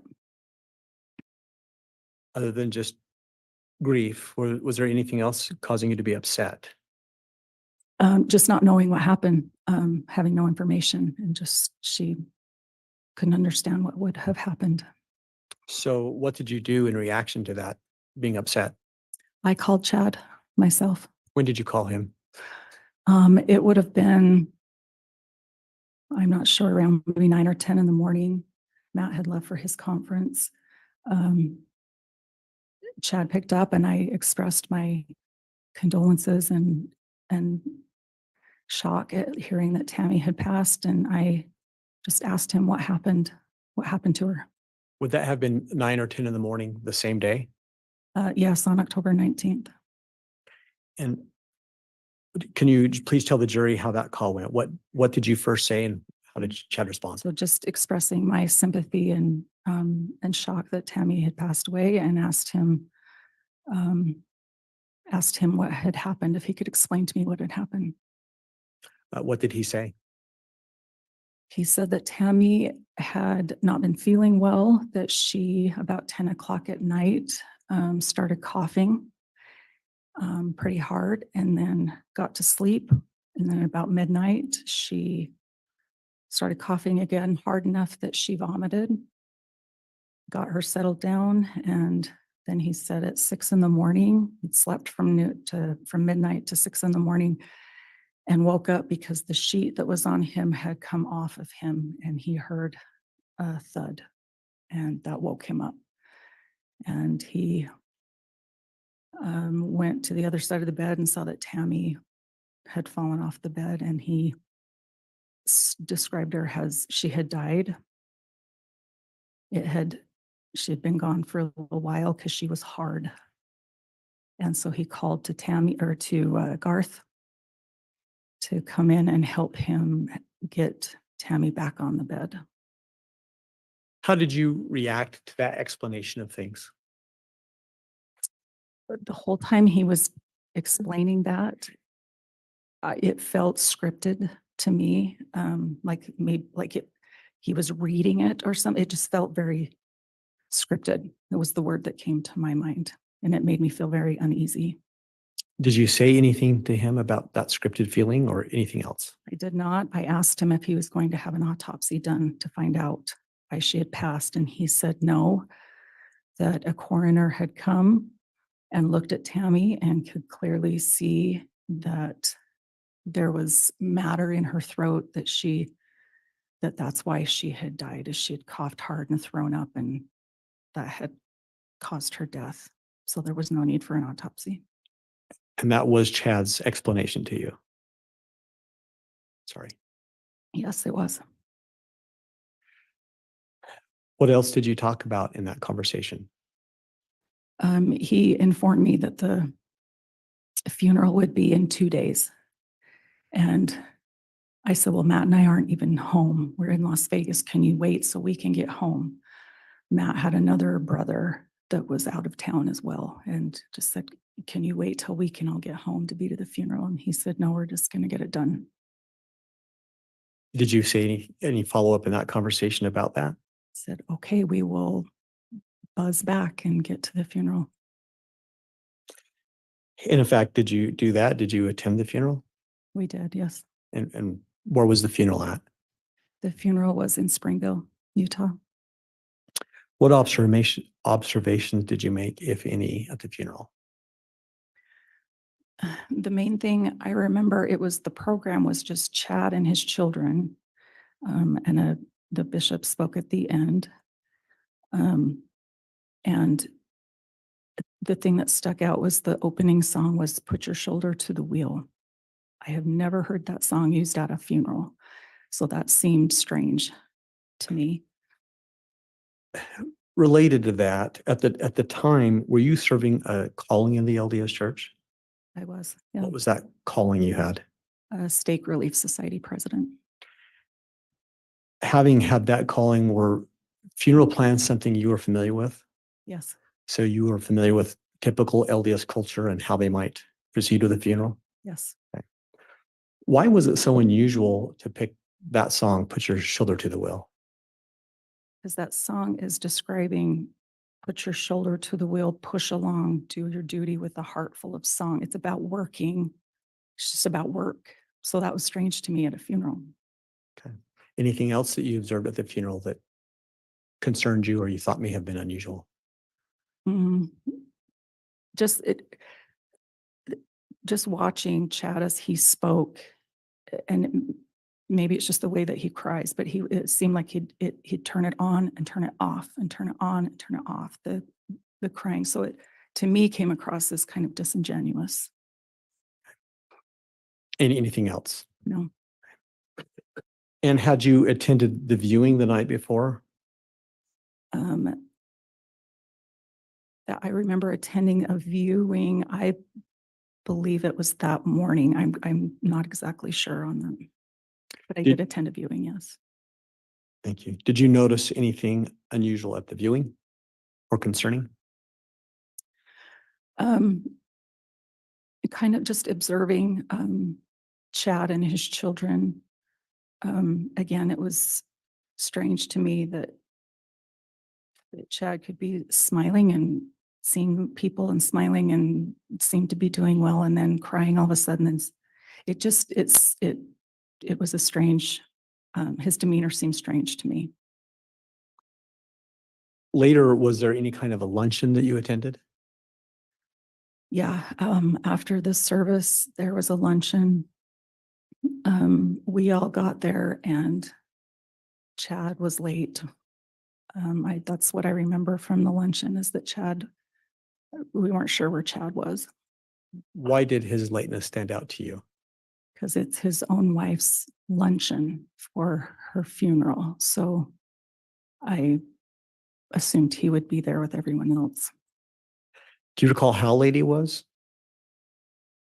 I don't recall how late he was. I just remember that his brother-in-law, Jason, stood up and said, we're just going to get started. Chad's not here yet, but we're going to get started. When Chad did arrive, did you observe anything about his demeanor or behavior there? Yeah, it just seemed like a normal day. Like I wouldn't have guessed that he had just days previous lost his wife.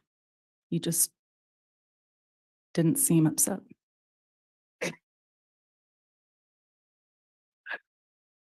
At that point, at that luncheon or later, did you have any further conversation with Chad about how Tammy had died? Not at that point. Did you at some point? Yes, a few weeks later. Can you explain first, when did that interaction occur and how did it occur? Was it in person, on the phone, those things? It was on the phone. About how long after the luncheon? That would have been, I think, around in the middle of November, so 3 to 4 weeks after the funeral. Why were you speaking to Chad on the phone for that occasion? I had received a phone call from a member of our ward, Alice Gilbert. Sustain. Excluding any statements from other people besides Chad. Why were you talking to Chad that day? Because I had learned that he had gotten remarried and that his children were struggling and upset. So I reached out in a group text to his children and let them know that I was there for them if they needed me, that they were upset. And that resulted in Chad calling me. And please explain to the jury how the conversation went between you and Chad at that point. I answered, he said, "This is Chad." And he was upset with me and told me I had been a problem for him his whole life. And I asked him, "Who is this person you've married?" And he explained her name was Lori. Would I like to meet her? And I said, no, I would not. And then I asked him what happened to Tammy. And he said she died of a pulmonary embolism because she had gained 40 pounds. Now, earlier you've testified that you were seeing Tammy at least in church every week. Yes. Had you observed a 40-pound weight gain in Tammy? I don't generally keep track of people's weight gain or loss, but I had not noticed a big increase in weight gain on Tammy, no. How did you react to that when he gave that explanation? I remember being so flustered by that explanation because he had given me a different one weeks before that I was just upset, and he indicated to me, "I'm going to be living in Hawaii, so you don't have to worry about me anymore." And that was the end of the conversation. Did you challenge him on the different explanations in that phone call? I don't remember challenging him because I was so shocked by that I didn't challenge him on that. Besides the different explanations as to Tammy's death, was there anything else that was shocking you in that conversation?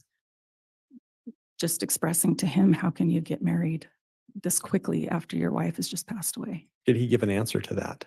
He said that he'd met her about a year before, so he'd known her, and that she had lost a husband to a heart attack.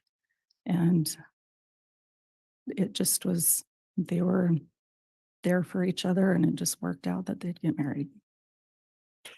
You mentioned that one of the first things he said in the phone call was to the effect of, "You've been a problem for me my whole life."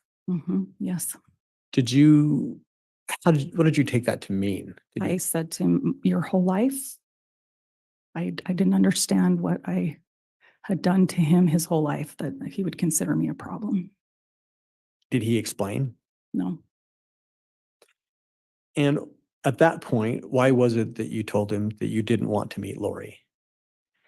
Because I was upset that he had remarried weeks after Tammy's sudden passing. It seemed almost cruel for his children. Anything else of note that you can remember that occurred in that conversation?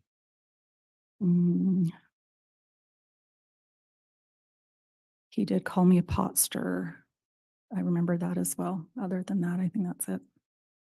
He didn't explain what he meant by that. I've been called that before by family members. Pot stirrer.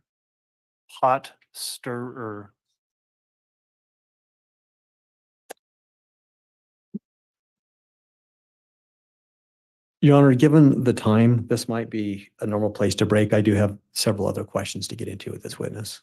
Okay, we will go ahead and take our lunch recess at this time. We're right about noon, so we will try to resume at 1 o'clock. Thank you, everyone, for complying with the court's conduct order during the morning. We will continue on this afternoon after lunch. All right, please.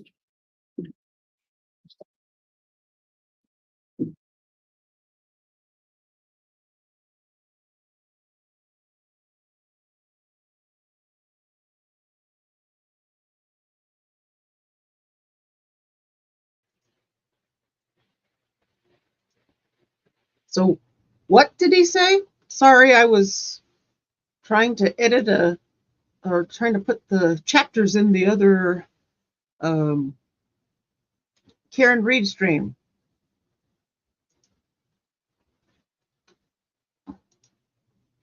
I saw it said elsewhere in another chat that there's no other place that has a chat for Karen Reed, and I'm like, I know I can't be seen because I'm a little tiny channel off in the middle of nowhere, but I do have a chat and a live for the Karen Reed trial if anybody wants to stop by.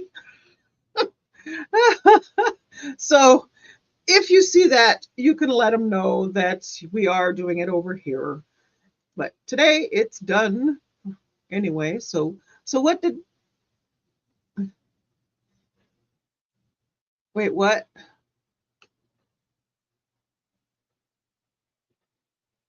Okay, so did they take, I'm sorry, let me see. Oh, we're at lunch. Holy, this other trial's got my whole time frame off.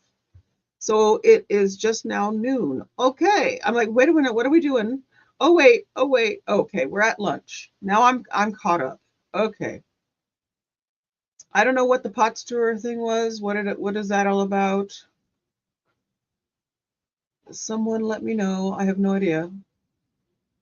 So what is this? Pot stirrer means a person that likes to bring problems up with the family all the time. Someone that likes to stir the pot is, so to speak. Or the pot stirrer is the one that your mother says you must stand here at the stove and hold this spoon and stir until I tell you to stop. That's my literal brain. There you go. Oh. So I didn't hear that last part. So I have no idea. What I want to kind of do is whoever that, I want to actually read that. So let me see. The last thing, I like to read the family members more than anything in this trial, their testimony, read it back. For all of us to sit here and listen and watch me almost cry. Oh, Kay's testimony got me very emotional. What am I doing? Oh, yeah. If anybody hasn't yet, remember that our dear friend from our other community, Drazo, the stud of YouTube, who comes in to say hi to us in here, I consider him family, so I consider him more like a brother. Please, if you see him in any of the chats, wish him happy 45th birthday. Today is his day. I don't know if he's working. I don't even know if he's on the road. Normally he will be on the road very early in the morning, and it's even before I get up. So I miss most of his morning drives. And then put him in the background while I'm doing stuff, and then listen to him drive. So, all right. Okay. Well, in that case, I'm the pot stirrer. Oh, I'm reading Christy. I'm the pot stirrer of the family because I let them know what.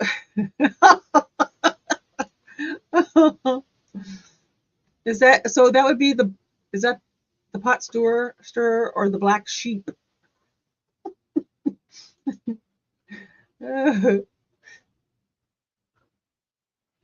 All right, I'm gonna do this reedy thingy.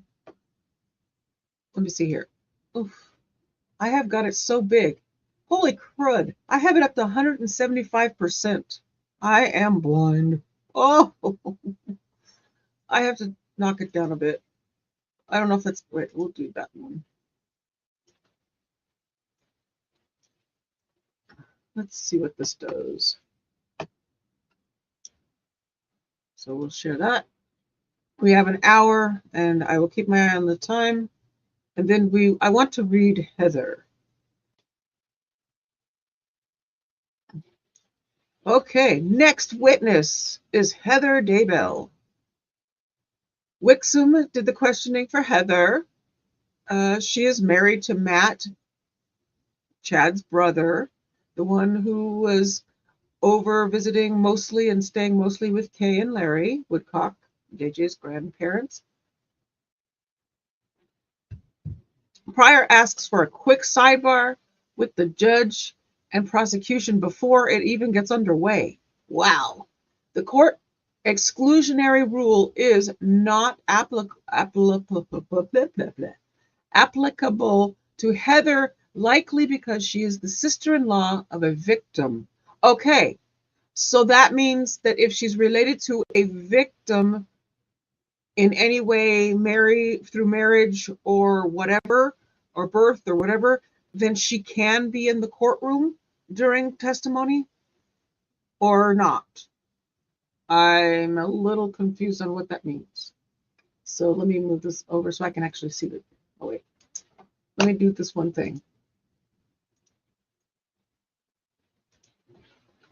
And I'll move this over there. Now I can see the chat, but then I can't see what I'm reading. Hold on a second. Hopefully it's not moving on your end. I have to squish this a little bit. Let's see if this helps. I don't want to, no, that didn't help a bit. There we go. That's better. I'm a jibber jabbering. Okay. So back to it. Where'd it go? Nope, that's Sheila. Sheila. Oh, there it is. I went the wrong way. Oh, so what the exclusionary thing, she can see testimony, right? Yeah. That's what I thought. Okay. Oh, I've got it open twice.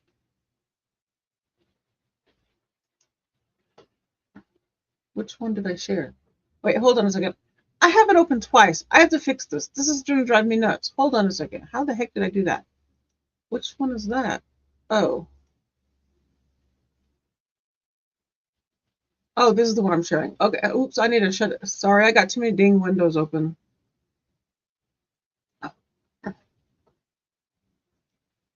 Uh-huh. There we go.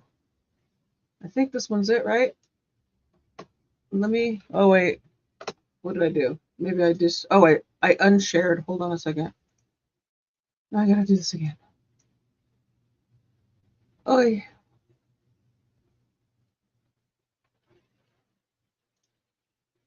Oh, here we go. That should be good. Oh, that's really small. Is that bigger? Yeah, that's better. Sorry, y'all. Thank you for putting up with me. But then it's moved and now I can't find it. Oh, oh no. Yancey. No, we want the last one, right? No, Yancey. Wait, hold on a second. Let's see if rebooting it helps. Okay, much better.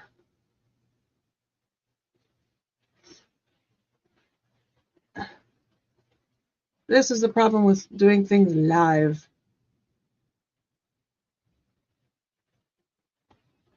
Okay, found it. Heather recently had, okay, let's go back.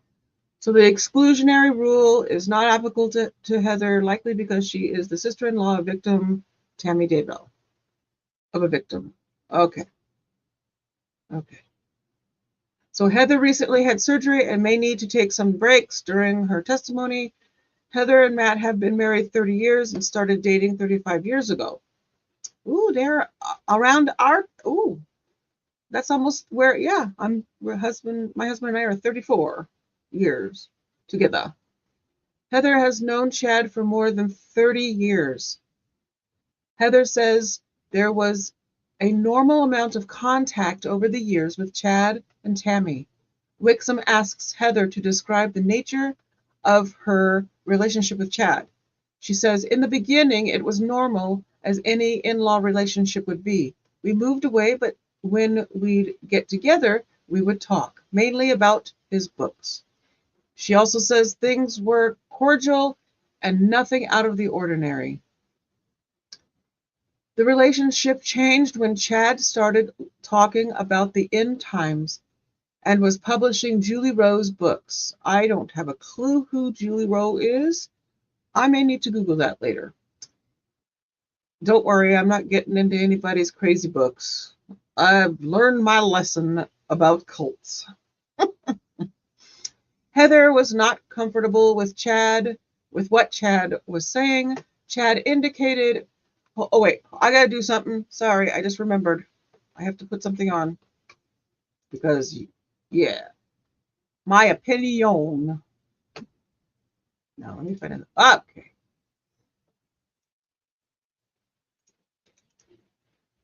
Heather says there was a normal amount of contact over the years with Chad and Tammy. Wixom asks Heather to describe the nature of her relationship with Chad. And we read that already.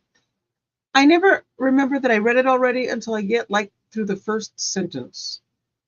I don't know, that's a reading issue that I have. It's a thing. I don't know if it's related to the ADHD, the dyslexia, or whatever, but I do it all the blinking time, and y'all get to be witnesses to it. Sorry.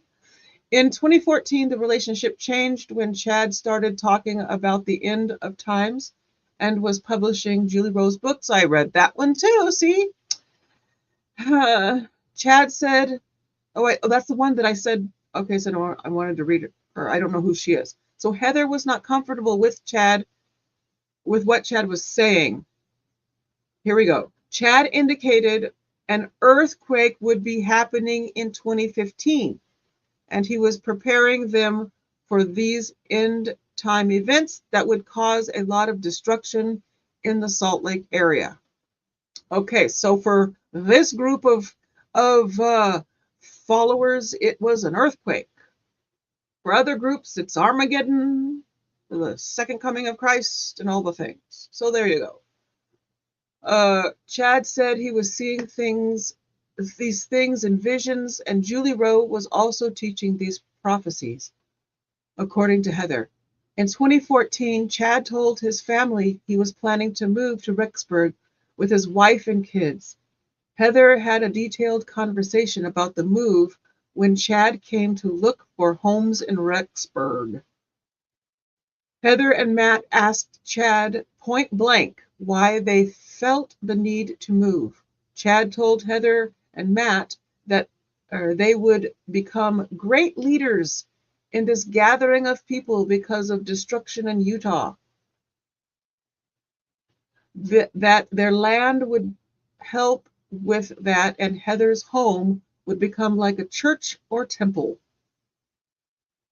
Chad felt like he needed to be in Rexburg with his family because the LDS church headquarters would have to move to Rexburg because of the destruction.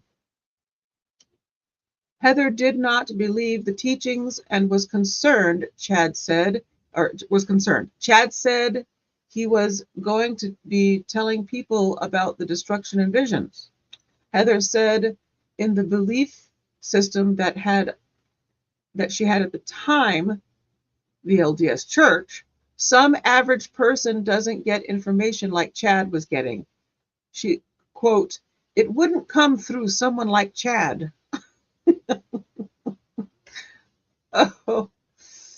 Oh, I think we can kind of see her thought process on dear old Chad. Chad was spreading his visions to other church members, and Heather was concerned. Heather told Chad she wasn't feeling good about what he was saying, and, quote, I was very blunt. Chad doesn't show a lot of reaction. So that's what Heather said. He didn't argue or anything. Matt and Heather decided years ago they wanted to live apart from family and made a home for themselves in Rexburg. You'd be amazed at how often this kind of thing happens in these kind of families who are split over this kind of stuff. It happens a lot. Families end up all over the place. And you hardly see each other, you hardly contact each other. It's a whole thing, and it's sad. That was my opinion. He did, they told Chad if they move to Rexburg, that's fine, but please don't move into their neighborhood or ward. Oh, quote, I knew why he was coming, and I didn't want him trying to draw in people from my ward and having people think we were involved or believed in him. Oh, Chad and Tammy went to look at homes and told Heather and Matt they didn't find a home they liked. They asked if they could store some stuff in a shed. Heather and Matt agreed to let them leave their stuff and were under the impression they wouldn't be moving soon. Heather was concerned that Chad was trying to convince his family and others that the earthquake and other events were going to happen in 2015. Were there any earthquakes in 2015? Anything of that anyone remembers? I don't know if there were. I'm sure somewhere there was an earthquake, but I don't know. A week or two after Chad and Tammy left, they called Heather and Matt to say they put an offer on a home near them, and would be moving to Rexburg. Heather says she cried. She was very upset. She asked her husband to talk him out of it, but the home was already in process of being purchased. Oh, this family stuff. Oh, my goodness, my goodness. Heather tried to help Tammy when they moved to Rexburg, but the relationship with her and Chad became strange. Heather says Chad told her he would come home with visions, and Tammy would look at him, roll her eyes, and then go pray about it. Ooh, that's something about Tammy. Oh, this is why this is going to be good. This is why this kind of thing right here with family coming in and saying stuff on that side that no one else sees or has said anything about. Oh, this is probably why Matt is sitting on the side with Kay and Larry. Oh, and why Tammy is no longer with them. Oh, goodness, the chills just came all over me. Blah. Wixom asks Heather if she feels Chad's children believed his father's visions. She says she believes all the children did. Heather says her oldest son came to her and Matt in 2014. Their son said Chad had approached him and said he was going to be a great leader in the gathering. Heather went to Chad and told him not to discuss these issues with her children. Oh my goodness. So I know something about this kind of thing. Every time a guru wants to bring people into the flock, they say something exactly like this to them. You're going to be someone great. And wait till everyone finds out who you are. Wait till everyone finds out who I am. That's narcissism. That right there is narcissism. Oh, so their son said Chad had approached. Okay, read that. Heather went to Chad. Okay, got that. Heather was becoming concerned with how Tammy was doing. Heather and Matt invited Chad and Tammy over to their home. Chad told Heather that if she has any questions, they all need to be directed to Chad, not Tammy. Quote, I did not follow that instruction, and Tammy was a grown woman, so I directed my questions to her. I like Heather. Heather, you rock. You rock, girl. I got you. Love it. Love it. Heather's intent of the conversation was to ask if Tammy was doing okay with the move. Tammy said she had prayed about it and felt like it was a good thing for her family. Tammy told Heather she didn't have any confirmation that Chad's visions were going to happen. And by confirmation, I do believe that Heather is saying that the confirmation isn't coming from God to her. She's not feeling it. She's not getting the unction.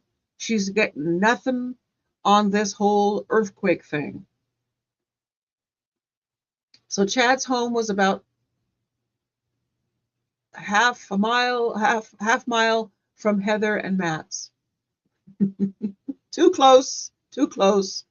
When Chad and Tammy moved, Heather took some bread over, gave suggestions on doctors, visited the house, etc.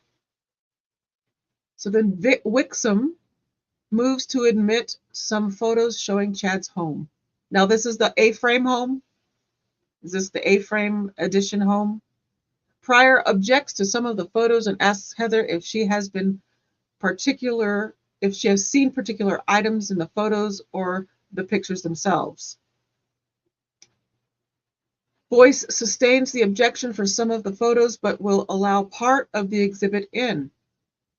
Wixom displays a photo on the screen showing the back portion of the home and an area the Daybells called the cozy cone. The what? Uh-oh. The cozy cone. Oh. Wixom asks Heather to describe it. She says, you enter the house and go up some stairs to get into the cozy cone. Mark kept his instruments up there. Heather understood when Garth moved to Rexburg, his room was in the cozy cone. Heather says Chad and Tammy's bedroom was down in the main part of the home. To get to the cozy cone from the Daybell's bedroom, you'd have to go up or down some stairs, Heather says. Heather and Matt were in the same LDS ward as Chad and Tammy. Oh, poor Heather. They saw each other at church. Heather says she tried not to have interactions with Chad at church, but would try to chat with Tammy and the kids. Matt and Heather were at a work conference in Las Vegas on the morning of October 19th. Okay, so they were out of town when it happened. When Matt got a call from his parents saying Tammy had died. They didn't know much, but said they would call back when they learned more. Quote, I was very upset. Matt left for his conference and Heather called Chad. She expressed her condolences and shock and asked what happened to Tammy. Chad said Tammy had not been feeling well, started coughing around 10 p.m. and went to sleep. Around midnight, she started coughing and vomited. Tammy went back to bed. Chad slept from midnight to 6 a.m. because the sheet that was on him came off of him and he heard a thud. Okay, so that's the part. So he didn't flip her off the bed. That doesn't go with what we'd previously heard, that he said because maybe he tugged on the sheet. So story not matching. This one, the story from Chad to her was the sheet came off because she rolled off the bed.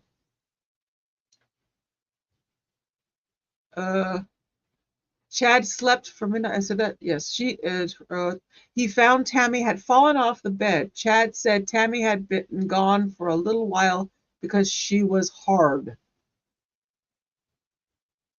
Heather said Chad felt scripted and it made her feel very uneasy. She asked if they were going to do an autopsy. Chad said no. A coroner had come and looked at Tammy and found matter in her throat that caused her to die. Was that ever mentioned by the coroner? Oh, ooh, stuff we're hearing. Oh, stories. Chad told Heather the funeral would be in 2 days. Heather told Chad they weren't even home, and another brother was out of town.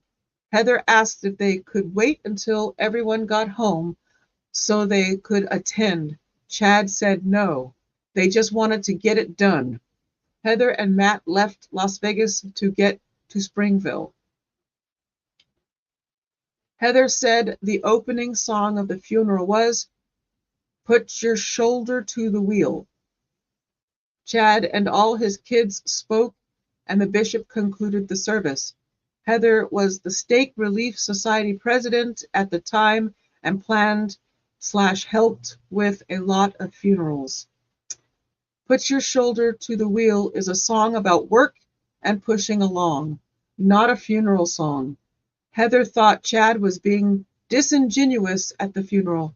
Heather observed Chad and his kids at the viewing. She thought it was strange Chad was smiling and then suddenly crying. His demeanor seemed strange to me, she said. Heather says Chad was late to his own wife's funeral luncheon. Quote, I assumed he would be there with everyone else. Heather remembers Jason, Chad's brother-in-law, announcing they would just get started without Chad. Heather says everything seemed like a normal day to Chad. He didn't seem upset. Around 3 to 4 weeks later, Heather had learned he was remarried and his children were struggling and upset. Heather reached out in a group text to his kids to let them know she was there to help them. Chad called Heather and was upset. He said that Heather had been a problem for him his whole life. Heather asked who he had married. Chad said it was Lori and would Heather like to meet her. Heather said no and asked what happened to Tammy. Chad said she died of a pulmonary embolism because Tammy had gained 40 pounds. Oh, he shamed her. What? That's my reaction. I'm sorry. Heather had not noticed a big weight gain on Tammy. No, he did it to shame her. He didn't like her since probably before 2016. 2016 is when he decided, yep, I'm done. So I'm going to do everything and say everything I can about her to make her look bad and sickly in the eyes of everyone, even though everyone wasn't seeing any of this, because none of this was truth. Oh, this is infuriating. So Chad told Heather he was going to be living in Hawaii so she wouldn't have to worry about him anymore. Heather doesn't remember challenging Chad because she was so shocked by what he had said. Heather asked how he could get married so quickly after Tammy died. Chad said he had met Lori about a year before and her husband had died of a heart attack. Heather didn't understand what she had done to Chad her whole life that created a problem. Chad didn't explain. Heather did not want to meet Lori because she was upset he had remarried weeks after Tammy passed. Quote, it seemed almost cruel for his children. Chad called Heather a pot stirrer. This is the part, y'all. Wixom suggests we take a lunch break, and now questioning of Heather will continue after lunch. So we have another half an hour-ish. So pot stirrer, there you go. Oh, I would say, absolutely good for her. Good for stir, baby, stir. Yes. Oh my goodness. So that was unreal. Holy moly. Now I gotta find the other thing I was doing. Where'd it go? And boop, there we go. Okay, so interesting, unbelievable, and give me the shivers, the heebies, as I call them. Hey, Weedasama, and anybody else who came in while I was jibber jabbering. Let me see what y'all have been saying while I just read. I hope that you guys don't mind. I mean, I got to do it this way, and I get so much out of it. And Nate is so explanatory that it is such a help, especially for someone like myself who has issues understanding. So I'm trying to go back to where Linda left off. It's the end of it. And was it there? Be sure to stir the whole pot. Is that what I was? Oh yeah, that was what I was talking about, the pot stirrer. Yeah. So let's see. Yes, so I got there. See, I was doing stuff in the background, and so I finally got caught up, and I actually enjoy reading it this way because I get the emotion and stuff, and I feel what I'm seeing, and it's like putting the puzzle pieces together for me because it's a visual thing. I mean, I don't know, maybe it's years and years of sitting around and hearing talks being talked at me for a long time that I tend to tune that out, but it could be that and ADHD at the same time. So it does me good to go back and read. I won't do it for everybody, but I'll do it for specific, really good witnesses, especially family. And I had no idea that Heather was such a thorn in Chad's side. Aha. Mm-hmm. So that explains why Matt and Chad's relationship and why he was trying to make eye contact and stuff, but no, sorry. Matt's Matt's on his wife's side. Matt's on his wife's side. Well, let's see here. So, okay, going over and okay, so she went. There we go. Well, in that case, I'm the pot stirrer. Oh yeah, I remember. Okay.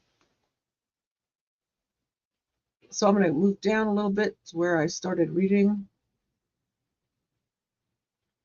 So it's up to me.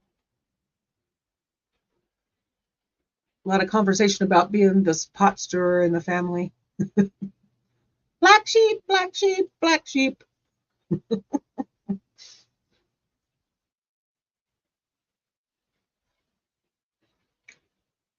Okay, so okay, I'm here. I want to see this. Okay, so Jen says Julie Rowe is an American author and a self-proclaimed clairvoyant. She claims to have had a near-death experience, which is right up Chad's alley, in 2004. I do not doubt anything that has to do with anything with near deaths, as long as they are legitimately a thing and not something that you make up to sell books or anything like that. I'm not saying that I don't, agree with the thing that people have experiences like that. But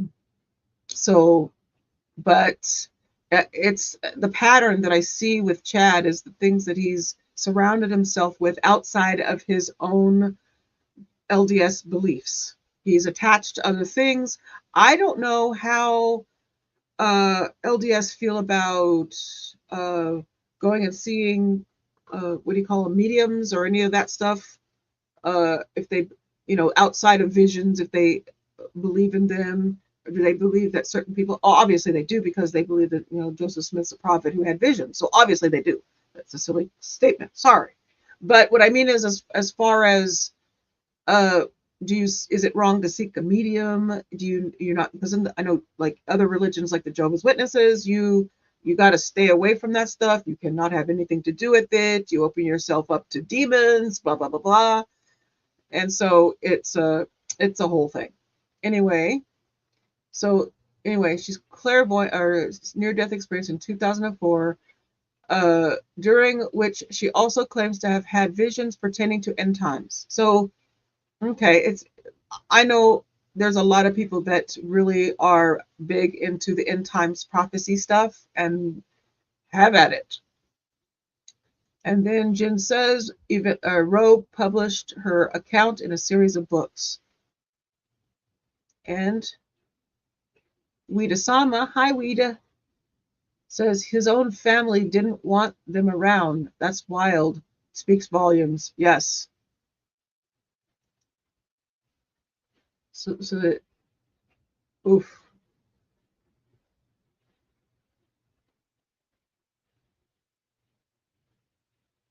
So getting down. Scrolly. Moving away from my family in the long run was a good thing. Okay, wait, let me see. What did Jen say?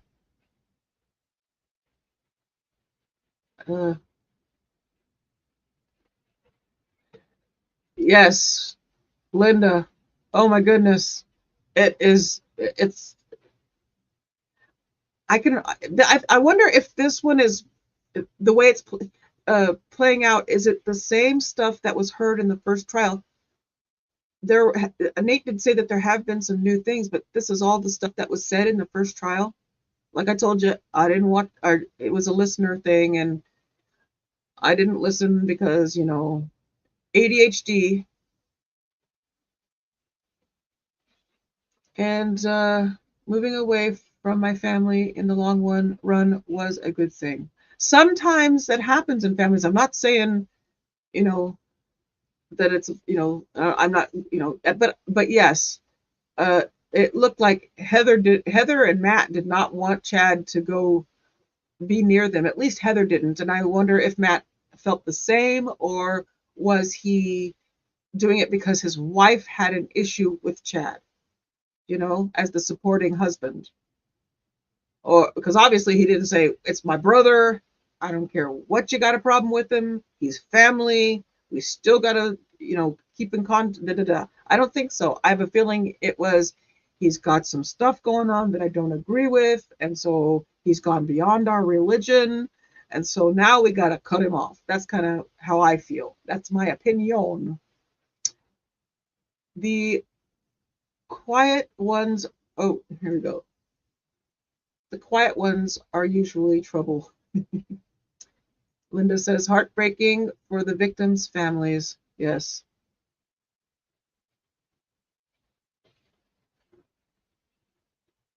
And I'm taking a time out for my family right now. Sometimes you got to do what you got to do for your own mental health and all the things. Sometimes it's good to live far away from family. And I have. Christy says, Jinlo, I'm taking a lifelong time out. I can't with any of them. It's amazing. You see it often. Families really struggle being in the family unit and being, you know, if you're not in agreement on certain things, or you bring this kind of stuff in, it can split families right down the middle. If you get into these kind of religions, they tell you, if your family doesn't agree with you, doesn't believe in what you believe in, cut them off. Ban them from your life. And it's sad that that has to be a thing. It's sad that we can't just believe what we believe and accept it. I know that I did grow up thinking the same thing, because that's what was drilled in my head, was I couldn't play with the neighbor kids. I could only barely play with the kids in our, what we call Kingdom Hall, because, you know, some of the kids were what my mom considered bad influence, worldly, whatever it is the word use. It's been so long I forgot. But yes. So Stephanie says, April 25th, a magnitude 7.8 earthquake strikes Nepal and causes 8,857 deaths. So 130 in India, 27 in China, and 4 in Bangladesh, with a total of 9,018 deaths. So the earthquakes happened, okay, but But what was the earthquake supposed to bring for him? Was it the end?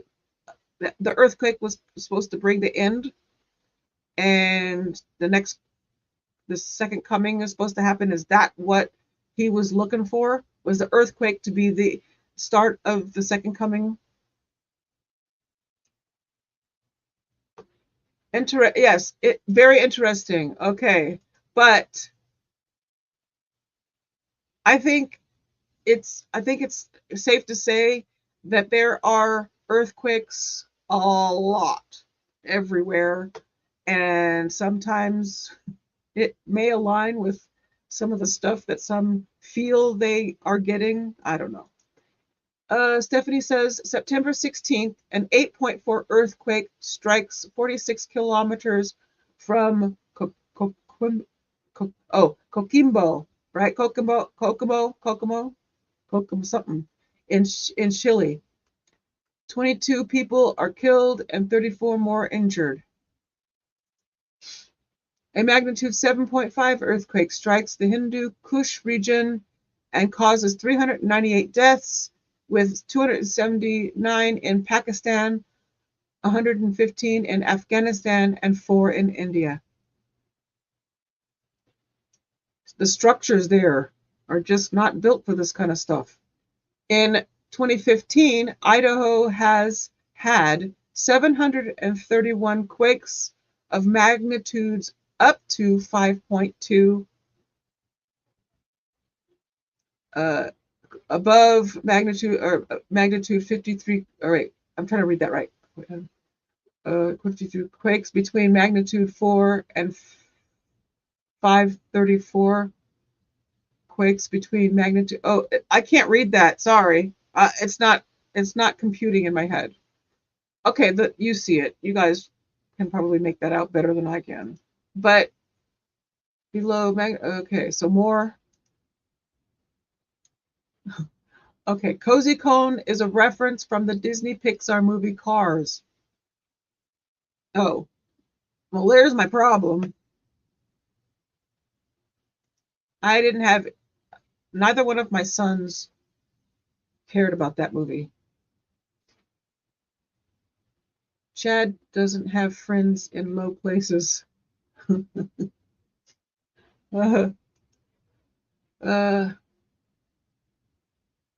Christy says, because dead people with rigor normally jump out of bed by themselves. See, he said, didn't we hear it said early on that he mentioned maybe he tugged on the sheet? But that's not what he told her or what she recalls him saying. She said he felt the sheet roll off of him, not that he tugged it and rolled her out of bed. So, different stories. It's the zombie and Tammy that made her fall off the bed. Stephanie, right? Forgot that part.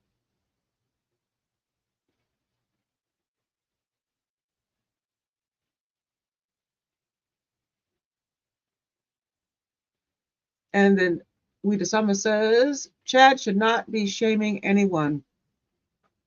Yeah, I think he didn't. He started having ill feelings towards Tammy because what I heard, saw, or read was that Heather said Tammy was rolling her eyes. And that means she was struggling with believing her husband. Regardless of all the other stuff, this is what Heather says was happening, and that she took it to the Lord and about his visions. So that to me was eye-opening in this part of what we're about Tammy, because I was under the impression up until hearing that Tammy and the kids just went along with everything and whatever. If she went along, in my opinion, after hearing this, she went along to not make waves then. Wonder what he was like when he was unhappy. And then somebody says, seriously, with that neck Jawline. Linda says, Heather wasn't buying any of it. Good for her, yes. And I have a feeling that Tammy was really struggling having to be the wife in this situation. I can only imagine being the spouse of someone who says they're getting visions and they're seeing yada yada, and you're supposed to accept it as truth and fact and stuff, but you're not getting any of that. Why aren't you, when you're doing the same kind of praying, you're doing the same kind of searching, and you're not getting what they're getting, but they are, and they continue to get new things, and you get nothing. You know, that's something that a lot of people probably have to deal with when they're in families with people who are like this. I'm not saying religious, or people who have their faith and whatever, and they hear the still small voice of God. I'm not talking about that. I'm talking about this kind of thing specifically. This is outside of that, in my opinion. This is other stuff. For him, it was to sell books, in my opinion, and maybe he also saw things that may not have been there. I don't know. So, like I said at the bottom of the screen, this is my opinion. So,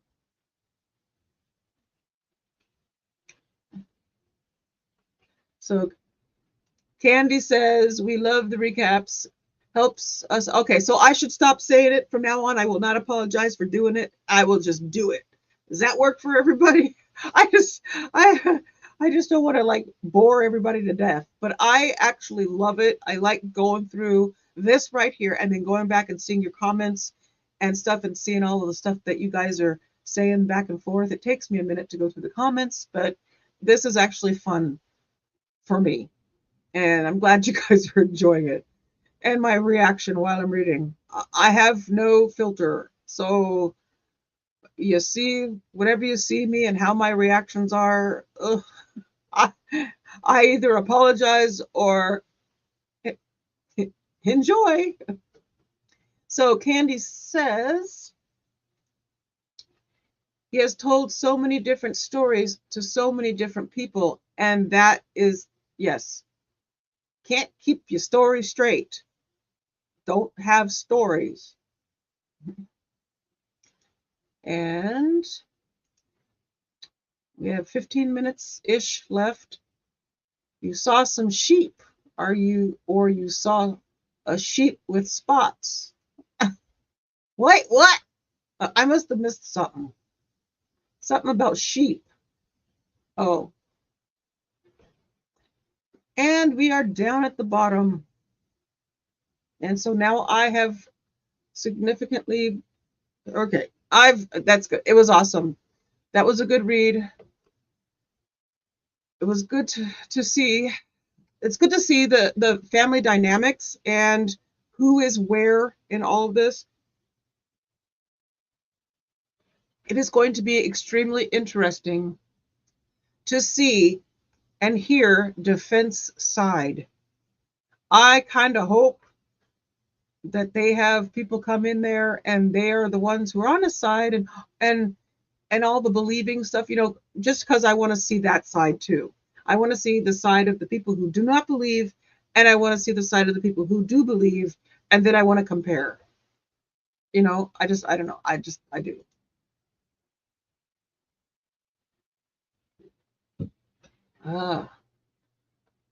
So we are at the bottom, and now we wait.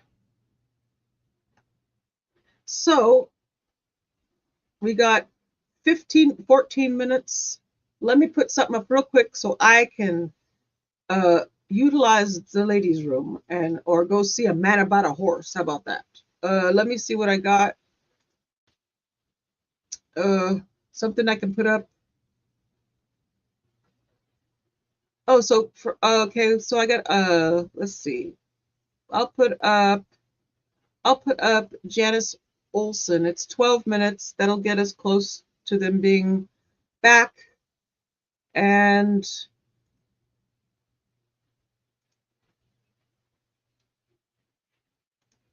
Okay. Share. Boom. All right, thank you. We do have the jurors lined up, I believe, so we'll go ahead and just have them brought in if we're ready. Okay, I'll be back.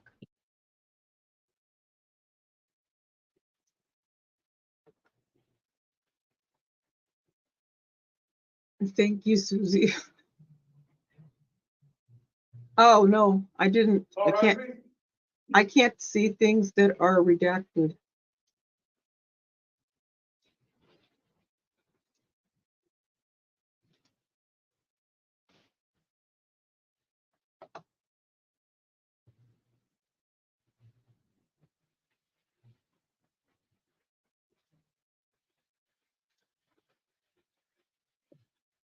Here's all President Counter for Your Honor. All right, thank you. Please be seated.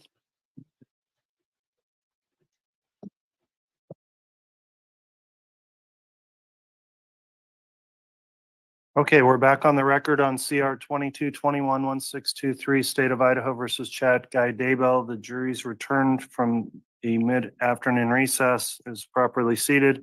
The state just concluded with the witness, Mr. Gilbert. And so at this time, I believe the state's prepared to call another witness. Is that correct? We are, Your Honor. The state would call Janice Olson.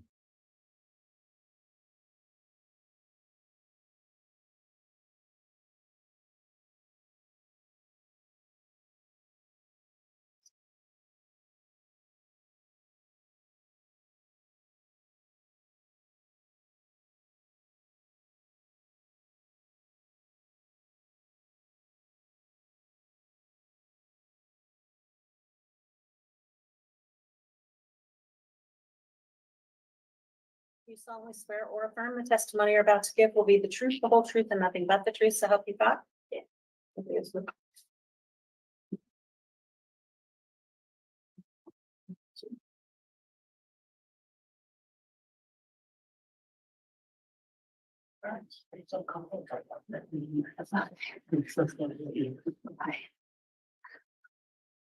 All right, thank you. Now that the witness has been sworn, I just need to inquire because of an exclusionary order in the case that doesn't allow for witnesses to view testimony. This trial's been live streamed and open to the public. Ms. Olson, have you observed any of the trial since it started? No, Okay, have you discussed with anyone else testimony they've given in the trial? no. Okay, thank you for your responses, Mr. Wixom. You may go ahead and inquire on direct. Thank you, Your Honor. Ma'am, will you please state your full name and spell it for the record, please? Janice Olson, Janiceolson. Thank you. And where do you live? Just a little out of St. Anthony. And where is that relative to Salem, Idaho? About 12, 15 miles away. And what do you do for work? I teach first grade. How long have you taught first grade? This will be my 30th year. And have you always taught at the same school? Yes. Which school is that? Central Elementary And where is that school? in Sugar City. And I want to draw your attention back to October of 2019. Do you recall working with Tammy Daybell? Yes. And can you explain to the jury at work, how often did you have interaction with Tammy? All day. We're just kind of in and out of our classrooms, in the hall, the lunchroom, in our teacher's workroom. So is it fair to say you saw her multiple times a day? Yeah. Yes. And you said the lunchroom. Did you ever have occasion to have lunch with her? Yes. How often do you think that would happen? 3-4 times a week. If you were to think about the working relationship you had with her, how would you describe that relationship? She was a friend, good colleague. And when you interacted with her at school, did you have any chance or opportunity to observe her activity or her work? Yes. What did you observe about her? She was very organized, on top of things. She always went the extra mile to get books into kids' hands and to make sure we knew what was in the library. And Did you ever, I'll withdraw that. Where is the library in the school? Down the hall. You walk in and you just go straight down the hall and to the left, just after the lunchroom. How would Tammy go and get students and bring them to the library? What did she have to do? She would actually stay in the library. Well, she'd come around and gather books during the week if you had library that day. But then when it was our library time, we'd take our class down, drop them off at the library, pick them back up after they were done. Outside of school, were you ever involved in any activities with Tammy? Yes. What activities were those?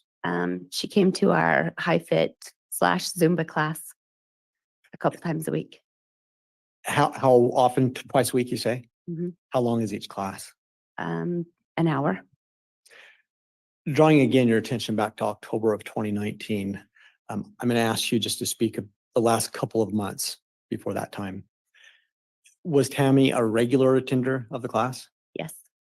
And when you went to class, did you have the opportunity to observe her in class? Yes. And what did you observe her doing in the class typically? Just following along, just like everybody else. Did you ever notice whether or not she seemed to struggle in the class? No. Did she ever fall behind? No. Did she ever quit early? No. Usually if she thought it was too hard, I mean, everybody does it. If they're out of wind for a second, they stop and march, or they just keep moving and then join back up. Did she ever do that? I don't recall if she did, but I'm sure we all do. So just based on those observations, did you make any observations about Tammy's health or fitness level? Yeah, she was active and healthy. Did you eventually learn of Tammy's death? Yes. How did you learn of her death? I had a student in my class whose mother worked with her in her church calling. And how did you learn? Oh, sorry. She called me that morning to tell me. What was your reaction when you had learned of her death? Shock. Why shock? Because I'd just seen her on Friday and she was fine and she was at exercise class that week. When you say you had just seen her on Friday, which Friday are you talking about? Well, the Friday at school, the day before, it was just Friday at school, and then they got called Saturday morning. So are we talking about the Friday before she passed away on Saturday? yes. And you said you'd seen her there? Yes. Had you interacted with her that much that day? I'm sure I did. Did she ever mention anything that day to you about not feeling well? No. Did she ever mention anything about her health at all there? No. Did you notice her to have any kind of symptoms or not feeling well? No. Did she ever mention anything about her health at all there? No. Did you notice her to have any kind of symptoms or appear to not be feeling well? No. Generally speaking, was Tammy the type of personality, did she ever complain about things? No. Do you recall her ever complaining about health matters at all? No. Again, focused on that last couple of months before she passed, did you ever observe whether or not Tammy had made any significant gains or decreases in weight? I haven't. I didn't. So is it fair to say she appeared to stay at the same weight? Yes.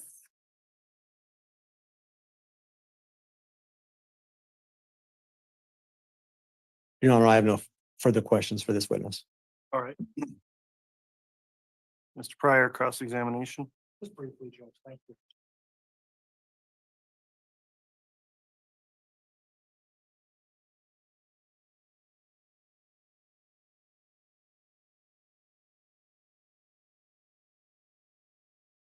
So if I understand your testimony, Ms. Olson, is it true that the children were brought to Tammy for exercising their library time?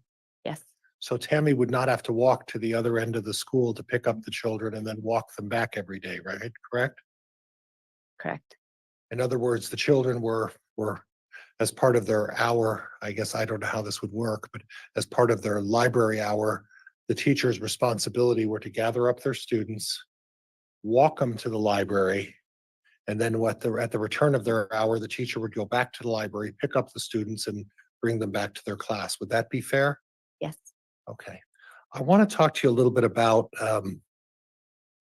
the Friday before Tammy passed away, as part of her duties as the librarian, that day was particularly busy that Friday because do you recall that she was trying to get all of the boxes and books together for the book fair? Objection, counsel is testifying, Your Honor. Abstain. Do you have any recollection of Tammy preparing for a book fair that Friday? No, I don't. Okay, nothing else, Judge. Thank you. All right, thank you. Redirect, Mr. Wixom. Just a couple of questions, please.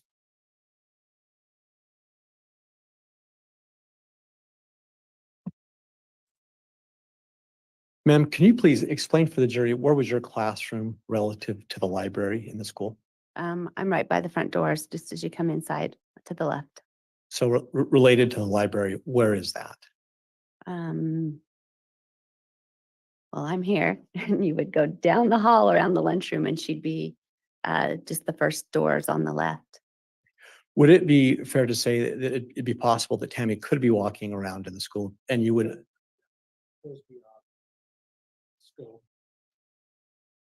Well, on those grounds, it's just for speculation, Mr. Wixom, so I'll sustain an objection there.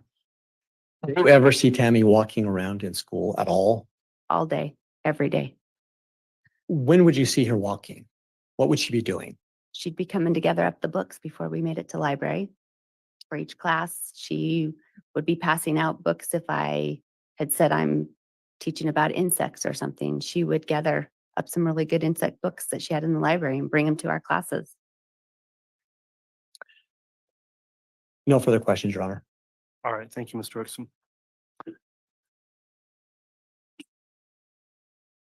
Mr. Wixom, would there be any need to recall this witness? There is not, Your Honor. Will the defense call the witness? Okay, if you're here under subpoena, you're released from the subpoena. Thank you for appearing and testifying in trial. Thank you. You can be excused.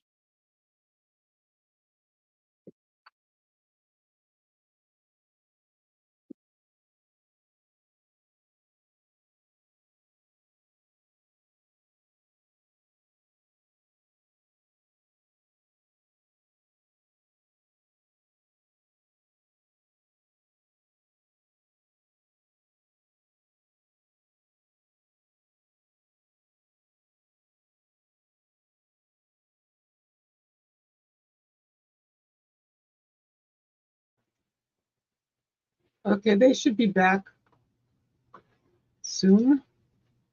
I'm here in the background. I'm eating a little food. It's still early my time. So they should be back within the next 5-ish minutes, maybe. Normally they're pretty good. They're not horribly late. So, boy, I'm starting to put pieces together from different testimonies and the why are things asked, which helps when we go back and review. After we see one witness, then we hear, statement recap a statement, or testimony. Then we kind of can put it all together to see where they are trying to go with this, and to listen to prior, try to put the spin on things, like this whole thing where, well, she didn't really have to walk. They did all the walking. She didn't. She sat still, right? Oh, yeah. Her friends are not going to let him get away with that. I understand that it's his job. I do. But I don't like the approach that he takes when he speaks on things. Like the old, If the court's again in session. I don't like the whole quote, Thank dig you. her Please up. be seated.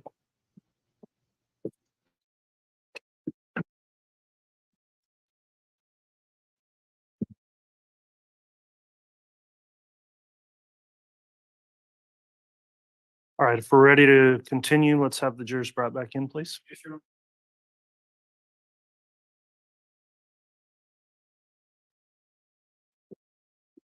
I mean, that's what I feel. I don't know if y'all are seeing it, but I do think so. I think he's trying to put on her this weak, sickly thing that didn't fit what everybody knew around her. She may have had some issues, like if she had heart stuff that you can't really see that, you can still do stuff or whatever. That's one thing, but that's not what what was said about her heart during the autopsy. said all her organs were normal, right?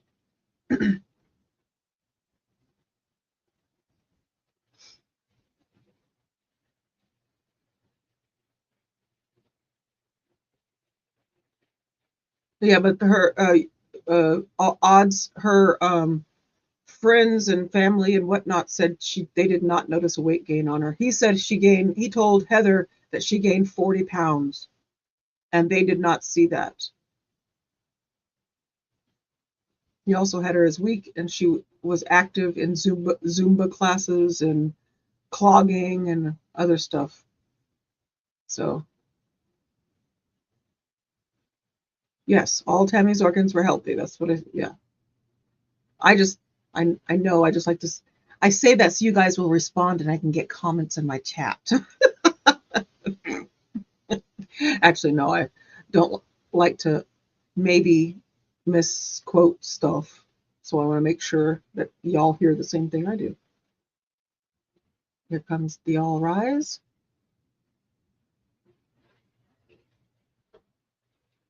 Maybe.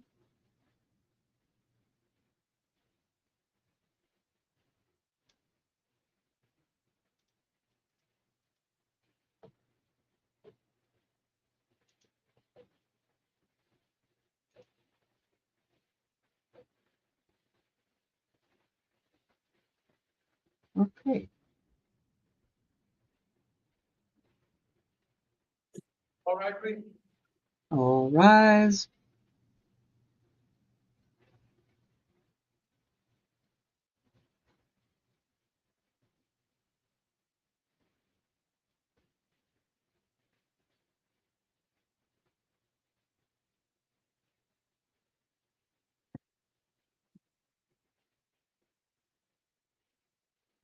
Proper is accounted for, Your Honor.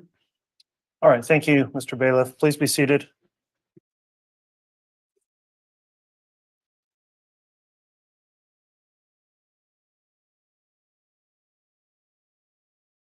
All right, we concluded the lunch recess. We're back on the record on case CR 22-21-1623, State of Idaho versus Chad Guy Daybell. Witness Heather Daybell is on the stand in direct. I'll remind the witness that you're still under oath for your testimony. And Mr. Wixom, if you'd like to continue with direct, you may. Thank you, Judge. Ma'am, just a quick check-in. How is your throat and your surgery doing? Are you okay? I'm doing okay. Yeah. Just pardon my scratchy throat. Okay. Let us know if you need to stop and take a drink or need any other rest, okay? You appreciate it. Thank you. Ma'am, we finished before lunch and you were describing what I might call a strained relationship with the Daybell family. Yes. Okay. Would it be safe to say that that strain has increased since the finding of JJ Tylee on Chad's property? Yes, I've not spoken to Chad's children since that time. Now, I want to draw your attention to just a couple of weeks before Tammy passed. Do you recall whether or not Tammy had made a trip to go visit family in Utah? Yes, I do recall that. Was there anything about that trip that stood out to you as a concern? Not so much a concern as that was abnormal. I understood that Tammy didn't like to travel alone, so I thought. Judge, that I'm was going to abnormal. object. I need some foundation as to where this knowledge is coming from. Sustain. Ma'am, what caused you to believe that Tammy didn't like to travel alone? That's just what I had been told by other family members. Judge, I'm going to object. There still needs to be some foundation. We're happy to move on, Your Honor. Go ahead. Do you recall, did Chad ever relay or claim that he'd had visions specific for Tammy? Not directly to me. So you never heard that from Chad himself? I don't recall hearing from Chad anything about Tammy as far as visions, no. Okay. Do you recall what spawned Tammy to make that trip to Utah? Again, I didn't talk to Tammy about the trip. I just Judge, I'm going to object at this point. That information would be by way of hearsay. Sustain. Your Honor, at this time, if I could ask to be handed state's proposed 420 B through D, which have not been admitted. If I could look at those, please, sir. You may. And Judge, can we have a sidebar, please? Sure.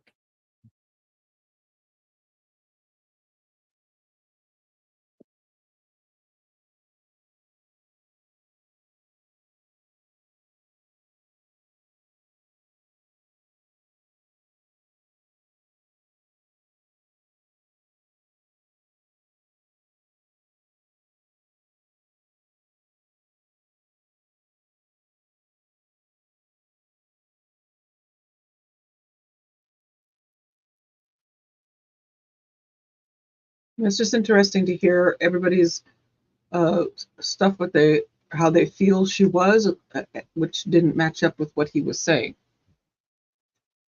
The appearance, and people who saw her every day. I mean, I guess if you see somebody every day, would you notice a 40-pound weight gain? You know? And especially if it was gradual, like Toby said, not to discount what Toby said.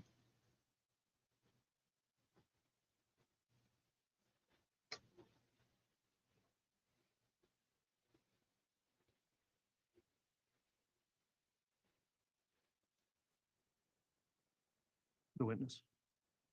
Okay. If you could speak a little closer to your microphone when you talk, we're needing to pick that up on the record also. The court will note, just in a quick sidebar, we discussed previously offered exhibits B, C, and D of 420. So 420A was admitted, B, C, and D were not. At this point, I understand there's no objection to their admission from the defense. Is that correct, Mr. Pryor? At this time, Judge, on B, C, and D, the defense is withdrawing its objection to the admissibility of those exhibits. Okay. Does the state wish to offer those at this time then, Mr. Wixon? We do, Your Honor. All right. So exhibits 420, B, C, and D are all admitted. Judge, at this time, I would request permission to publish those to the jury. Yes, you may.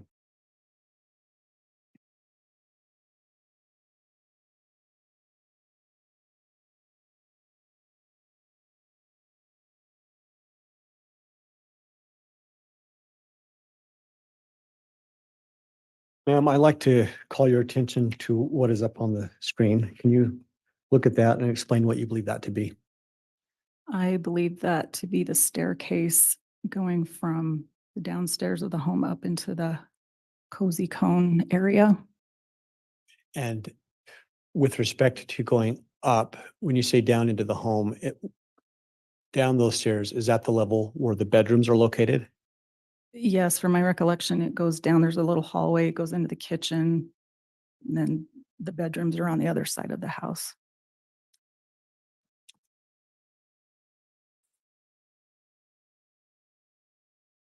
For the record, that was state's fund 420D.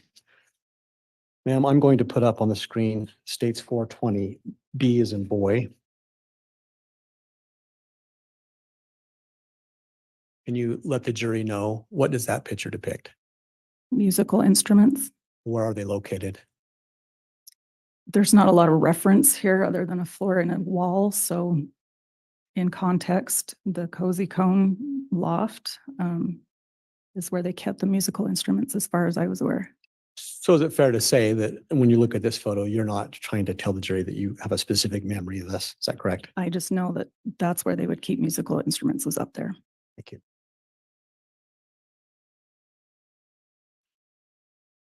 For the record, I'm placing on the screen now states 420C.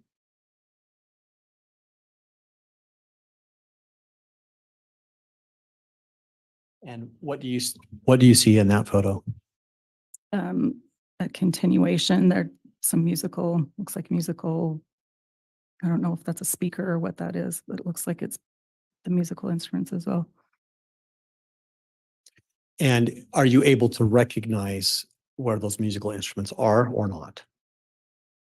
Again, just with the corner of that room in context of what we're looking at, the cozy cone, same carpet and everything.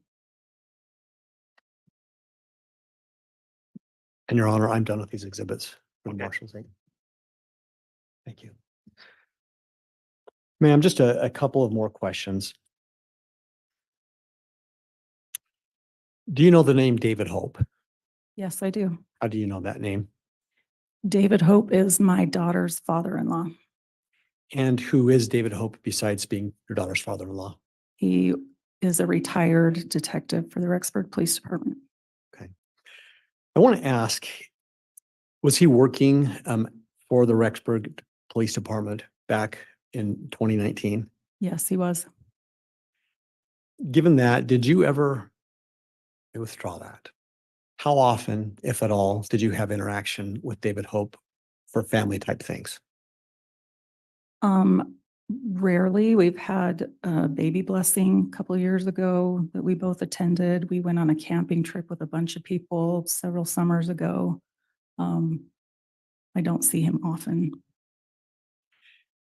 Has there ever been an occasion where you have spoke to David Hope at all about Chad Daybell and the subsequent case that occurred? I have not talked directly to Dave Hope about this case. Have you ever attempted to indirectly get information to him about this case? No. And then my last line of questions. At some point, well, you've testified that you have been concerned about Chad's teachings, correct? Yes. At some point, did you decide to send any kind of letter or document out to members of your stake? I did. I sent a letter to the 10 Relief Society presidents of the stake. For the jury's sake, can you kind of explain the relationship that a stake Relief Society president has with ward Relief Society presidents, please? Yeah, as the stake Relief Society president, you're over in the stake. There were 10 different wards at the time. I am in charge of just keeping track of the Relief Society presidents, if they're doing okay, if they need any support, help. We plan meetings to carry out with them. So I would see them all periodically throughout the year.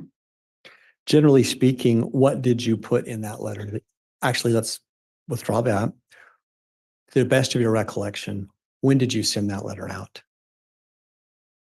I have not looked at that letter for a long time, so my recollection is it was during the time period when JJ and Tylee were missing. And I believe Chad was in Hawaii at the time. So beginning of the year 2020. And on that, how did you first learn about JJ and Tylee being missing? I'd heard, and I've tried to remember, I can't remember exactly who told me, but that there was going to be, that there were 2 missing kids and we needed to be aware. So law enforcement, I don't remember, it's been a long time, but there were 2 missing kids and that it was going to be hitting the news. So all we were told is just to be aware that that was coming out, just kind of preparing us. So back to the letter, what was the general subject or object of the letter that you sent out? Well, again, I haven't read it for a long time, but it was basically because Chad was a relative of mine, you know, stick to the basics of the gospel, and because it appeared Chad had gotten off track, and I do remember putting in there that I had tried to say things to a few people, but I wasn't believed. And so I was having difficulty with that people had believed Chad at church and things, that he was doing everything as he should be doing, and that I was just trying to make things hard for him. So it's something like that I put in the letter. What was your purpose in sending the letter out? What were you trying to accomplish? I did have some Relief Society presidents reach out to me concerned that some of their ward members were involved in meetings with Chad and things. So it was, as in a leadership position, trying to, and as a family member, saying, please just be wary of what's been going on. So as you sit there, can you recall what kinds of things that you were telling people that you feel like you had not been believed on? As things progressed and Chad got involved in this group preparing a people, I'd kind of follow that and listen to some of the people's experiences that he was associating with. So it was just a lot of trying to interpret dreams and claiming these people could see beyond the veil and just had extra abilities that the rest of us members of the church didn't have. Do you recall who you were trying to share this with and who you were trying to warn about this? I would mainly talk with, in the beginning, when I was still in the Ward Relief Society presidency, I would talk with that presidency, those women that I would meet with. And then as I was put in the stake, I did talk once or twice with our stake president, and it just, as things progressed and I got more concerned, it was mainly, there were people in the ward, but I was mainly trying to talk to other family members to try to stop what was happening. What was happening from your perspective? I was just being told how this preparing of people and this prepping. Judge, I'm going to object. There's no foundation and it's hearsay. Sustained. May I argue? On that answer, it's sustained, Mr. Wixom. Do you have any personal knowledge of things that were happening that was causing you to have those concerns? I was hearing things Judge, about. I'm going to object. It's hearsay. Wixom. I'll ask a different question, Judge. Without referencing anything that anybody told you, can you explain the types of things that you'd learned about that were concerning you about what was happening? Judge, it still constitutes hearsay unless there's some establishment of where the source of this information is coming from. Judge, Go ahead, Mr. Wixom. under 8033, it goes again to her state of mind. I'm asking her to explain her state of mind. Judge, this has nothing to do with state of mind. This has everything to do with reciting what someone else may have told her. Still, the way that question was asked, Mr. Wixom, I don't think 8033 gets around the hearsay issue, so you can continue with another question. It's sustained. Thank you. So, ma'am, were you personally aware, that is, did you have knowledge, make observations, not hear from other people? Were you personally aware of any situations in your ward or stake that were occurring because of Chad's activity? Again, through other people telling me what was. Judge, I'm going to object. We'll withdraw, Judge. Okay. Is it fair to say, Ms. Daybell, that as you sent that letter out and did make your efforts? Judge, I'm going to object. This is leading. Overruled. Thanks. Go ahead, Mr. Wixom. Thank you. Is it fair to say that given you sending the letter out and making those efforts, that has come up at a cost to you and the rest of the Daybell family? Judge, I'm going to object relevance. Overruled. You can answer. There was initially, yes, there was a cost that I was just trying to create problems for Chad. And I'll ask this question. Did those efforts cause damage to the relationship that you had with the rest of the Daybell family? Yes, it did. And is that damage part of the reasons why you no longer talk to his children? Yes. Is that your choice, or would you rather be able to talk to his children and get along with the family? Judge, I'm going to object relevance. Sustained. Your Honor, I have no further questions. All right. Mr. Pryor, cross-examination. Thank you, Judge. Thank you.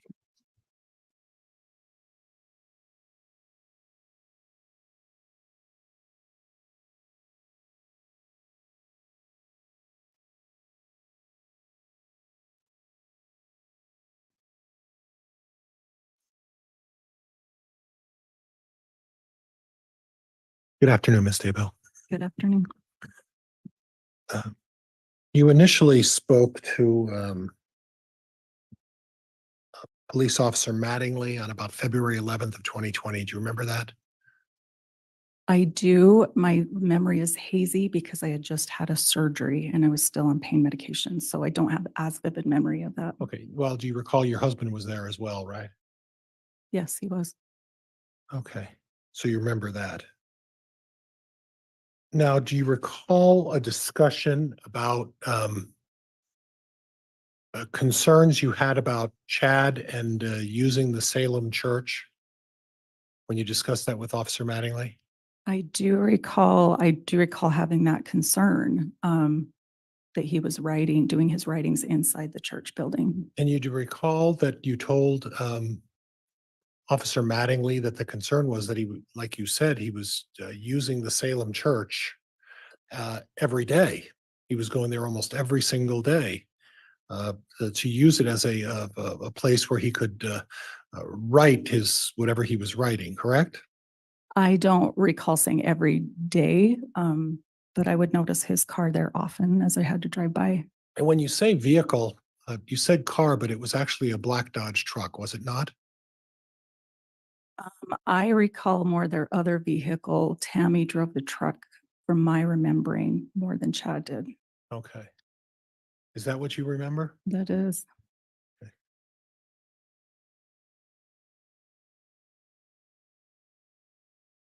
And what color was the vehicle that that Chad was allegedly driving at this church that you would see? It was a dark color. Okay. You don't recall telling Officer Mattingly that it was a truck? I don't recall that, and I remember Tammy driving the truck more Okay. than Chad driving. the Okay. truck. Now, you said that Chad started talking about these issues about visions and what you would consider unconventional beliefs. You recall that in 2014? Yes, And yet he continued to maintain his membership within the LDS faith, right? he did. Okay. And Tammy continued to maintain her relationship within the LDS faith, correct? Yes, And even though he was writing these books, he was active in all of the meetings, the necessary callings that come as part of being a member of the LDS faith, correct? yes, And in fact, on his particular ward up until 2019, he was a secretary or an undersecretary in a position within the church hierarchy, was he not? yeah. It's called executive secretary. Yes. Executive secretary. Mhm. Thank you for that. And that position would be the position in Fremont County underneath and you're going to need to correct me, okay? Underneath a bishop of a ward, right? Yes, technically, that's part of the bishopric, the executive secretary, The bishopric. which includes the bishop, the two counselors. Okay, so he was a counselor and a bishop in your faith is someone who has somewhat of a position of prominence. Would that be fair? Essentially the priesthood leader of the ward. Yes, The what leader? priesthood leader. Priesthood leader of the ward. So when a ward is, again, a ward is a geographic area. And in Fremont County, it would be a specific geographic area like the Salem area has a ward over there somewhere. Correct. And then they have a bishop. Yes, And that's the priesthood leader of that geographic area. yes, And through 2019, Chad Daybell, as a member of the LDS Church, was the executive secretary for that bishop, correct? yes, he was. Okay, and that was in spite of the fact that he'd been writing books for 10, 12 years, right? The books that he had written at that point were not an issue. Okay, so in 2014, the books became an issue, is that right? No, in 2014, Julie Rowe's book became the issue that he was publishing. Okay, and we're moving to an area that I intended to go into because Julie Rowe was one of these people who went around in particular, like 3 particular states, and she preached about preparing the people. Would that be fair? You could use that phrase. She was not associated with preparing the people to group. right? the people, but yes, that was the purpose of what her books were, to prepare people for what was coming. Okay, and she spoke primarily to people of the LDS faith. Would you agree with that? I would agree with that. In fact, she would put on these conferences and her primary audience were people who were who shared that the LDS faith, correct? Correct. So was she somehow looked down upon because she was doing this? Um, by someone such as myself who didn't agree with her book, but there were quite a few people in Rexburg who were listening. And she was filling conference halls giving her speeches, was she not? She filled the tabernacle in Rexburg, yes. Okay, and forgive It's a conference type center, yes. okay, you guessed what I'm saying. So Mhm. the Tabernacle, that's a big building in Rexburg? It seats around 2,000 maybe. Okay, so she was going around preaching to primarily LDS folks about this preparing the people stuff, and she was filling tabernacles As far as I knew, yes. and filling other stadiums around people who were primarily members of the LDS faith. Would that be fair? I don't know if stadiums, but I was aware of the tabernacle in Rexburg, yeah. Okay, okay. And then at some point, Chad met her and he helped publish one of her books. Do you recall that? My understanding from what he told me was that he reached out to her on a website called Avow. Okay. Do you know what that avow thing is? We brought that up before and then the other witness didn't really understand it. Can you tell me a little bit about avow? I never was on it, so from Okay. my understanding, it's just a website with like-minded people that have visions and dreams, and they share those experiences, kind of a prepping type of site. And again, that avow organization, the little I know about that is again catered to people of the LDS faith. Is that correct? From my understanding, I've not been on it, but from my understanding, mainly LDS people. Okay, so this idea of people who have visions and people who can make predictions about certain things, the organization's called Avow, right? The website's called Avow, yeah. And that they would again, along with Julie Rowe and these people from Avow would cater predominantly to the people of the LDS faith. I believe so. Okay, all right, okay, thank you. Mhm.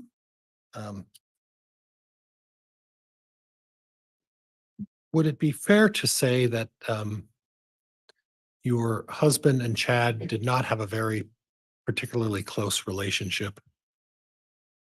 I wouldn't label it that before 2014. Again, we lived in a different state, but I thought they had a good relationship. So when you were interviewed by Officer Mattingly and there was a mention of the fact that Chad and Matt were not particularly close, were you basing that on after they moved here, after the Daybells moved here, or was that reference to just in general? Because that's several years ago and I don't recall completely. I would say that prior to 2014, it was a normal Okay. relationship. It was after 2014 that it became more difficult. And did I understand your testimony correctly? That when Chad and his family decided to move here, your concern was, well, one, your last name's Daybell, right? Correct. And the concern is that if Chad moved here and he continued to talk about these preparing the people beliefs and writing his books, that somehow would have an impact on necessarily how your family would be perceived. Would that be fair? I was concerned, yes, because he had chosen to buy a home in such close proximity to our home and had talked about our land being part of this, whatever was coming. So I just was worried he was going to be expressing that to other people when Matt and I were not in agreement. Okay. And so you're standing in the community because you did hold a prominent position within the LDS faith at one time. Is that right? I have been in several leadership positions. When Chad moved into Rexburg, I was, I don't remember when it's called, as into the Relief Society presidency. Would you mind if I said it's you're the Stake Relief Society president. Does that sound like what you That were? was, I got that call in 2018. Okay. And as part of that call, and again, correct me if I misstate something, okay, please? Mhm. As a State Relief Society president, oh, that's a stake. I'm sorry, stake, S-T-A-K-E, not state, right? Correct. And a stake is basically a bunch of wards that make up a stake.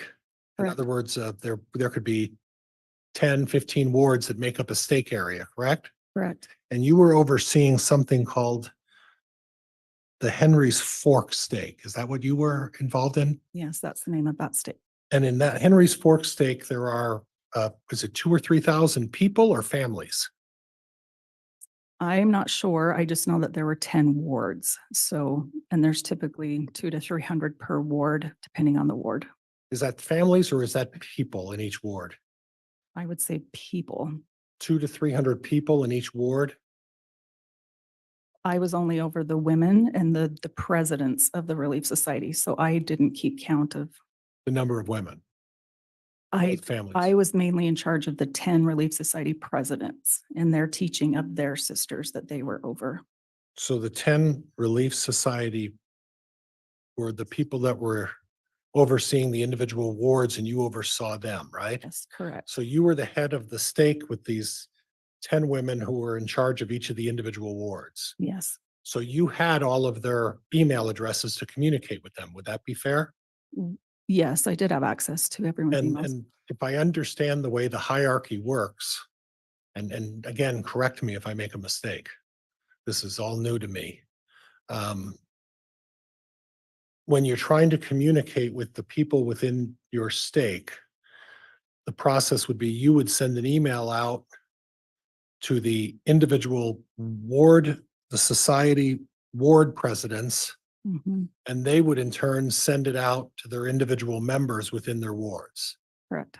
So they know that, and you carried a position of authority here, where let's not kid around. You were in a relatively strong position of authority, right? I wouldn't use authority, but yes, I was in a position over this, it for the stake. And then, and of that stake, there's a president of the stake. That's a male position or that's assigned to a male member of The the. stake president, yes, is male. And the president of that stake, the Henry's Fork stake back in 2019, 2020 would be who? Judge, at this point, I would object as to the relevance of this line of questioning. Sustained. Okay. Do you have a distinct recollection of the email that you sent out to the individual ward president, the high society ward presidents? Do you have a clear recollection of what was in that letter? Again, I haven't read that letter for Okay. several years, so I Would could, it be helpful if I provided you a copy of the letter that you could read for me to refresh your recollection? Then we could talk about that, sure. Mr. Bailiff.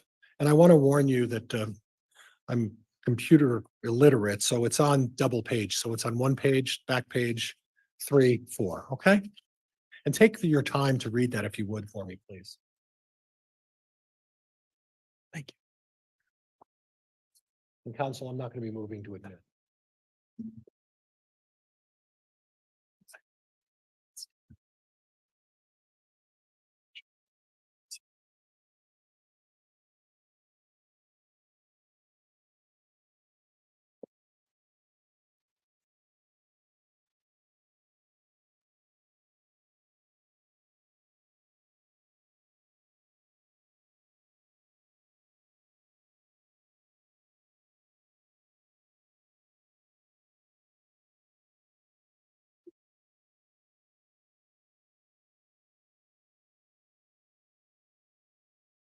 And then again, if you would, it's 1 and 2 are on the same piece of paper. And just let me know when you're done reading it, if you would. You want me please. to read the entire? I don't want you to thing? read it out loud. I want you to read it. And then when you're done reading it, just set it down or the bailiff will take it. And then I'll take it back and we'll just talk about it a little bit. I'm sorry, I don't have my reading glasses. And I don't either. So if I can get some, I'd get them to you. Judge, can we take a break and let her get her reading glasses? Do you have those here with you somewhere? They're in my purse in the room that I was in. Okay.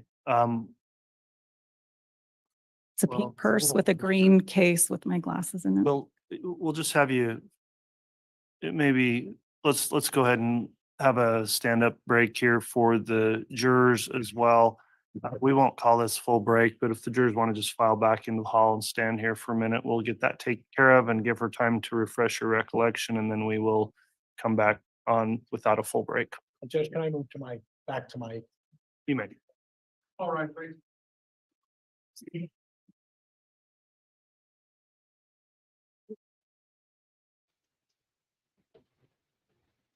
He actually had to ask if he could go sit down from the lectern. Oh my goodness. I don't think he would have cared if you walked back over there. He is such a drama king. Oh, I'm struggling with Pryor. I'm trying. I will say his voice is soothing, but the way he conducts himself and the way everything is so methodical with him, he's driving me nuts. And I hope, I don't mean to, hold on, I got to put my banner back. I keep taking it down because I don't want it to be annoying to you guys, but there you go. My opinion. Oh, I don't know. How do you guys see him? So, yes, we're at a stretch break.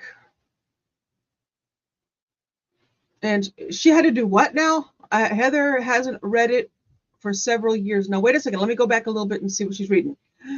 Heather was the president of the Relief Society in the Henry's Fork Stake. Stake is what is the there's a stake, and then a stake has wards that go out from it. So the wards have X amount of people, like 300 or what, in each, 300 to 500, I think, or something like that, for each of each ward.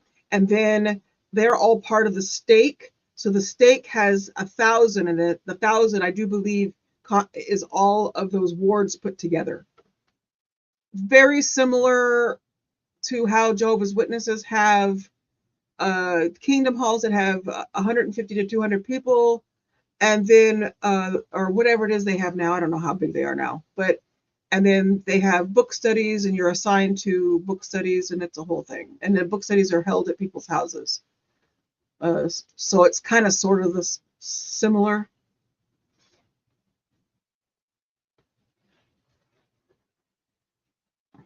Yes, I think that I think they need more of those. They need more of these in this one, because from what Nate said, the benches are painful. Looks like we're ready almost.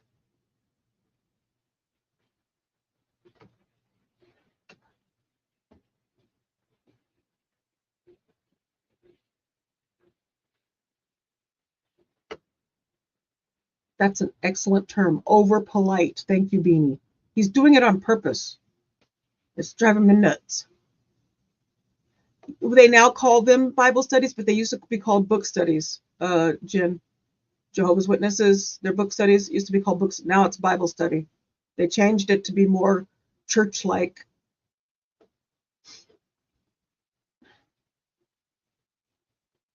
In my opinion, allegedly.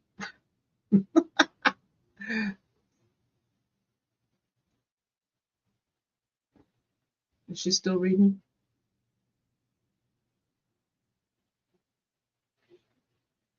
I need to put a magnifying glass in front of my screen so I can see it bigger.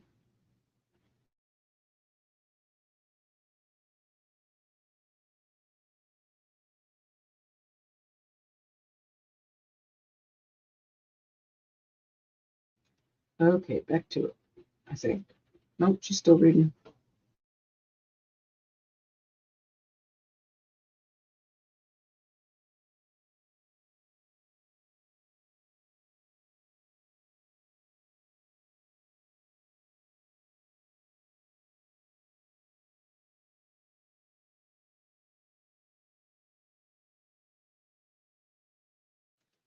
One of my friends, Just Jules, that came in recently to say hi, she says, allegedly, and in my opinion, which I'm trying not to steal it from her, but I mean, all of us who do commentary have to say that. Allegedly, and in my opinion.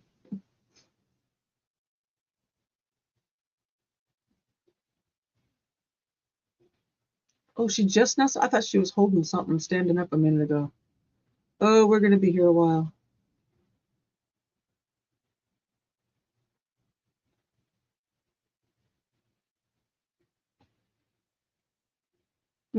Linda, I see what you just said. Yeah. We never held Bible studies or book studies in our house. My mom's wouldn't let it. She wouldn't let it happen. My dad, yeah, no. Nope, nope, nope. My mom always says, yeah, no. They would ask, hey, you wanna be at the house to have the book study? My mom would get like, nope. Oh.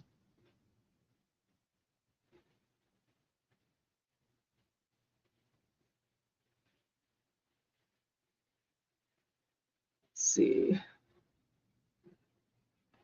Cheryl says she just started reading. I just, come on.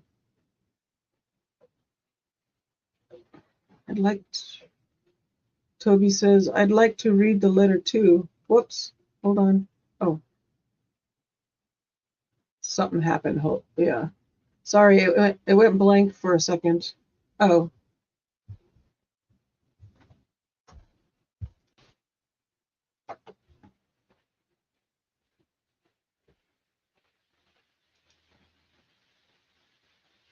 Make sure we're caught up. I always like to click on the live thing every now and again. There we go.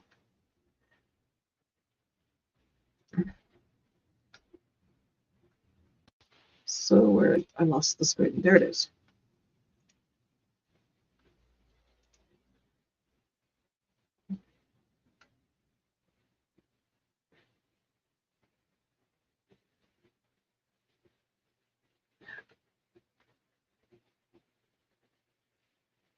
So Jen says, we had to read the entire Bible in my senior year.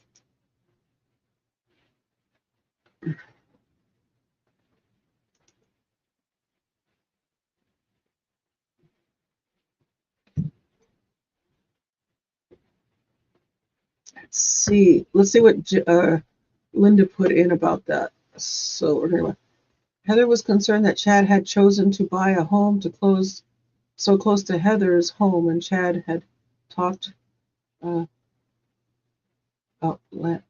Heather's land being part of whatever was coming in his visions. So he was planning on taking her land? Is that what I'm getting? Heather was the president of the Relief Society. There were 10 wards, around 200 to 300 people in each ward. Ah, okay, see.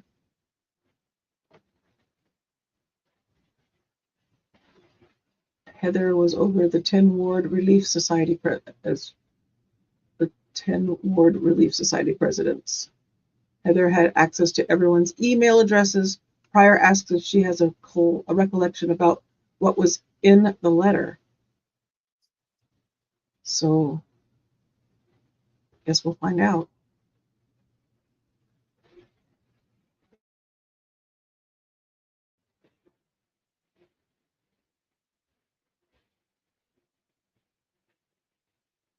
Here's our present counter for Your Honor. All right, thank you. Please be seated.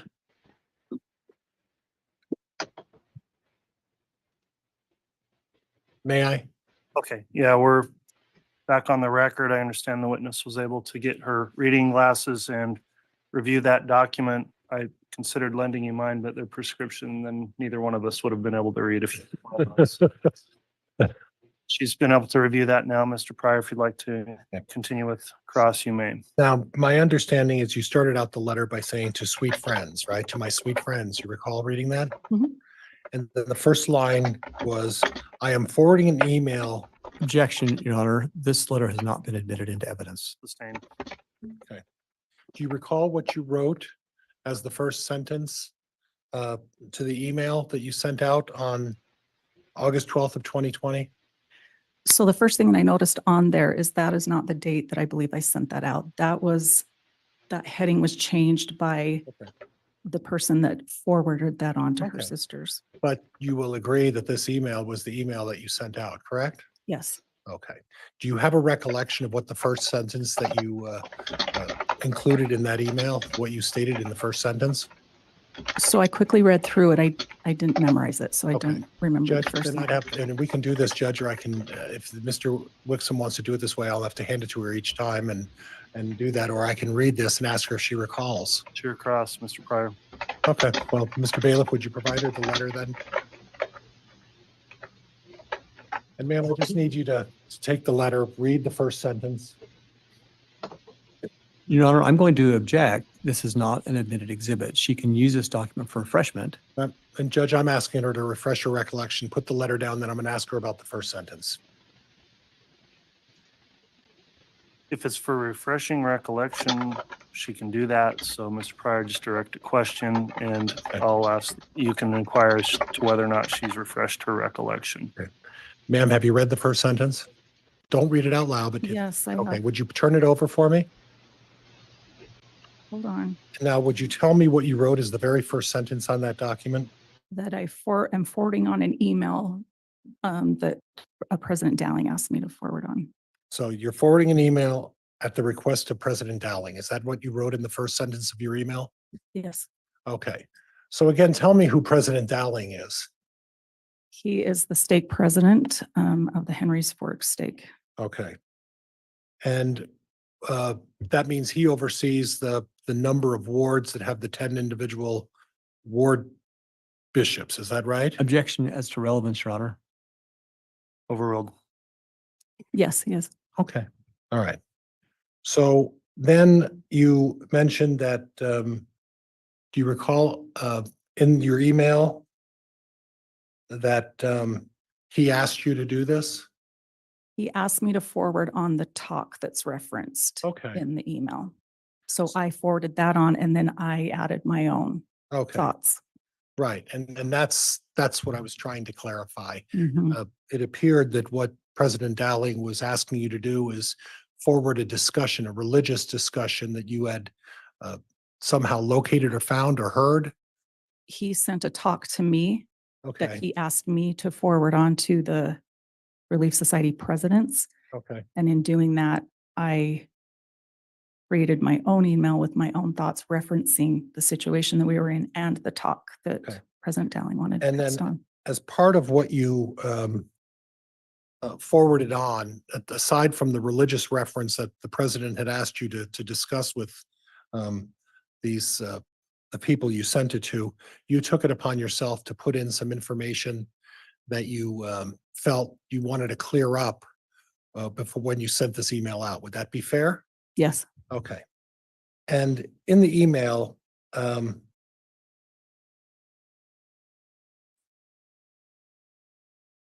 would you turn to page 2 of that email?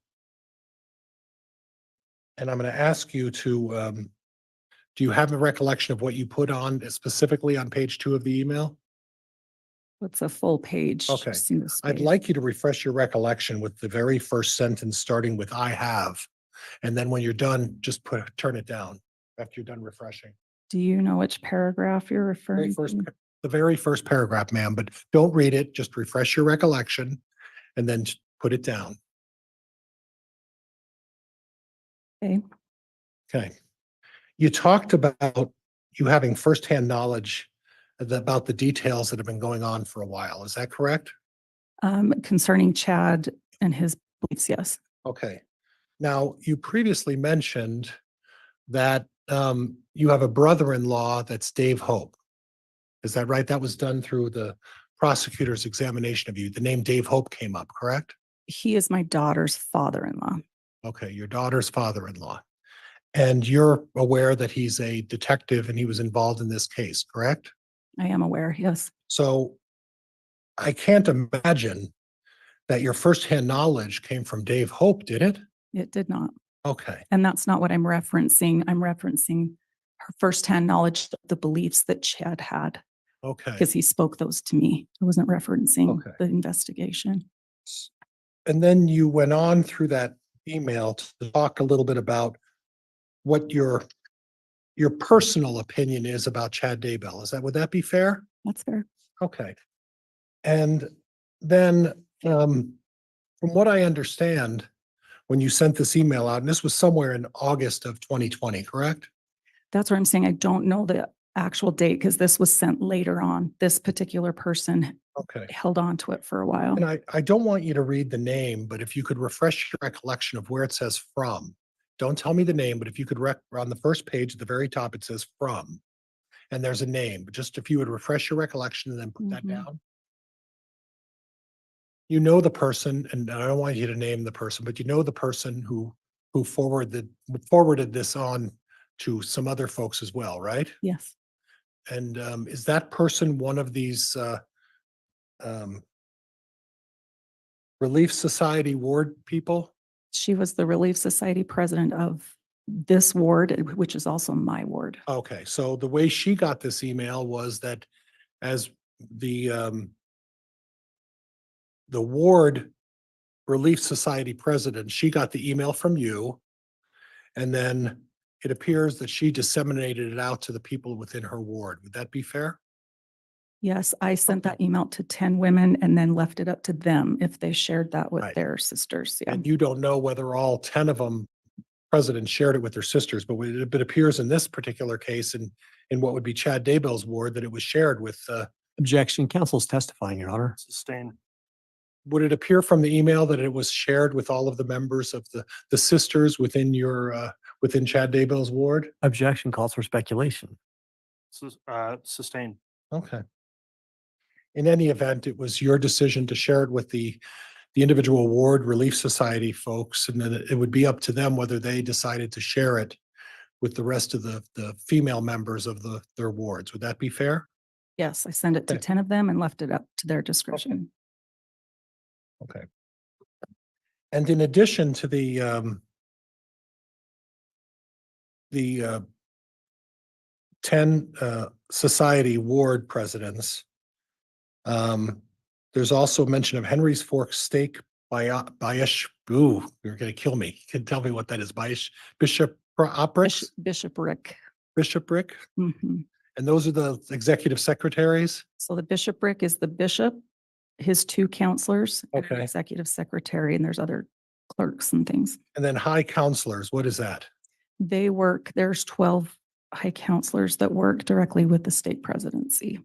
Okay, so that this was all part of this discussion with President Dowling, and this encouragement to send this email out was also along with the bishoprics, right?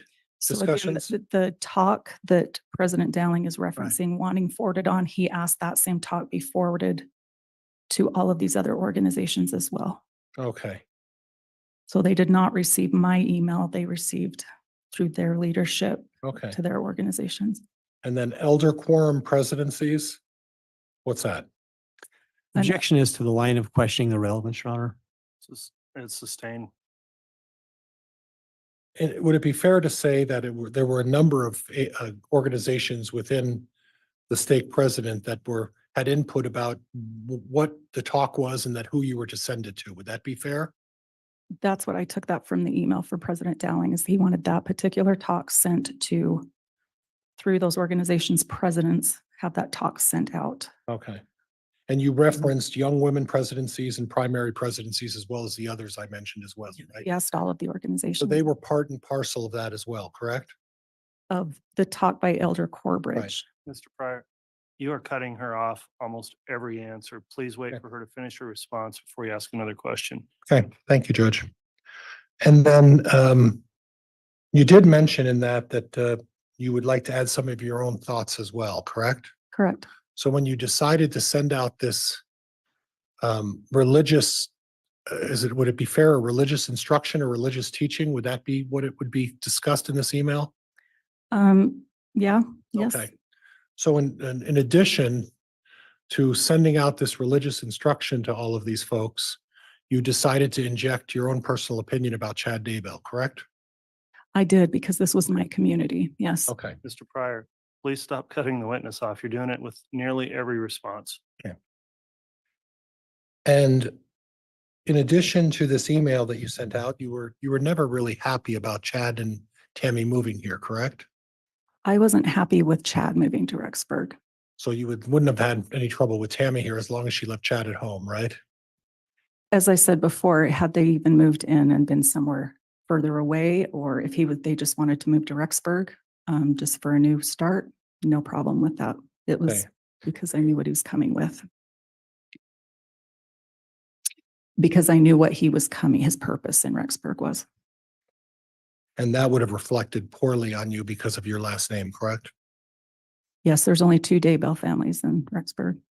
And then in addition, the reason for complaining about Chad parking a vehicle up at the church, at the Salem church, and using the Salem church as his place to write and study every single day.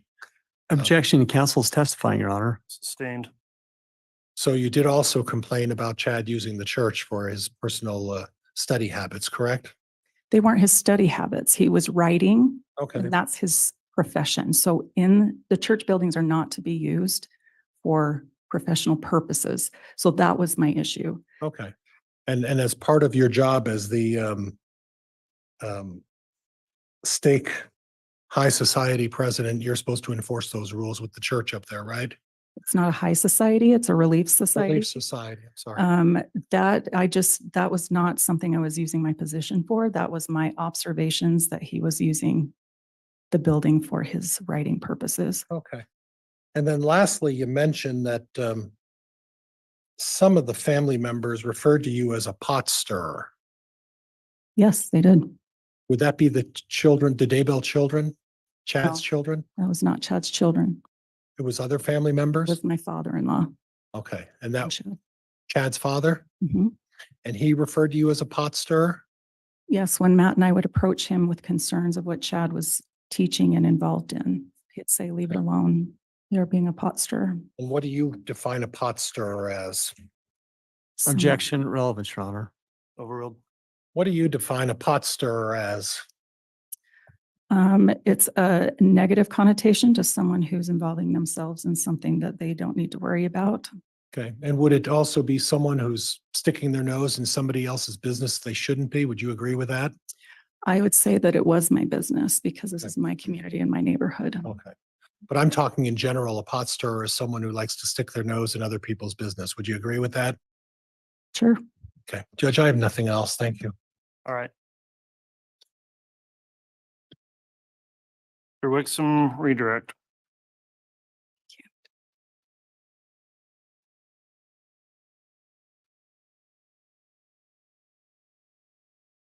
Ma'am, you were just asked several questions about Chad's role as an executive secretary in the ward. Yes. And you explained that that is part of a priesthood leadership inside of a ward. Yeah, it has to be a priesthood holder to have that calling.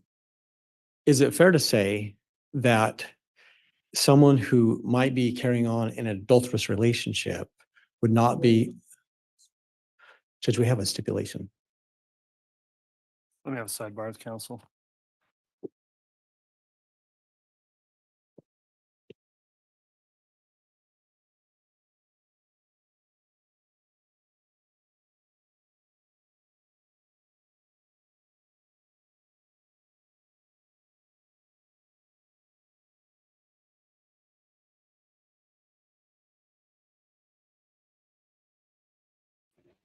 Sidebar, what time is it? It's 2. Okay, so we got time. It's 2, just now 2:01 there.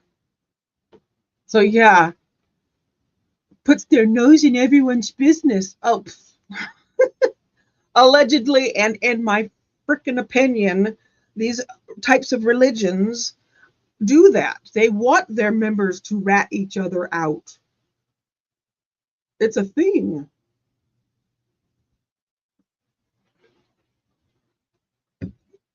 Ask me how I know. I don't know about the LDS. I can't say anything about that, but from my past experience, I can say yes. These these places are filled with pot stirrers. I'm sorry if I'm stepping on anyone's beliefs, faiths, or anything like that. I don't mean to. I'm just, there are certain ones and certain things, especially when people step in and add to things and become this and take it beyond what it was originally intended to be. Take it further, add to their own things and then try to teach everyone and break off and make their own little thingy. That's what I'm talking about.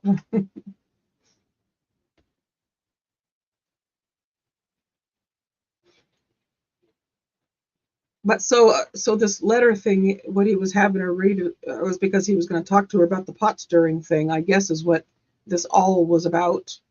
And that's they have to kind of build up to what her role is, who she was in the church, and why she was called a pot stirrer. And we're back.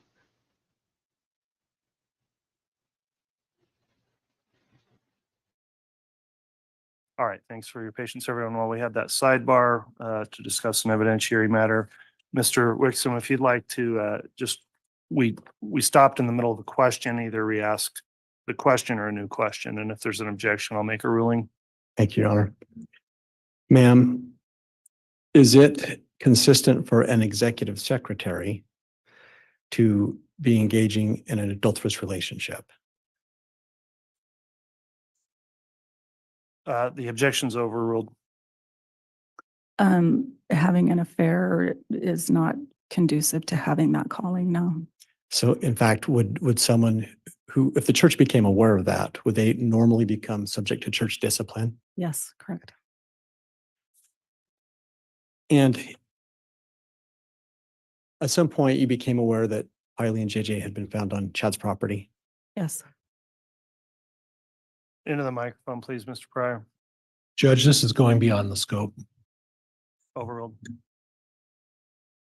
Will you please answer for the? Yes, I was aware. Thank you.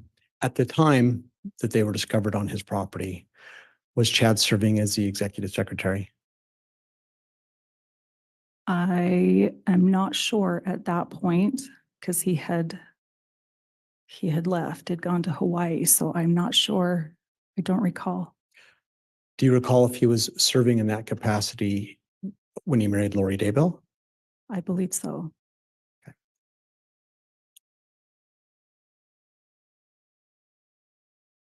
You were asked a number of questions about Julie Rowe. Yes. Okay. Are you aware of whether or not Julie Rowe has been excommunicated from the church? Judge, I'm going to object at this point. Foundation, relevance. I'll sustain it on relevance grounds.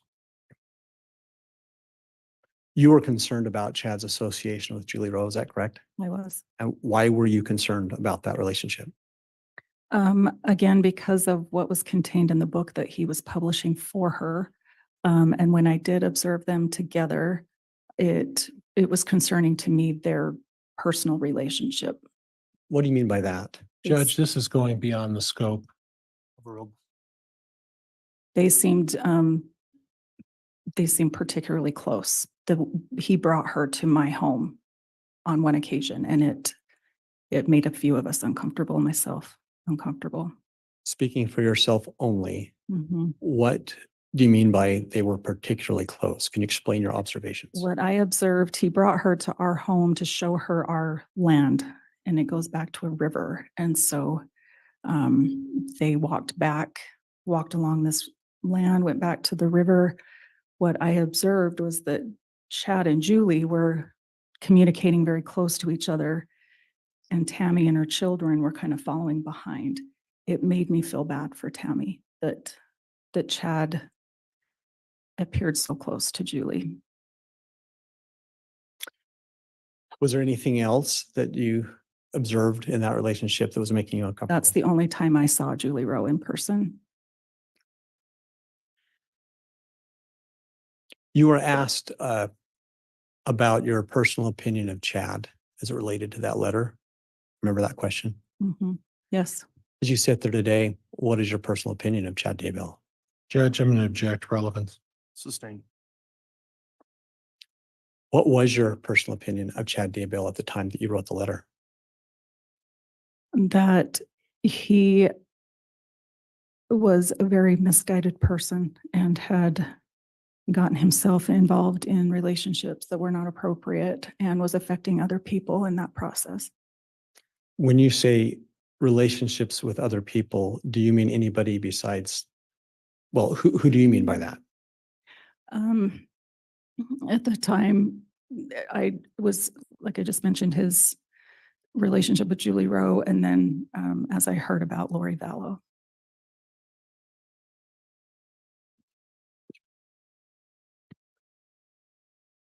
You were asked questions about your observation of Chad's use of a church building for business writing. Yes. You were asked a question about your role in that situation. Yes. As a stake leader, is it something that might be expected if you see something done that is against church policy to alert other leaders? Yeah. Is that part of why you had that concern? It wasn't so much the calling I had. It was just that I knew Chad, I knew his vehicle, and I knew what he was doing in the church building. In answering a question about being a pot stirrer, you talked about your father-in-law. Yes. Can you explain to the jury at what point did you confront your father-in-law when he called you a pot stirrer? There were several occasions that Matt and I both would let him know of our concerns about what Chad was participating in. And most of the time, the response was just, don't worry about it. Did he ever use the word pot stirrer to you? We were talking in a circle out in our driveway at my home, and we were talking about it, and don't be a pot stirrer. Do you remember when that particular conversation occurred? This would, that would probably be 2015, 2016, somewhere in there. So that was before the issues with missing children and Lori came up, correct? Correct. So what were you specifically confronting the family about with respect to Chad at that time? My hope was that if his father had said something to him and showed some concern that these teachings and his beliefs were getting off track from the LDS mainstream beliefs, that he would maybe listen to his dad. Did you ever get any perspective from your personal observation that any of either his father or other family members were addressing this with Chad? Objection, Foundation. Sustained. Based on any personal observation that you made, anything that you saw or heard yourself, without stating what you heard, did you ever get any feeling or feedback that any of the other family was addressing these things with Chad? Judge, again, objection sustained. It's just another way of trying to get in hearsay. I'll agree, it's sustained. Was that the last time that he had called you a pot stirrer? Using those exact words, yes. He didn't use those words again. Was there ever any other time where he was using similar words and expressing a similar type feeling towards you? Not directly to me, but to my husband.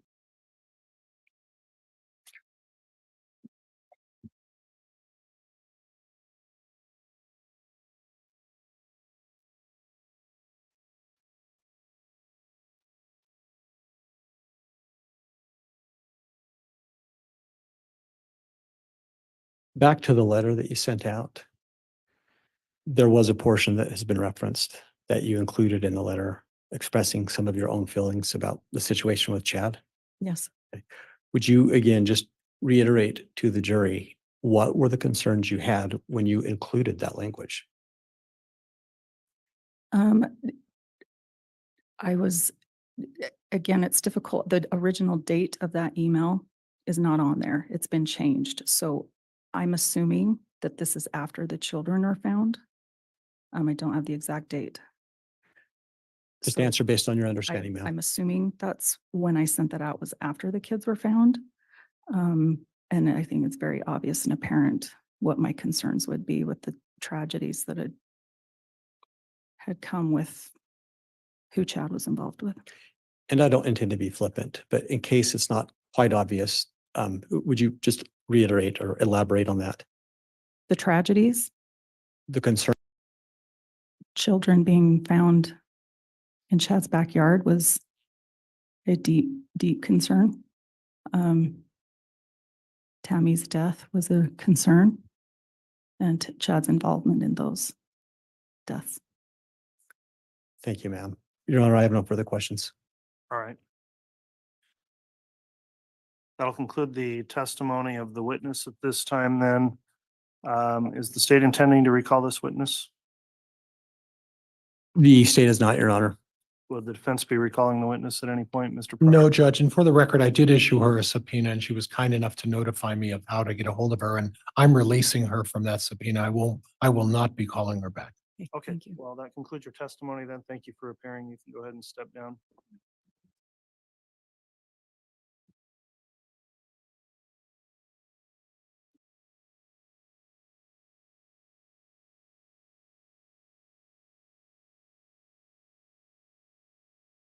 All right, at this point, council, we're going to take a mid-afternoon recess. Let's try and start back on just after 2:30, maybe about 2:35 after the recess. The jurors will be allowed a break at this time, so I'll please rise for the jury. All right, please.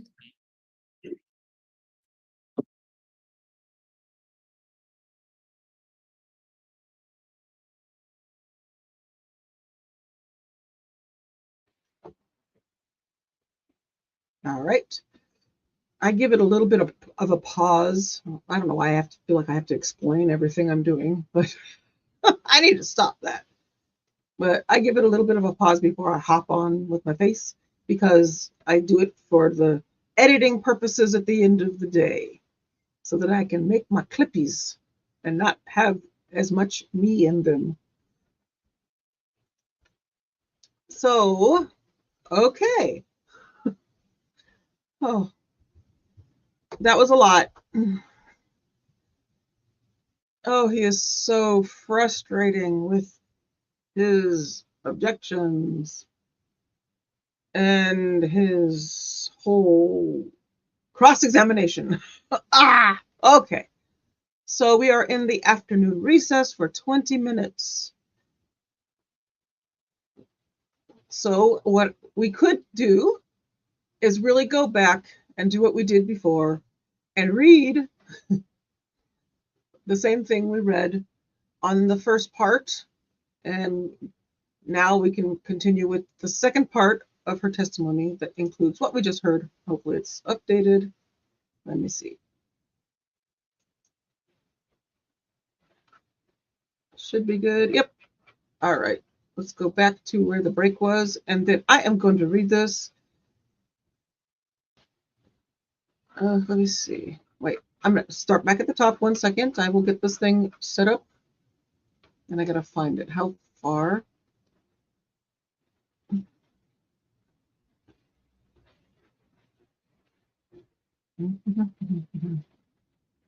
Nate is just amazing with trying to get to where the last break was when it started. Next witness is Heather. Oh, wait. No, that's the beginning of it. So I got to find where we left off. Should be a break in here somewhere.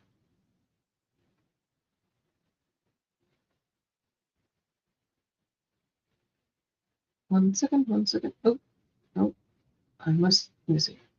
Let's check. Okay.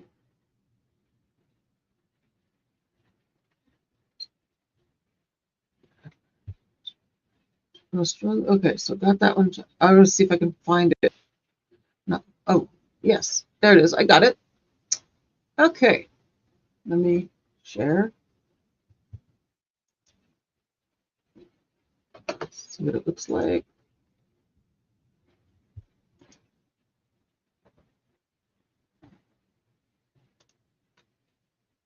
Enlarge it even more. See how that looks. Then y'all can see it too. Okay.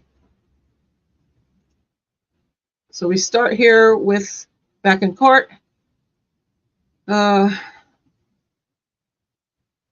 So Heather says she has not spoken to Chad's children since JJ and Tylee were found buried on the property. Wixom asks Heather about the trip Tammy made to Utah a few weeks before Tammy died. No, before she died. Okay. Heather says Tammy didn't like to travel alone, so it was abnormal. Heather doesn't recall hearing anything from Chad about vision he had for Tammy. Wixom asks to admit some exhibits. Pryor asks for a sidebar. Wixom shows a photo on the screen. We see a staircase going up to the cozy cone area of the house. The next photo is the piano and little drum set.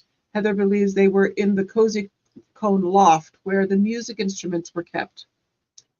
We see another photo displaying more musical instruments in the room. Wixom asks Heather if he knows who David Hope is.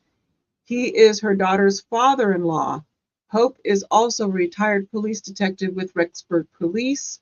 Heather rarely had contact with Hope. They attended a baby blessing together a few years ago and went on a family camping trip with a bunch of other families. Heather has never spoken to Hope about the case. Heather sent a letter to the 10 Relief Society presidents in her LDS stake. She was in charge of keeping track of the presidents, giving them support, etc. Heather believes the letter was sent during the time period JJ and Tylee were missing and Chad was in Hawaii, beginning of the year 2020. Because Chad was a relative, Heather wrote the letter about the importance of sticking to the basic principles of the gospel. She said Chad appeared to be doing everything he appeared to be doing,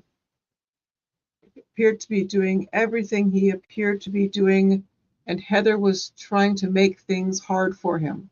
What? She said Chad appeared to be doing everything he appeared to be doing.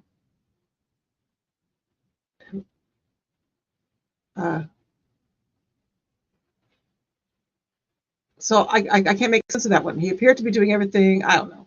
Y'all, if you guys can make sense of that, stick it in the chat and I'll get to it. That one got me. I don't know. Try to make things hard for him. The pot stirrer thing, right? Heather said some of the Relief Society presidents in the stake reached out because there were women in their congregations that were following Chad's teachings. Oh. Heather said she tried to raise awareness that Chad was involved in inappropriate activities. In the beginning, she shared this information with the church leaders, once or twice with her stake president. As things progressed, she became more concerned. There were people in the ward I would talk to try and stop what was happening. Wixom asks if sending the letter out has come at a cost to Heather and the Daybell family. She says there was a cost because in the beginning, people thought Heather was just trying to cause problems with Chad. This caused damage with the relationship with Heather and Chad's kids. Wixom has nothing further. Pryor now questioned Heather. He asks her about speaking to Detective Mattingly in February 2020. Heather expressed concerns that Chad was doing his writings inside the LDS church building. Heather noticed his car often at the church. Sorry about that. Pryor asks about Chad having these unusual teachings, but he also was able to maintain his LDS membership. Heather says that's correct. Heather says Chad was the executive secretary in the ward. Let me make sure I got this up. Okay.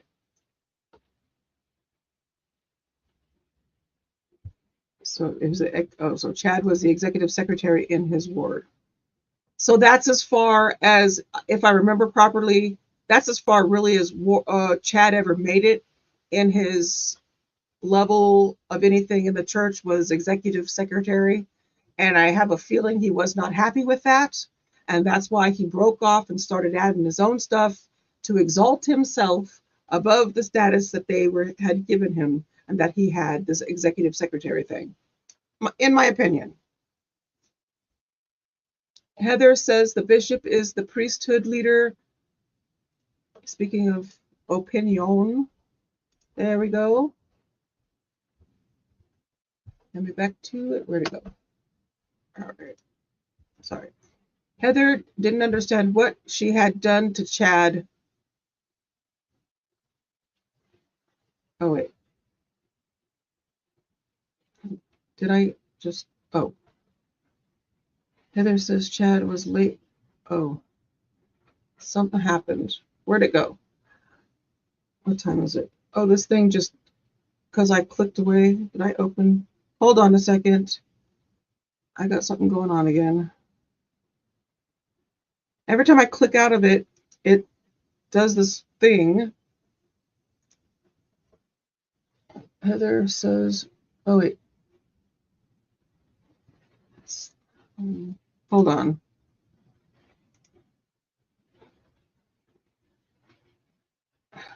Did I lose it? Put your shoulder on. No. Hold on. I have to read. Probably better. Okay, there it is. All right. So, that's about the. Wixom asks if sending the letter cost anything in the family. She says that cost because in the beginning people thought she was. This caused damage with the relationship with Heather and Chad's kids over there prior. Now questioning Heather. He asks her about speaking to Detective Mattingly.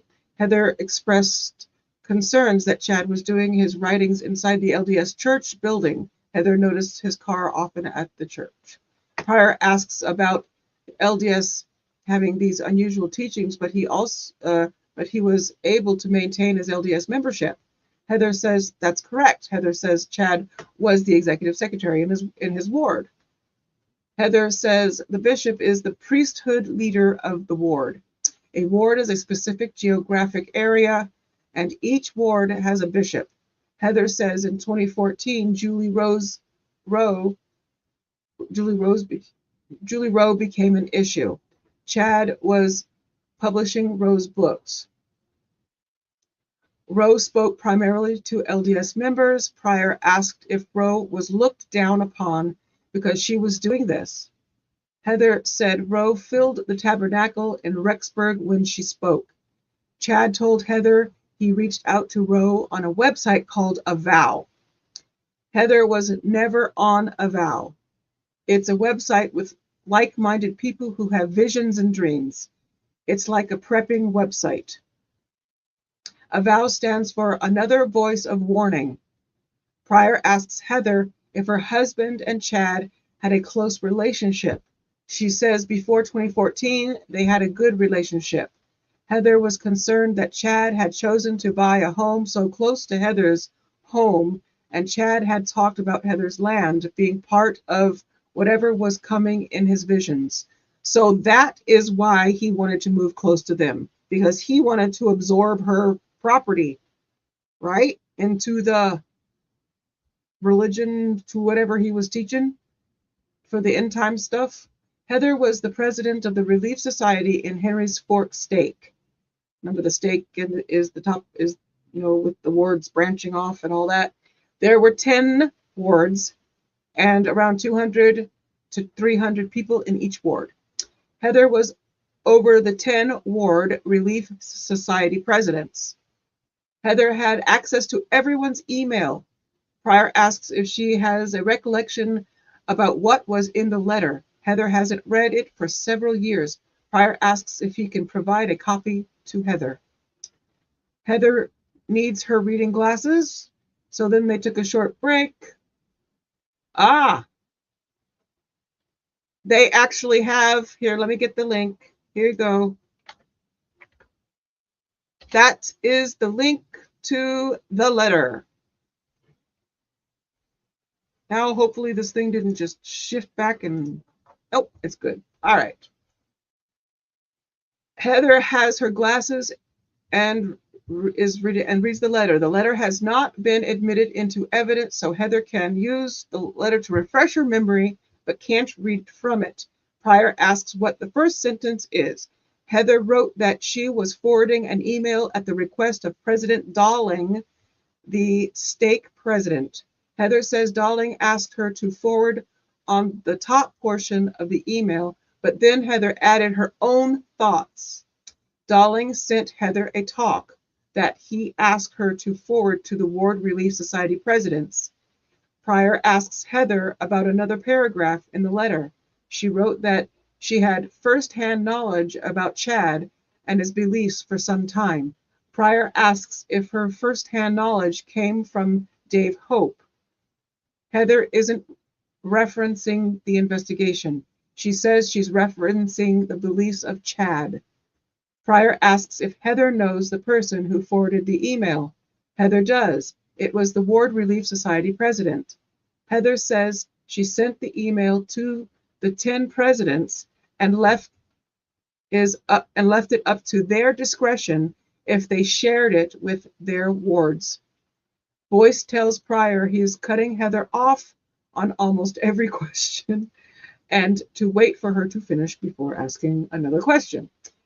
Heather says she injected her own personal opinion in the email because this was her community. Heather says she wasn't happy with Chad moving to Rexburg. He had, quote, had they even moved in and been somewhere further away, or they just wanted to move to Rexburg for a new start. No problem with that, Heather says. Heather was concerned that Chad was using the church building to write his books. Chad's father referred to Heather as a pot stirrer when Heather and Matt approached him about Chad's teachings and books, Heather says. Oh, I can kind of see Chad's dad maybe being a witness for the defense against Heather. Guess we'll see. Pryor has no further questions. Wixom will now redirect. He asks Heather if it's fair to say someone having an adulterous relationship, if it's fair to, I think it's what it is. If it's fair to say that someone having an adulterous relationship. Oh, Pryor objects. Okay, so he started to say it. Pryor objected. Boyce asks for a sidebar in that moment. Wixom asks if it's consistent for an executive secretary to be engaging in adulterous relationship. Heather says having an affair is not conducive to having that calling. If the church became aware of that, the person would be subject to church discipline. Heather is unsure if Chad was still serving as the executive secretary when the kids were found on the property. He was serving in that capacity when he married Lori Vallow. Wixom asks if Julie Rowe has been excommunicated from the LDS Church. Pryor objects. Boyce sustains the objection. Heather says when she observed Chad and Julie together, she was concerned about their personal relationship. They, quote, they seemed particularly close. He brought her to my home on one occasion, and it made me uncomfortable. Chad brought Julie to Heather's home to show him the property. They walked along the land and the river. What I observed, quote, what I observed was Chad and Julie were communicating very close to each other, and Tammy and the children were following behind. It made me feel bad for Tammy that Chad appeared so close to Julie. At the time Chad wrote the letter, Heather felt he was a very misguided person and had gotten himself involved in relationships with other people that hurts others. As far as Chad using the church building, Heather knew Chad, knew his vehicle, and knew what he was doing inside the building. Heather said she and Matt both went to Matt's dad with concerns about what Chad was participating in. Quote, most of the time, the response was just, don't worry about it. Jack Daybell said, Heather said one time they were talking on in her driveway, and Jack said, "Don't be a pot stirrer." This was in 2015, 2016. Heather's hope was that if his dad said something to Chad about his teachings getting off track from mainstream LDS teachings, Chad would listen. Heather doesn't exactly recall when she sent the email to the state, but believes it was after the children were found. Wixom has nothing else. Heather is excused. Pryor does not intend to call her. Heather is released from the subpoena. I think he keeps them in subpoena so that they can't speak or something like that. Do you guys kind of see that maybe as a thing?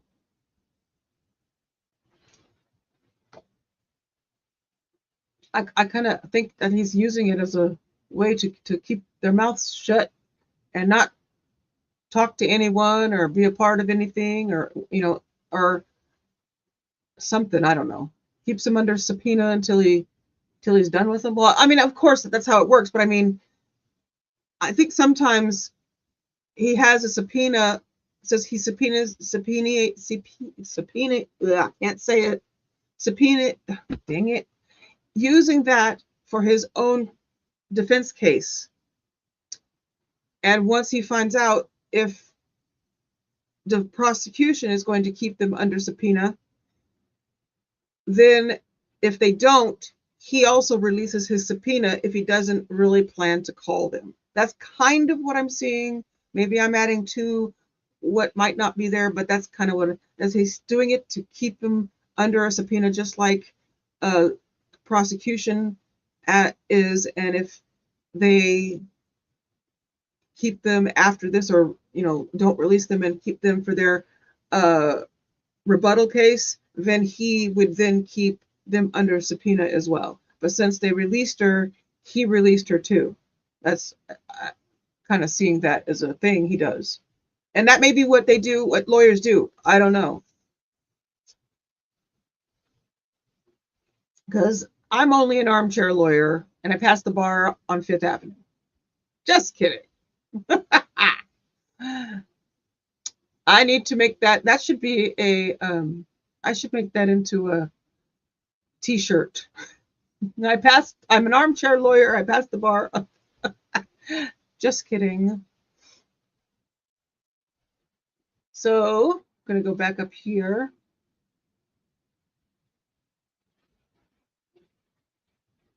Trying to go back to where, okay, so I found where Linda stopped at the break. Okay.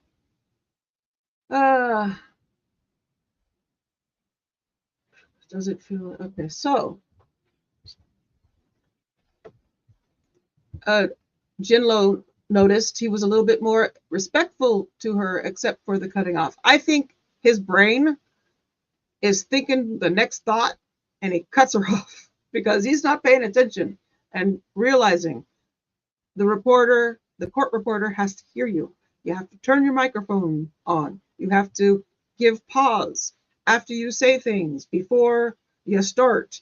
When you end, you give proper pause so the reporter can hear everything and no one's talking all over each other. Like, you get used to those kind of things where you got to put your pauses in.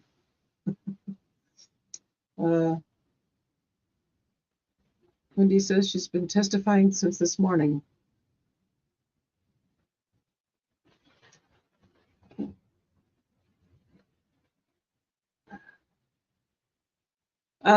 She was how long? Oh, hers is gonna be a doozy of a chop for me for clipping. Is it an ID thing to talk softly and slowly? Thank you. Please be seated.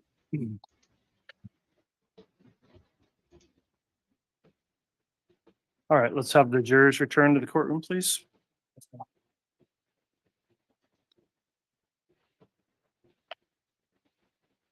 Who is the state going to be calling for the next witness, and who will be examining the witness? It will be Dave Stubbs. Okay, thank you.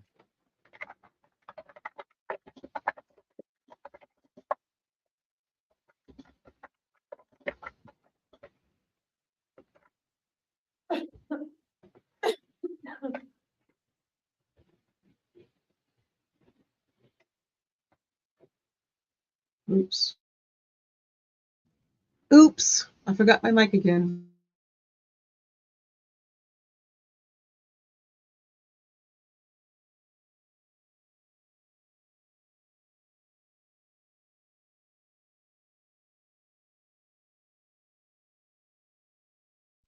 I still don't understand what the whole cozy cone thing has anything to do with anything. I still don't get it.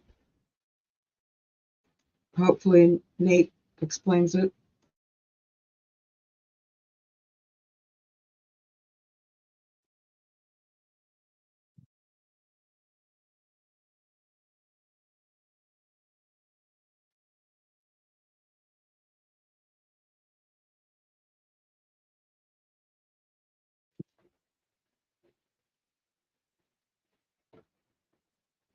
All right, please. All rise.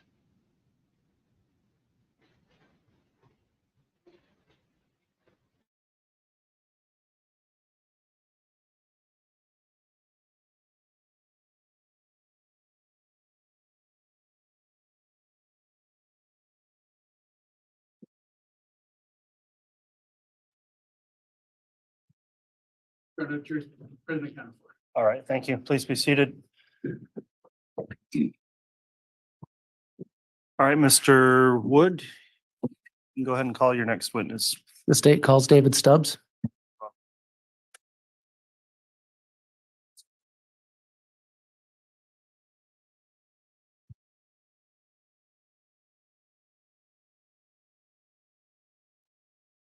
Swear or affirm the testimony you're about to give will be the truth, the whole truth, and nothing but the truth.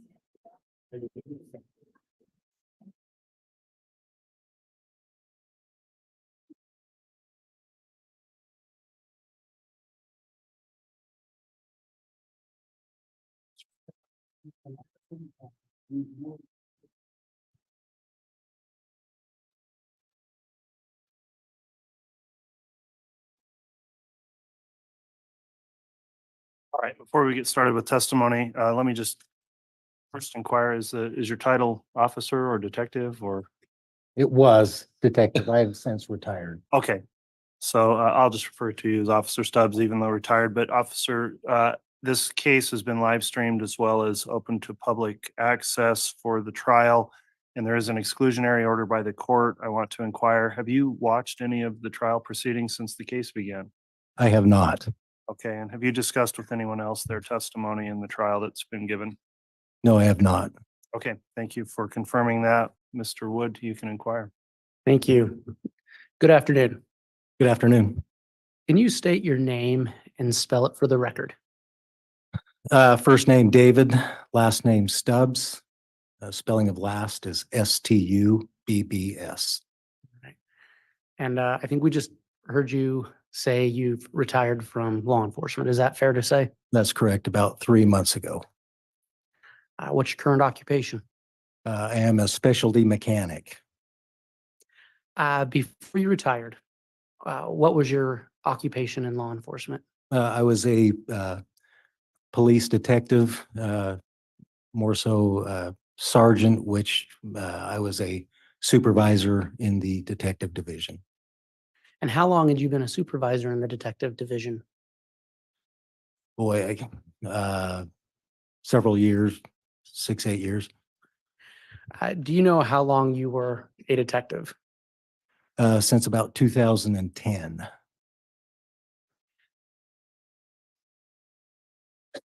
So were you post-certified? Yes, I had post-certification. After post-certification, did you continue to receive training in law enforcement? Yes, numerous trainings were required by post to keep our training up to date as well each year.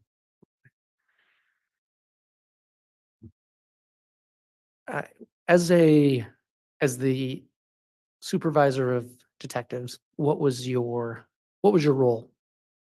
So my role as being a supervisor would have been keeping track of the other detectives' caseloads, assigning cases, time management for our division. Also, when required, assist other detectives in their casework, helping them out in whatever way I could. Have you ever worked for a law enforcement agency other than the Rexburg Police?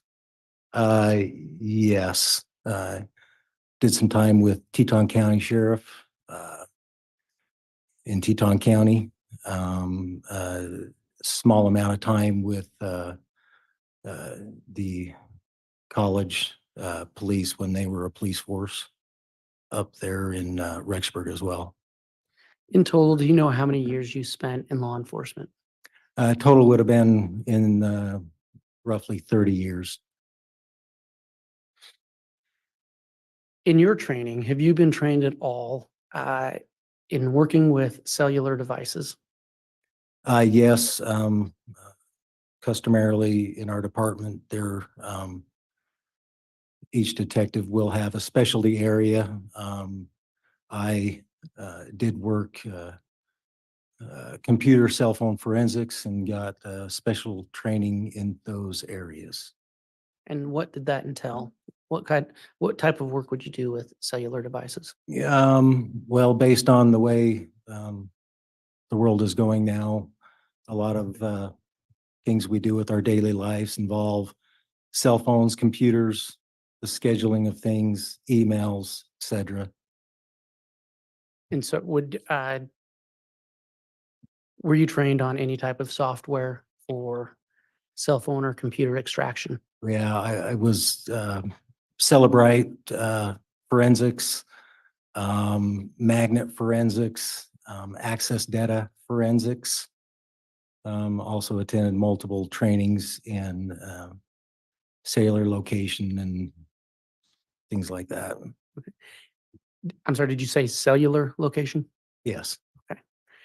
Can you just briefly tell the jury what Cellbrite is? So Celebrite is a forensic software that basically can dig deeper into a computer device other than the things you could maybe commonly see just on a computer itself. If you were to take a regular computer, there's things you wouldn't be able to see. A forensic software will look in more detail and look for things that may be hidden or deleted, and then process those and make understanding of those. Mr. Wood, can we get a spelling on Cellbrite if it is there for the record? Yes, and if I can ask the detective to spell it. Cellebrite. And you mentioned using Cellbrite or Celebrite with computers. Can you use that software with cell phones? So Celebrite more, it can do computers, it can do, any kind of computer device, but it is more specialized in doing cellular devices and tablets, things like that. Okay. Detective, were you involved in the investigation regarding J.J. Vallow and Tylee Ryan? Yes, I was. How did you come to be involved in that? So my first involvement probably would have happened November 1st, 2019, where we were contacted by authorities in Arizona that were investigating a attempted shooting of a gentleman named Brandon Boudreau. They had requested that we, due to the information they had found, that we look for a gray Jeep with Texas license plates at 565 Pioneer Road because it was a vehicle of interest in that shooting. Therefore, we went and in that area, several officers from different agencies, Fremont, Rexburg, namely, to do surveillance and look for that Jeep for authorities in Arizona. And did you personally take part in that surveillance? Yes, I did. When did you do that? That would have been, like I said, on the 1st. And it was on and off throughout the day. We would kind of take, if you will, shifts with other officers. But throughout that entire day, we were looking for that Jeep at that location. In doing that surveillance, did you ever have occasion to see Chad Daybell? Yes, What day was that? that was on the same day, the 1st. Okay. And where did you observe him? Observed him and Lori Vallow exit the residence. They proceeded to get into a blue Subaru car with Arizona license plates.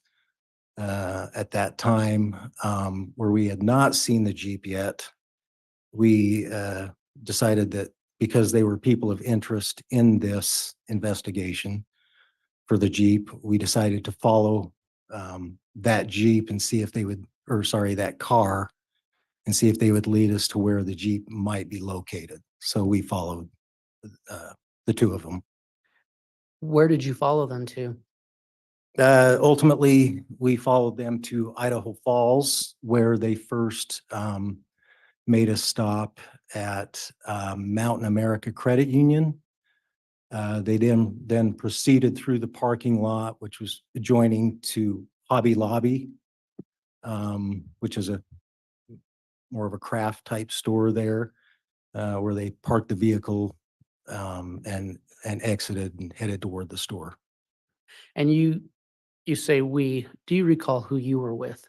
There was two Fremont officers, Thad Gardner and Joe Powell, that were also in a different vehicle, but in the same vicinity. All right. And Your Honor, I apologize. I should have asked for this before the witness started. May I be handed States Exhibits 36A and B? Yeah, we'll get those to you, Mr. Bailiff, please, and Madam Clerk.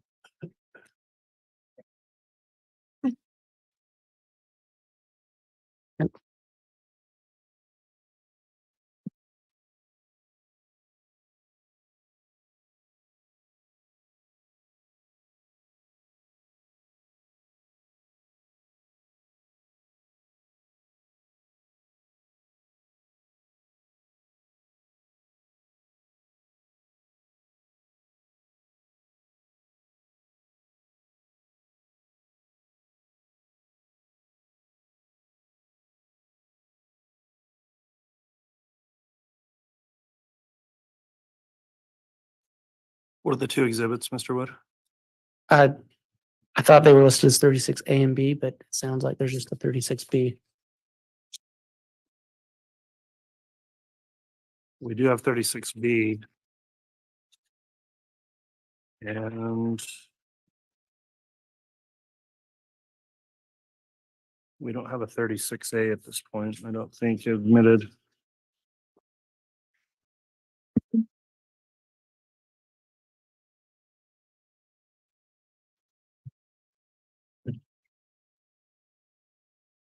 Your Honor, 36B will suffice. Okay.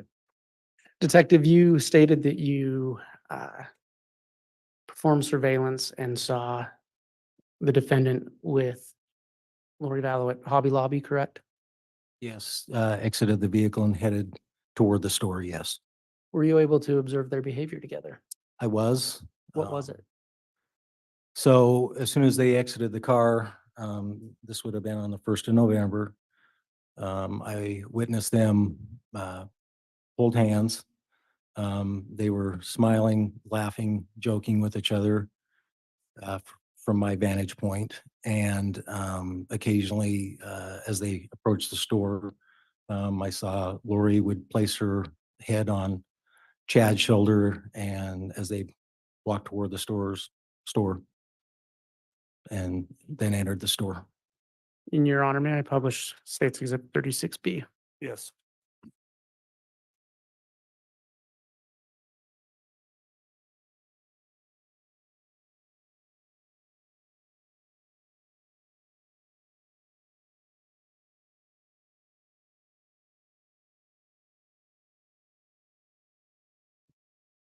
Detective, do you recognize States Exhibit 36B? I do. Do you know when that picture was taken? Yeah, that would have been November 1st, 2019, from my vehicle. Did you take that picture? I did, along with several others similar to this one. Right. Who's pictured in States 36B? On the left in the blue shirt would have been Chad Daybell in what appears to be a black jacket. To his right would be Lori Vallow.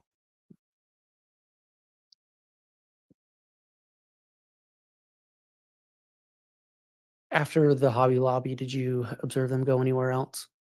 So at this point, after they entered the store, I left the area and the other two officers stayed there to observe when they came out. So this was the last time I observed them that day.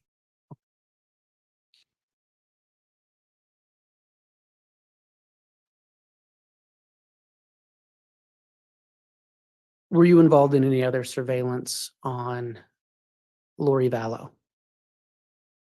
Or was that it?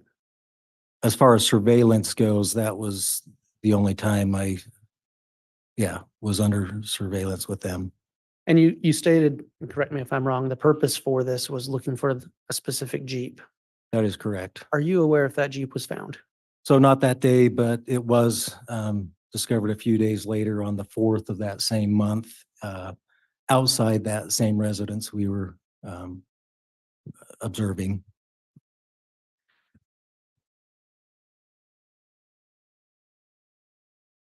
At that point, what next involvement did you have in the investigation regarding JJ Vallow and Tylee Ryan? The next time that I would have had contact would have been that same month, but on the 26th of that month, 2019. And that month is November, correct? That is correct. What happened on November 26, 2019? So we had gotten a request to do a welfare check on one of Lori's children, JJ Vallow, at the request of his grandmother, Kay Woodcock. She had not heard from him in some time and had requested law enforcement go and check on his well-being. Therefore, on the 26th, other officers and myself went to that 565 Pioneer Road, number 175, to attempt to make contact with her. And what was your specific involvement that day? So my involvement, whereas I discussed before, as a supervisor, helping other officers out in my division, they had requested that we come over and try and help them. Can I interrupt you? I'm sorry. Yeah. You say they. Who was they? That would have been Detective Hermosillo and Detective Hope. And then you said we. Who was we? Myself and Detective or Lieutenant Ball proceeded over there to help them try and locate the child. And do you recall approximately what time you went over to 525 Pioneer Drive? It would have been, I believe, the late afternoon. What did you do when you got there? When we got there, myself and Lieutenant Ball approached apartment 175, where we were told Lori was living, and knocked on the door to try and make contact to see if she could tell us where her son was and his condition. And were you able to make contact with Lori Vallow? Yes. How did that conversation go? We knocked on the door. She answered. We told her that we were there inquiring about her son, JJ, and his well-being, that there was some concern that the grandmother had not heard from him in quite some time. And she invited us in to discuss the matter. All right. Were you wearing a body cam on that day? I was. Did you record that conversation with her? I did. Your Honor, I'm going to ask that the witness be handed State's Exhibit Exhibit 59. And a courtesy copy has been provided to the court and counsel. Thank you. Do you recognize State's Exhibit 59? I do. What is it? It is a flash drive with the content on it would be my body cam from that first visit that day with Lori Vallow at her residence. And have you reviewed that specific flash drive today? Yes, I have reviewed this flash drive. Did you initial that flash drive? I did. Did you do that upon review of it? After viewing, yes, I initialed it. And you stated that it contains your body cam from November 26, 2019, correct? That is correct. And is it a true and accurate representation of the recording your body cam made? Yes, And is it a true and accurate representation of what you recall that day? it is. Your Honor, I'd ask that State's Exhibit 59 be entered into evidence. Any objection? There would be no objection from the defense, Judge. All right, Exhibit 59 is admitted.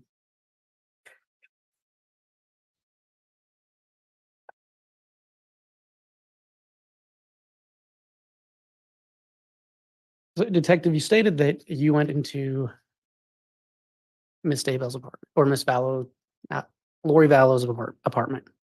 Yes. And what did you talk with her about?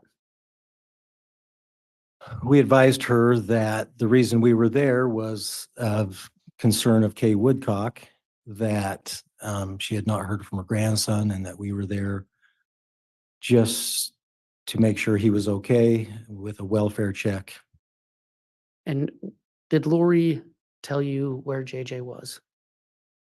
She advised us at that time that JJ was not there and that he was currently in Arizona staying with her friend Melanie Gibb.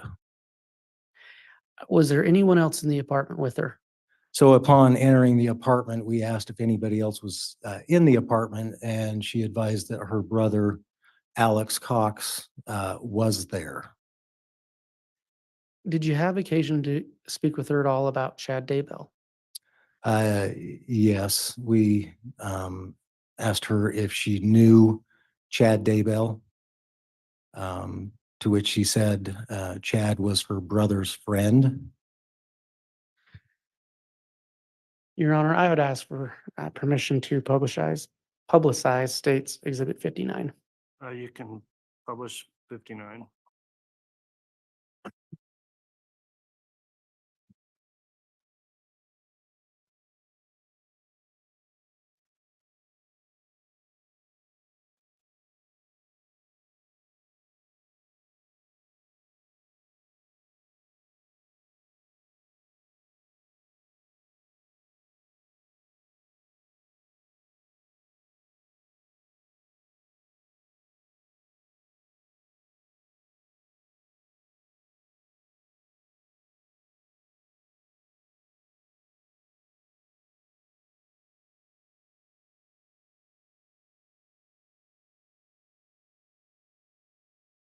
Detective, do you recognize this as your body cam that you were testifying to?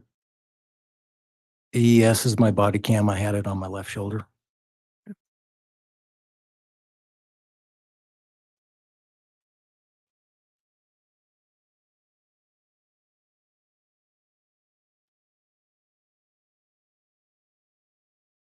I don't hear any volume to this.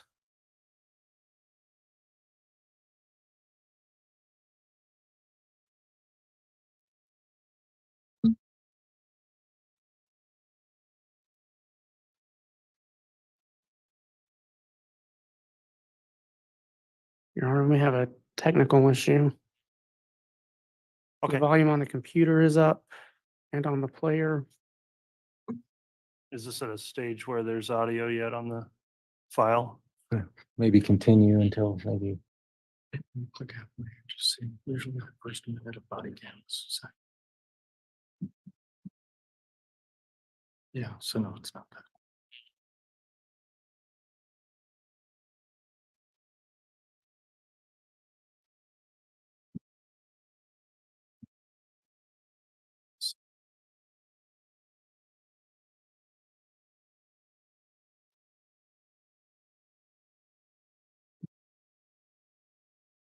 May I? Can I do whatever you want?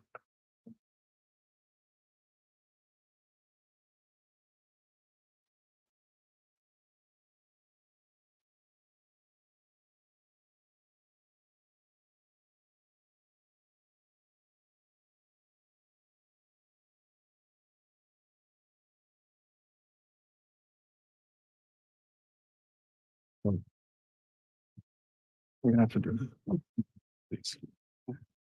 All right, thanks for Your the Honor, I just put assistance. the microphone up to the computer. Go ahead.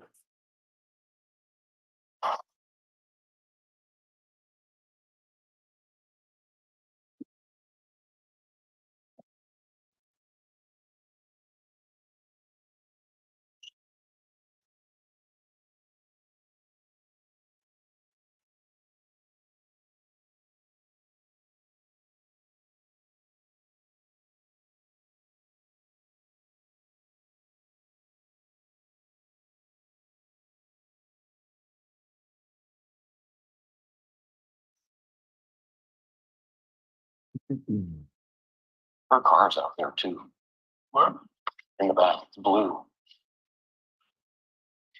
Blue Subaru.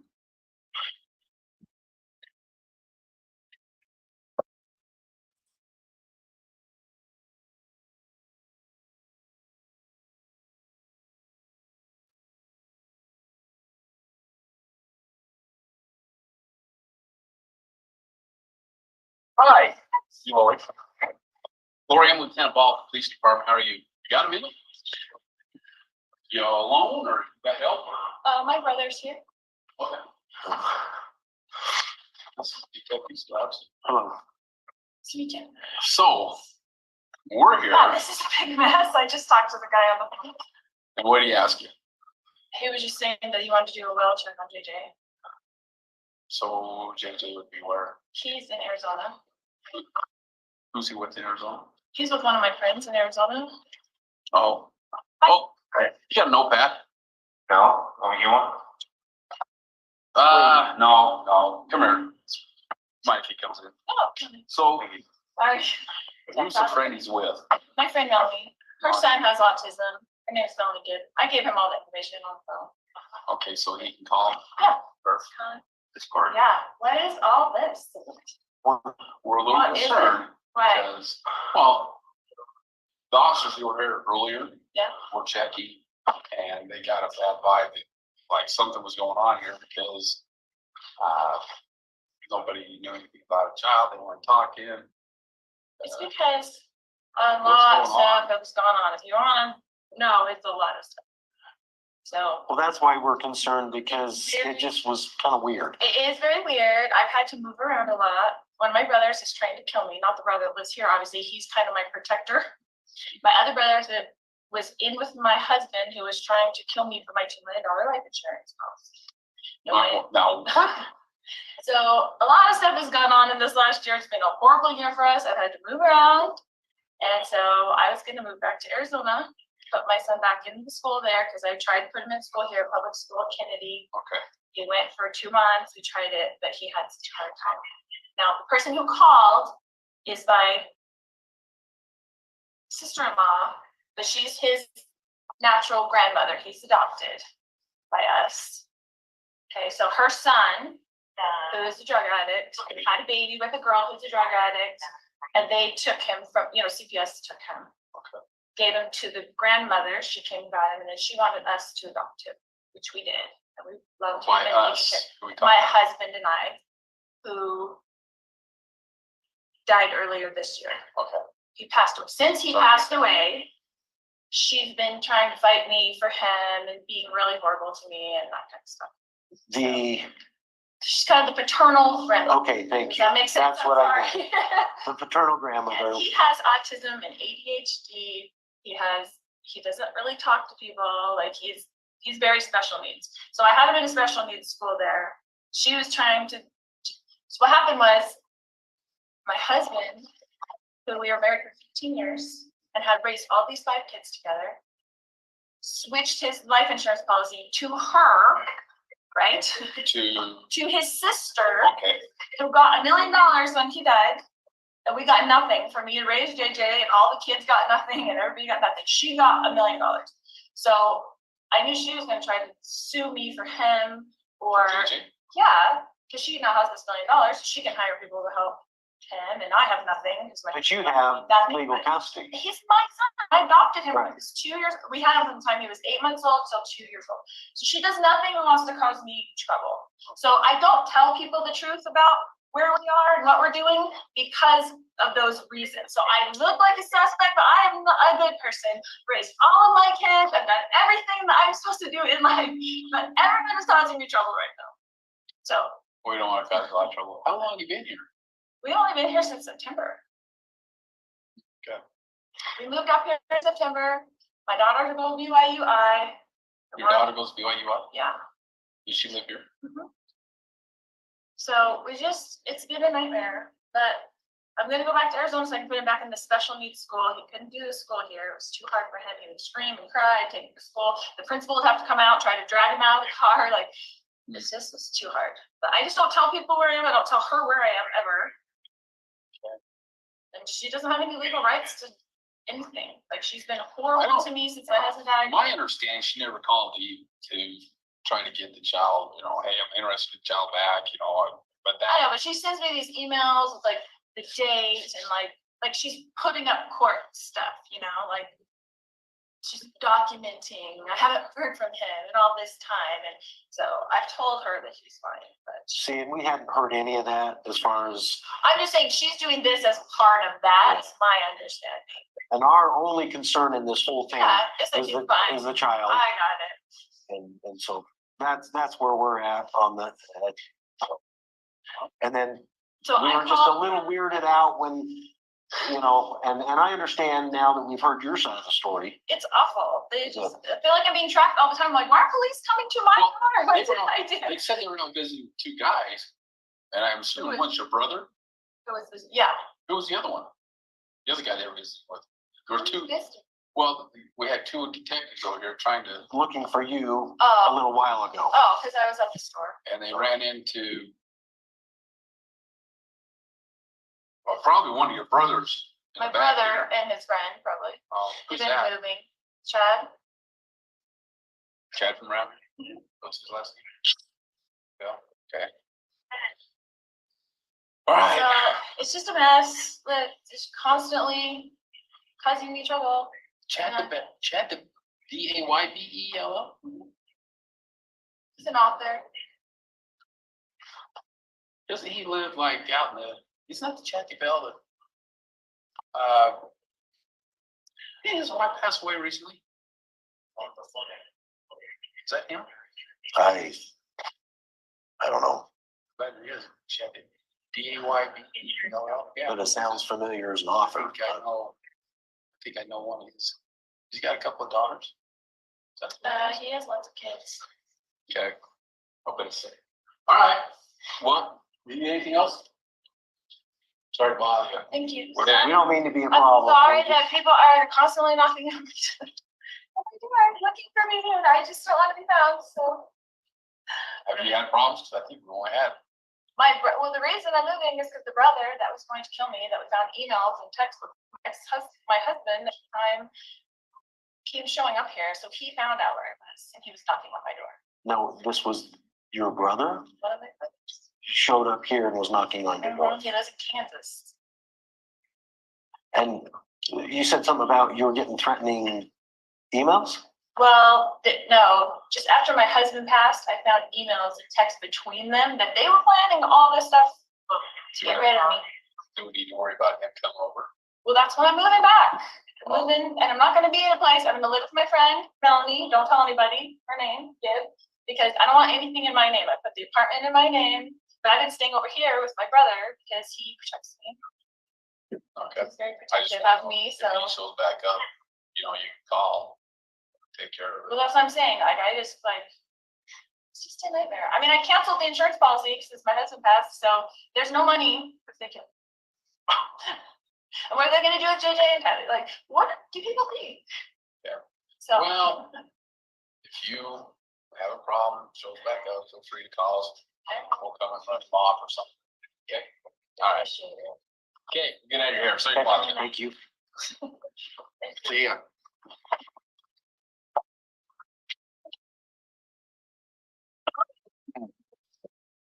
Uh-uh. Not.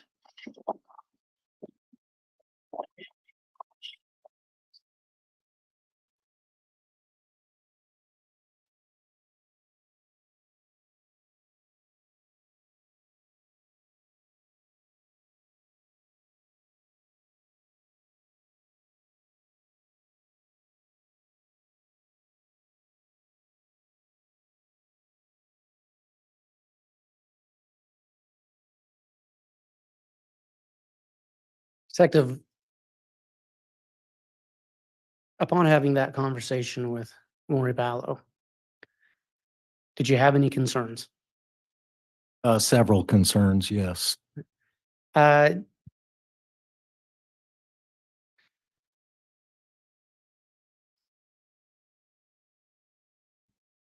I want to talk to you about a couple of the statements she made to you there.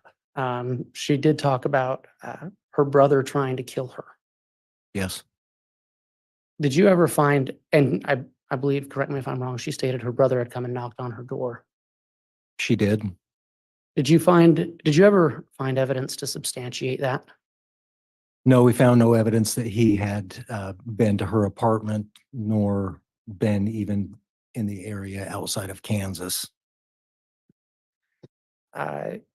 She talked about, I don't believe she said the name, but Kay Woodcock trying to take custody of JJ. Yes, Did you, in your investigation, ever find any evidence that that was a true statement? no,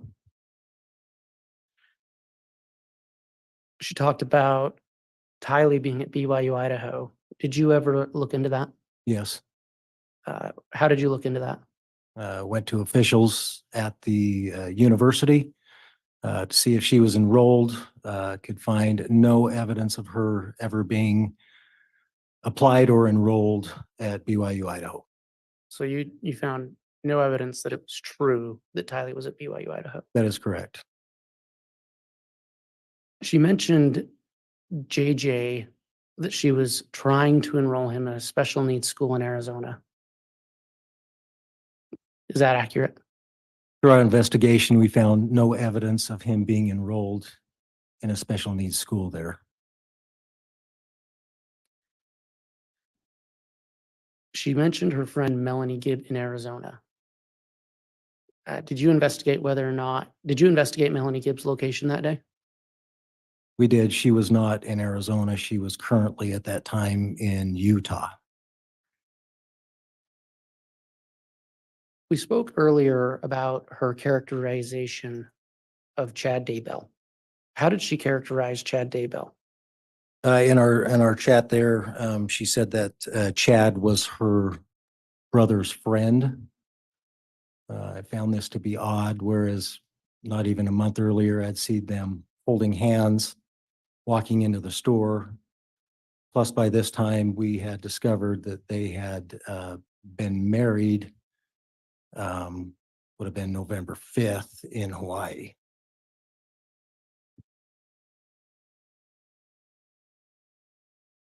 Did you have any other concerns while you were there in the apartment that day? I did. Due to our original contact with them, knowing that an occupant of the Jeep earlier that month had possibly been involved in a shooting in Arizona, we were concerned as to these people's state of mind, what they would be willing to do, or there had been someone's life tried to be taken. And then she indicated that her brother was in the residence, but I never saw him physically. This made this officer safety concern. The other thing that I noticed while we were standing there speaking, if people can recall, there was a staircase to my right that went upstairs. It goes up basically a half a flight, takes a hard left and goes up the rest of the way. While we were standing there talking to Lori, a lot of my attention was drawn for officer safety on that stairway because we had not seen Alex. But on the wall at the top of the first flight of stairs, there was a shadow that was being reflected down onto that wall, and it kept moving back and forth, which made me nervous as to the intentions of, it appeared to be a person moving back and forth at the top of the stairs. Made me nervous as to what that person's intentions might be that we could not see. Did you go back to that apartment that day? Yes, we went back after, we still couldn't get a hold of Melanie Gibb. All right, and is that why you couldn't, you went back because you were not able to get a hold of Melanie Gibb? Yeah, we were trying to verify JJ's well-being and couldn't get an answer. So we went back. And were you wearing a body cam when you went back? I was. Your Honor, I'd ask that the witness be handed what's been marked as State's Exhibit 60. The court and counsel have been given a courtesy copy. All right. And what's Exhibit 60? Pardon? What is Exhibit 60? Well, I was gonna have the officer look at it and, Okay, And I put just that on don't the have you record. identified on the record, so I knew what it was. oh, it's a thumb drive. Okay, thank you. Thank you. Detective, do you recognize State's Exhibit 60? I do. What is it? It is a copy on a flash drive of my second visit to Lori's apartment to inquire again about JJ. And have you reviewed that thumb drive today? I have. Did you put your initials on it? I did. And is that a true and accurate copy of the body cam you recorded on your second visit to Lori Vallow? It is. Your Honor, I'd ask that State's Exhibit 60 be entered into the record.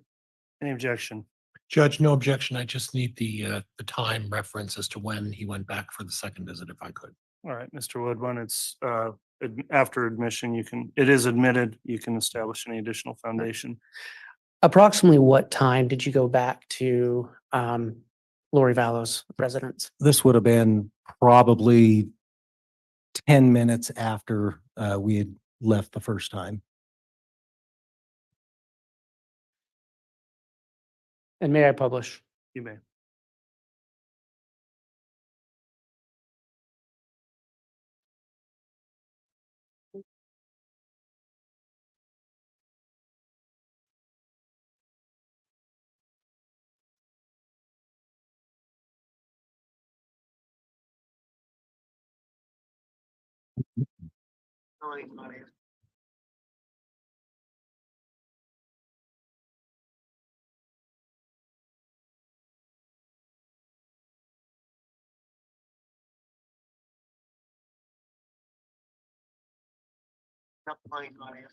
So they want us to ask Lori if she.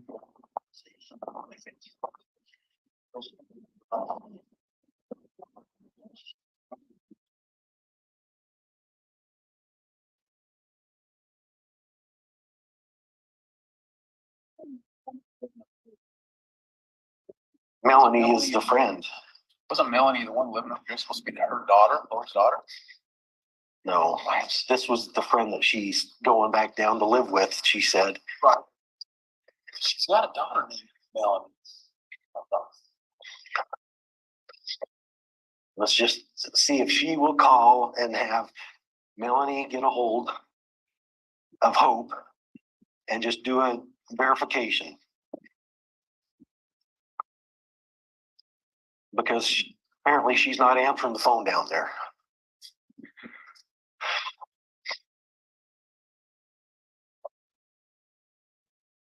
Lori?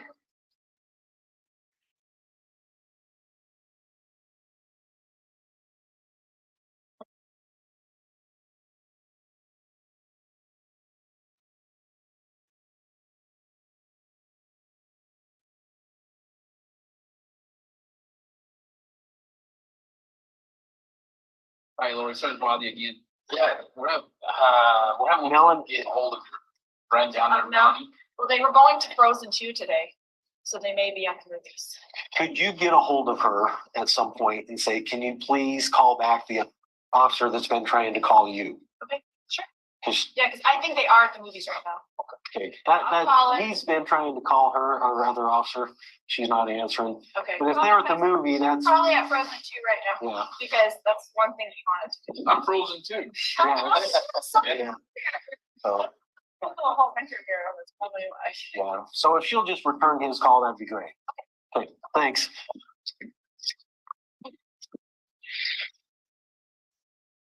Yes, sir.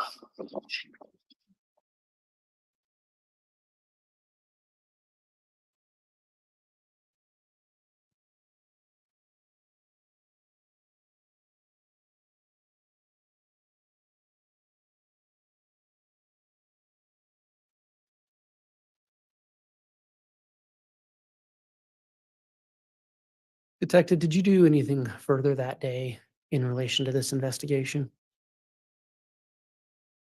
We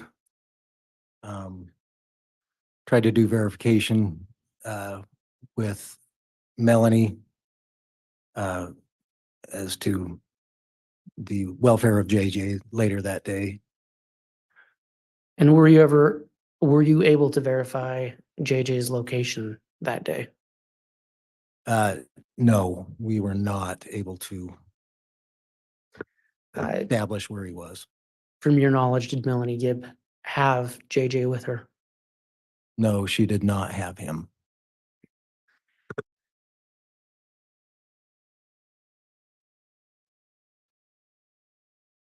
After you weren't able to find JJ, what was the next step in your investigation? After we were able to verify that the statements we were told were untrue, a warrant was established the following morning to go back to the residence and actually search 3 different residents in that apartment complex to look for the child. Do you recall which apartments you searched? There was 3, apartment 107, 174, which was the residence of Lori's niece, Melanie Boudreau at that time, and then where we had made contact with Lori, 175, which was right next door. 174 and 175 were right next door to each other. So we had warrants to go into all 3. I'm gonna just briefly go back to, I believe you said November 1st when you did surveillance. Did you ever see Tylee Ryan or JJ Vallow that day? No, in our entire stay that day, we never saw either child at that location. And when you searched apartment 107, did you locate JJ or Tylee? No. And to be clear, were you looking for Tylee at that moment?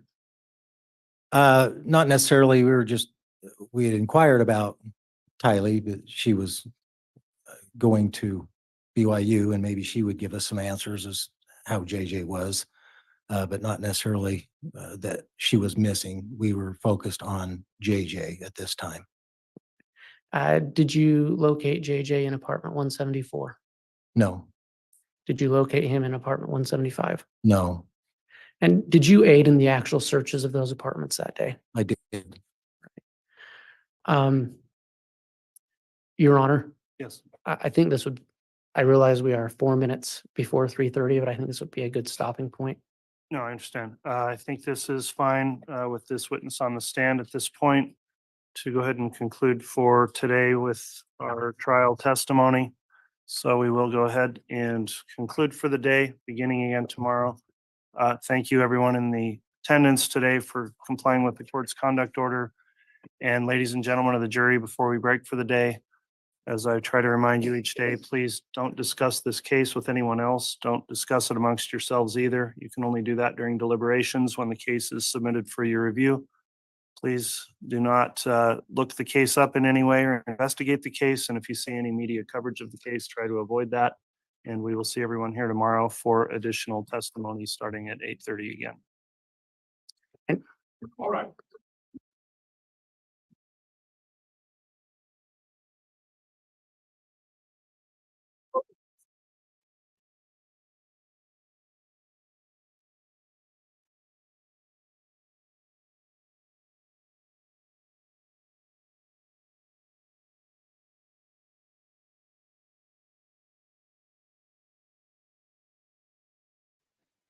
And done.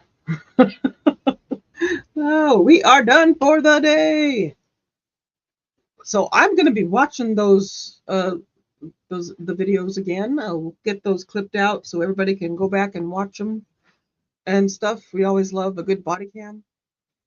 If anybody ever sees any good interrogations or any place to get interrogations or body cam or anything like that out there where we can get our hands on that kind of thing, I would love that. I kind of was thinking, you know, like some weekend stuff or something where we could sit around and watch interrogation videos together. Just a thought. They are interesting. So there's my little girl right there. The little white one behind me. She's the one struggling right now. So, poor baby. She's about, what, 13-ish, 14, I forget. And she's got the Cushing's, and it is giving her a fit today. She's really thirsty and really pee, and it's a whole thing. So we're getting her diapers. I hate it, but it is a thing. Oh, anyway, that's it. We got it all done. We'll be back in the morning for this one. I assume, did anybody hear if the other trial, I'll have to go back and listen. Are they in session? I didn't hear that part. I need to look and see if they're back in session tomorrow or not. I'll make sure and check that before I end my day so that I know for tomorrow. But as we'll be right back here in the morning with this one and possibly the other one. But thank you so much, you guys, for being here. Our little community is starting to pick up, and it's awesome to see. And be sure to share. Be sure to do the comments and stuff on the videos if you're in the replay. Hi, replay watchers. I need to say that more out throughout the lives. I'm kind of tossing the idea of maybe cutting back a bit on doing the actual clips of this trial, and maybe try to do what I'm doing with the other one. The other one, I am doing the daily chapters. If I do that with this video, then I could really save some of my time of having to clip this stuff out, because when you get 6 different witnesses, that's, you know, a lot of clipping and a lot of stuff, and it's keeping me up late and that kind of stuff, and I'm getting them out and stuff. But I think if I do the chapters, then you can just hit and go right to the spots in the lives, you know, to go see it. The chat would be there. It's always helpful to see the chats in these things anyway. And since, you know, we've got Linda doing awesomely with putting the tweets and stuff in, I kind of think that I'm going to give it a go and see. Maybe tonight I'm going to do it. I'm going to put the paragraphs in this one and see if that works as far as, you know, for the replay people. So replay, maybe I'll put something up on my community wall to let everyone know that I'm going to try that, because this is a lot and it's a big trial and it's a lot of clipping and a lot of extra, you know, stuff. Maybe some key points. Maybe I'll make clips of little key points instead of that. Like let's say the body cam stuff. I can clip that out and put that. But as far as testimony, I think I'm going to put chapters in, and we'll give it a go and see if it goes over well. and see what happens with, people wanting to go. And I know people are like, yeah, I like the clips, thank you, but that's also a lot. So if y'all don't mind, send me go to my tweet and leave me a message. All of my social media is in each of the lives in the description. So you can leave me any suggestions you want to leave. Be nice, please. Please be nice. Anyway, ideas or anything on suggestions about things that we can do outside of when we're gonna, we start slowing down trial wise. There's other things that we could be doing. Hopefully we'll always have some sort of trial that we can look at.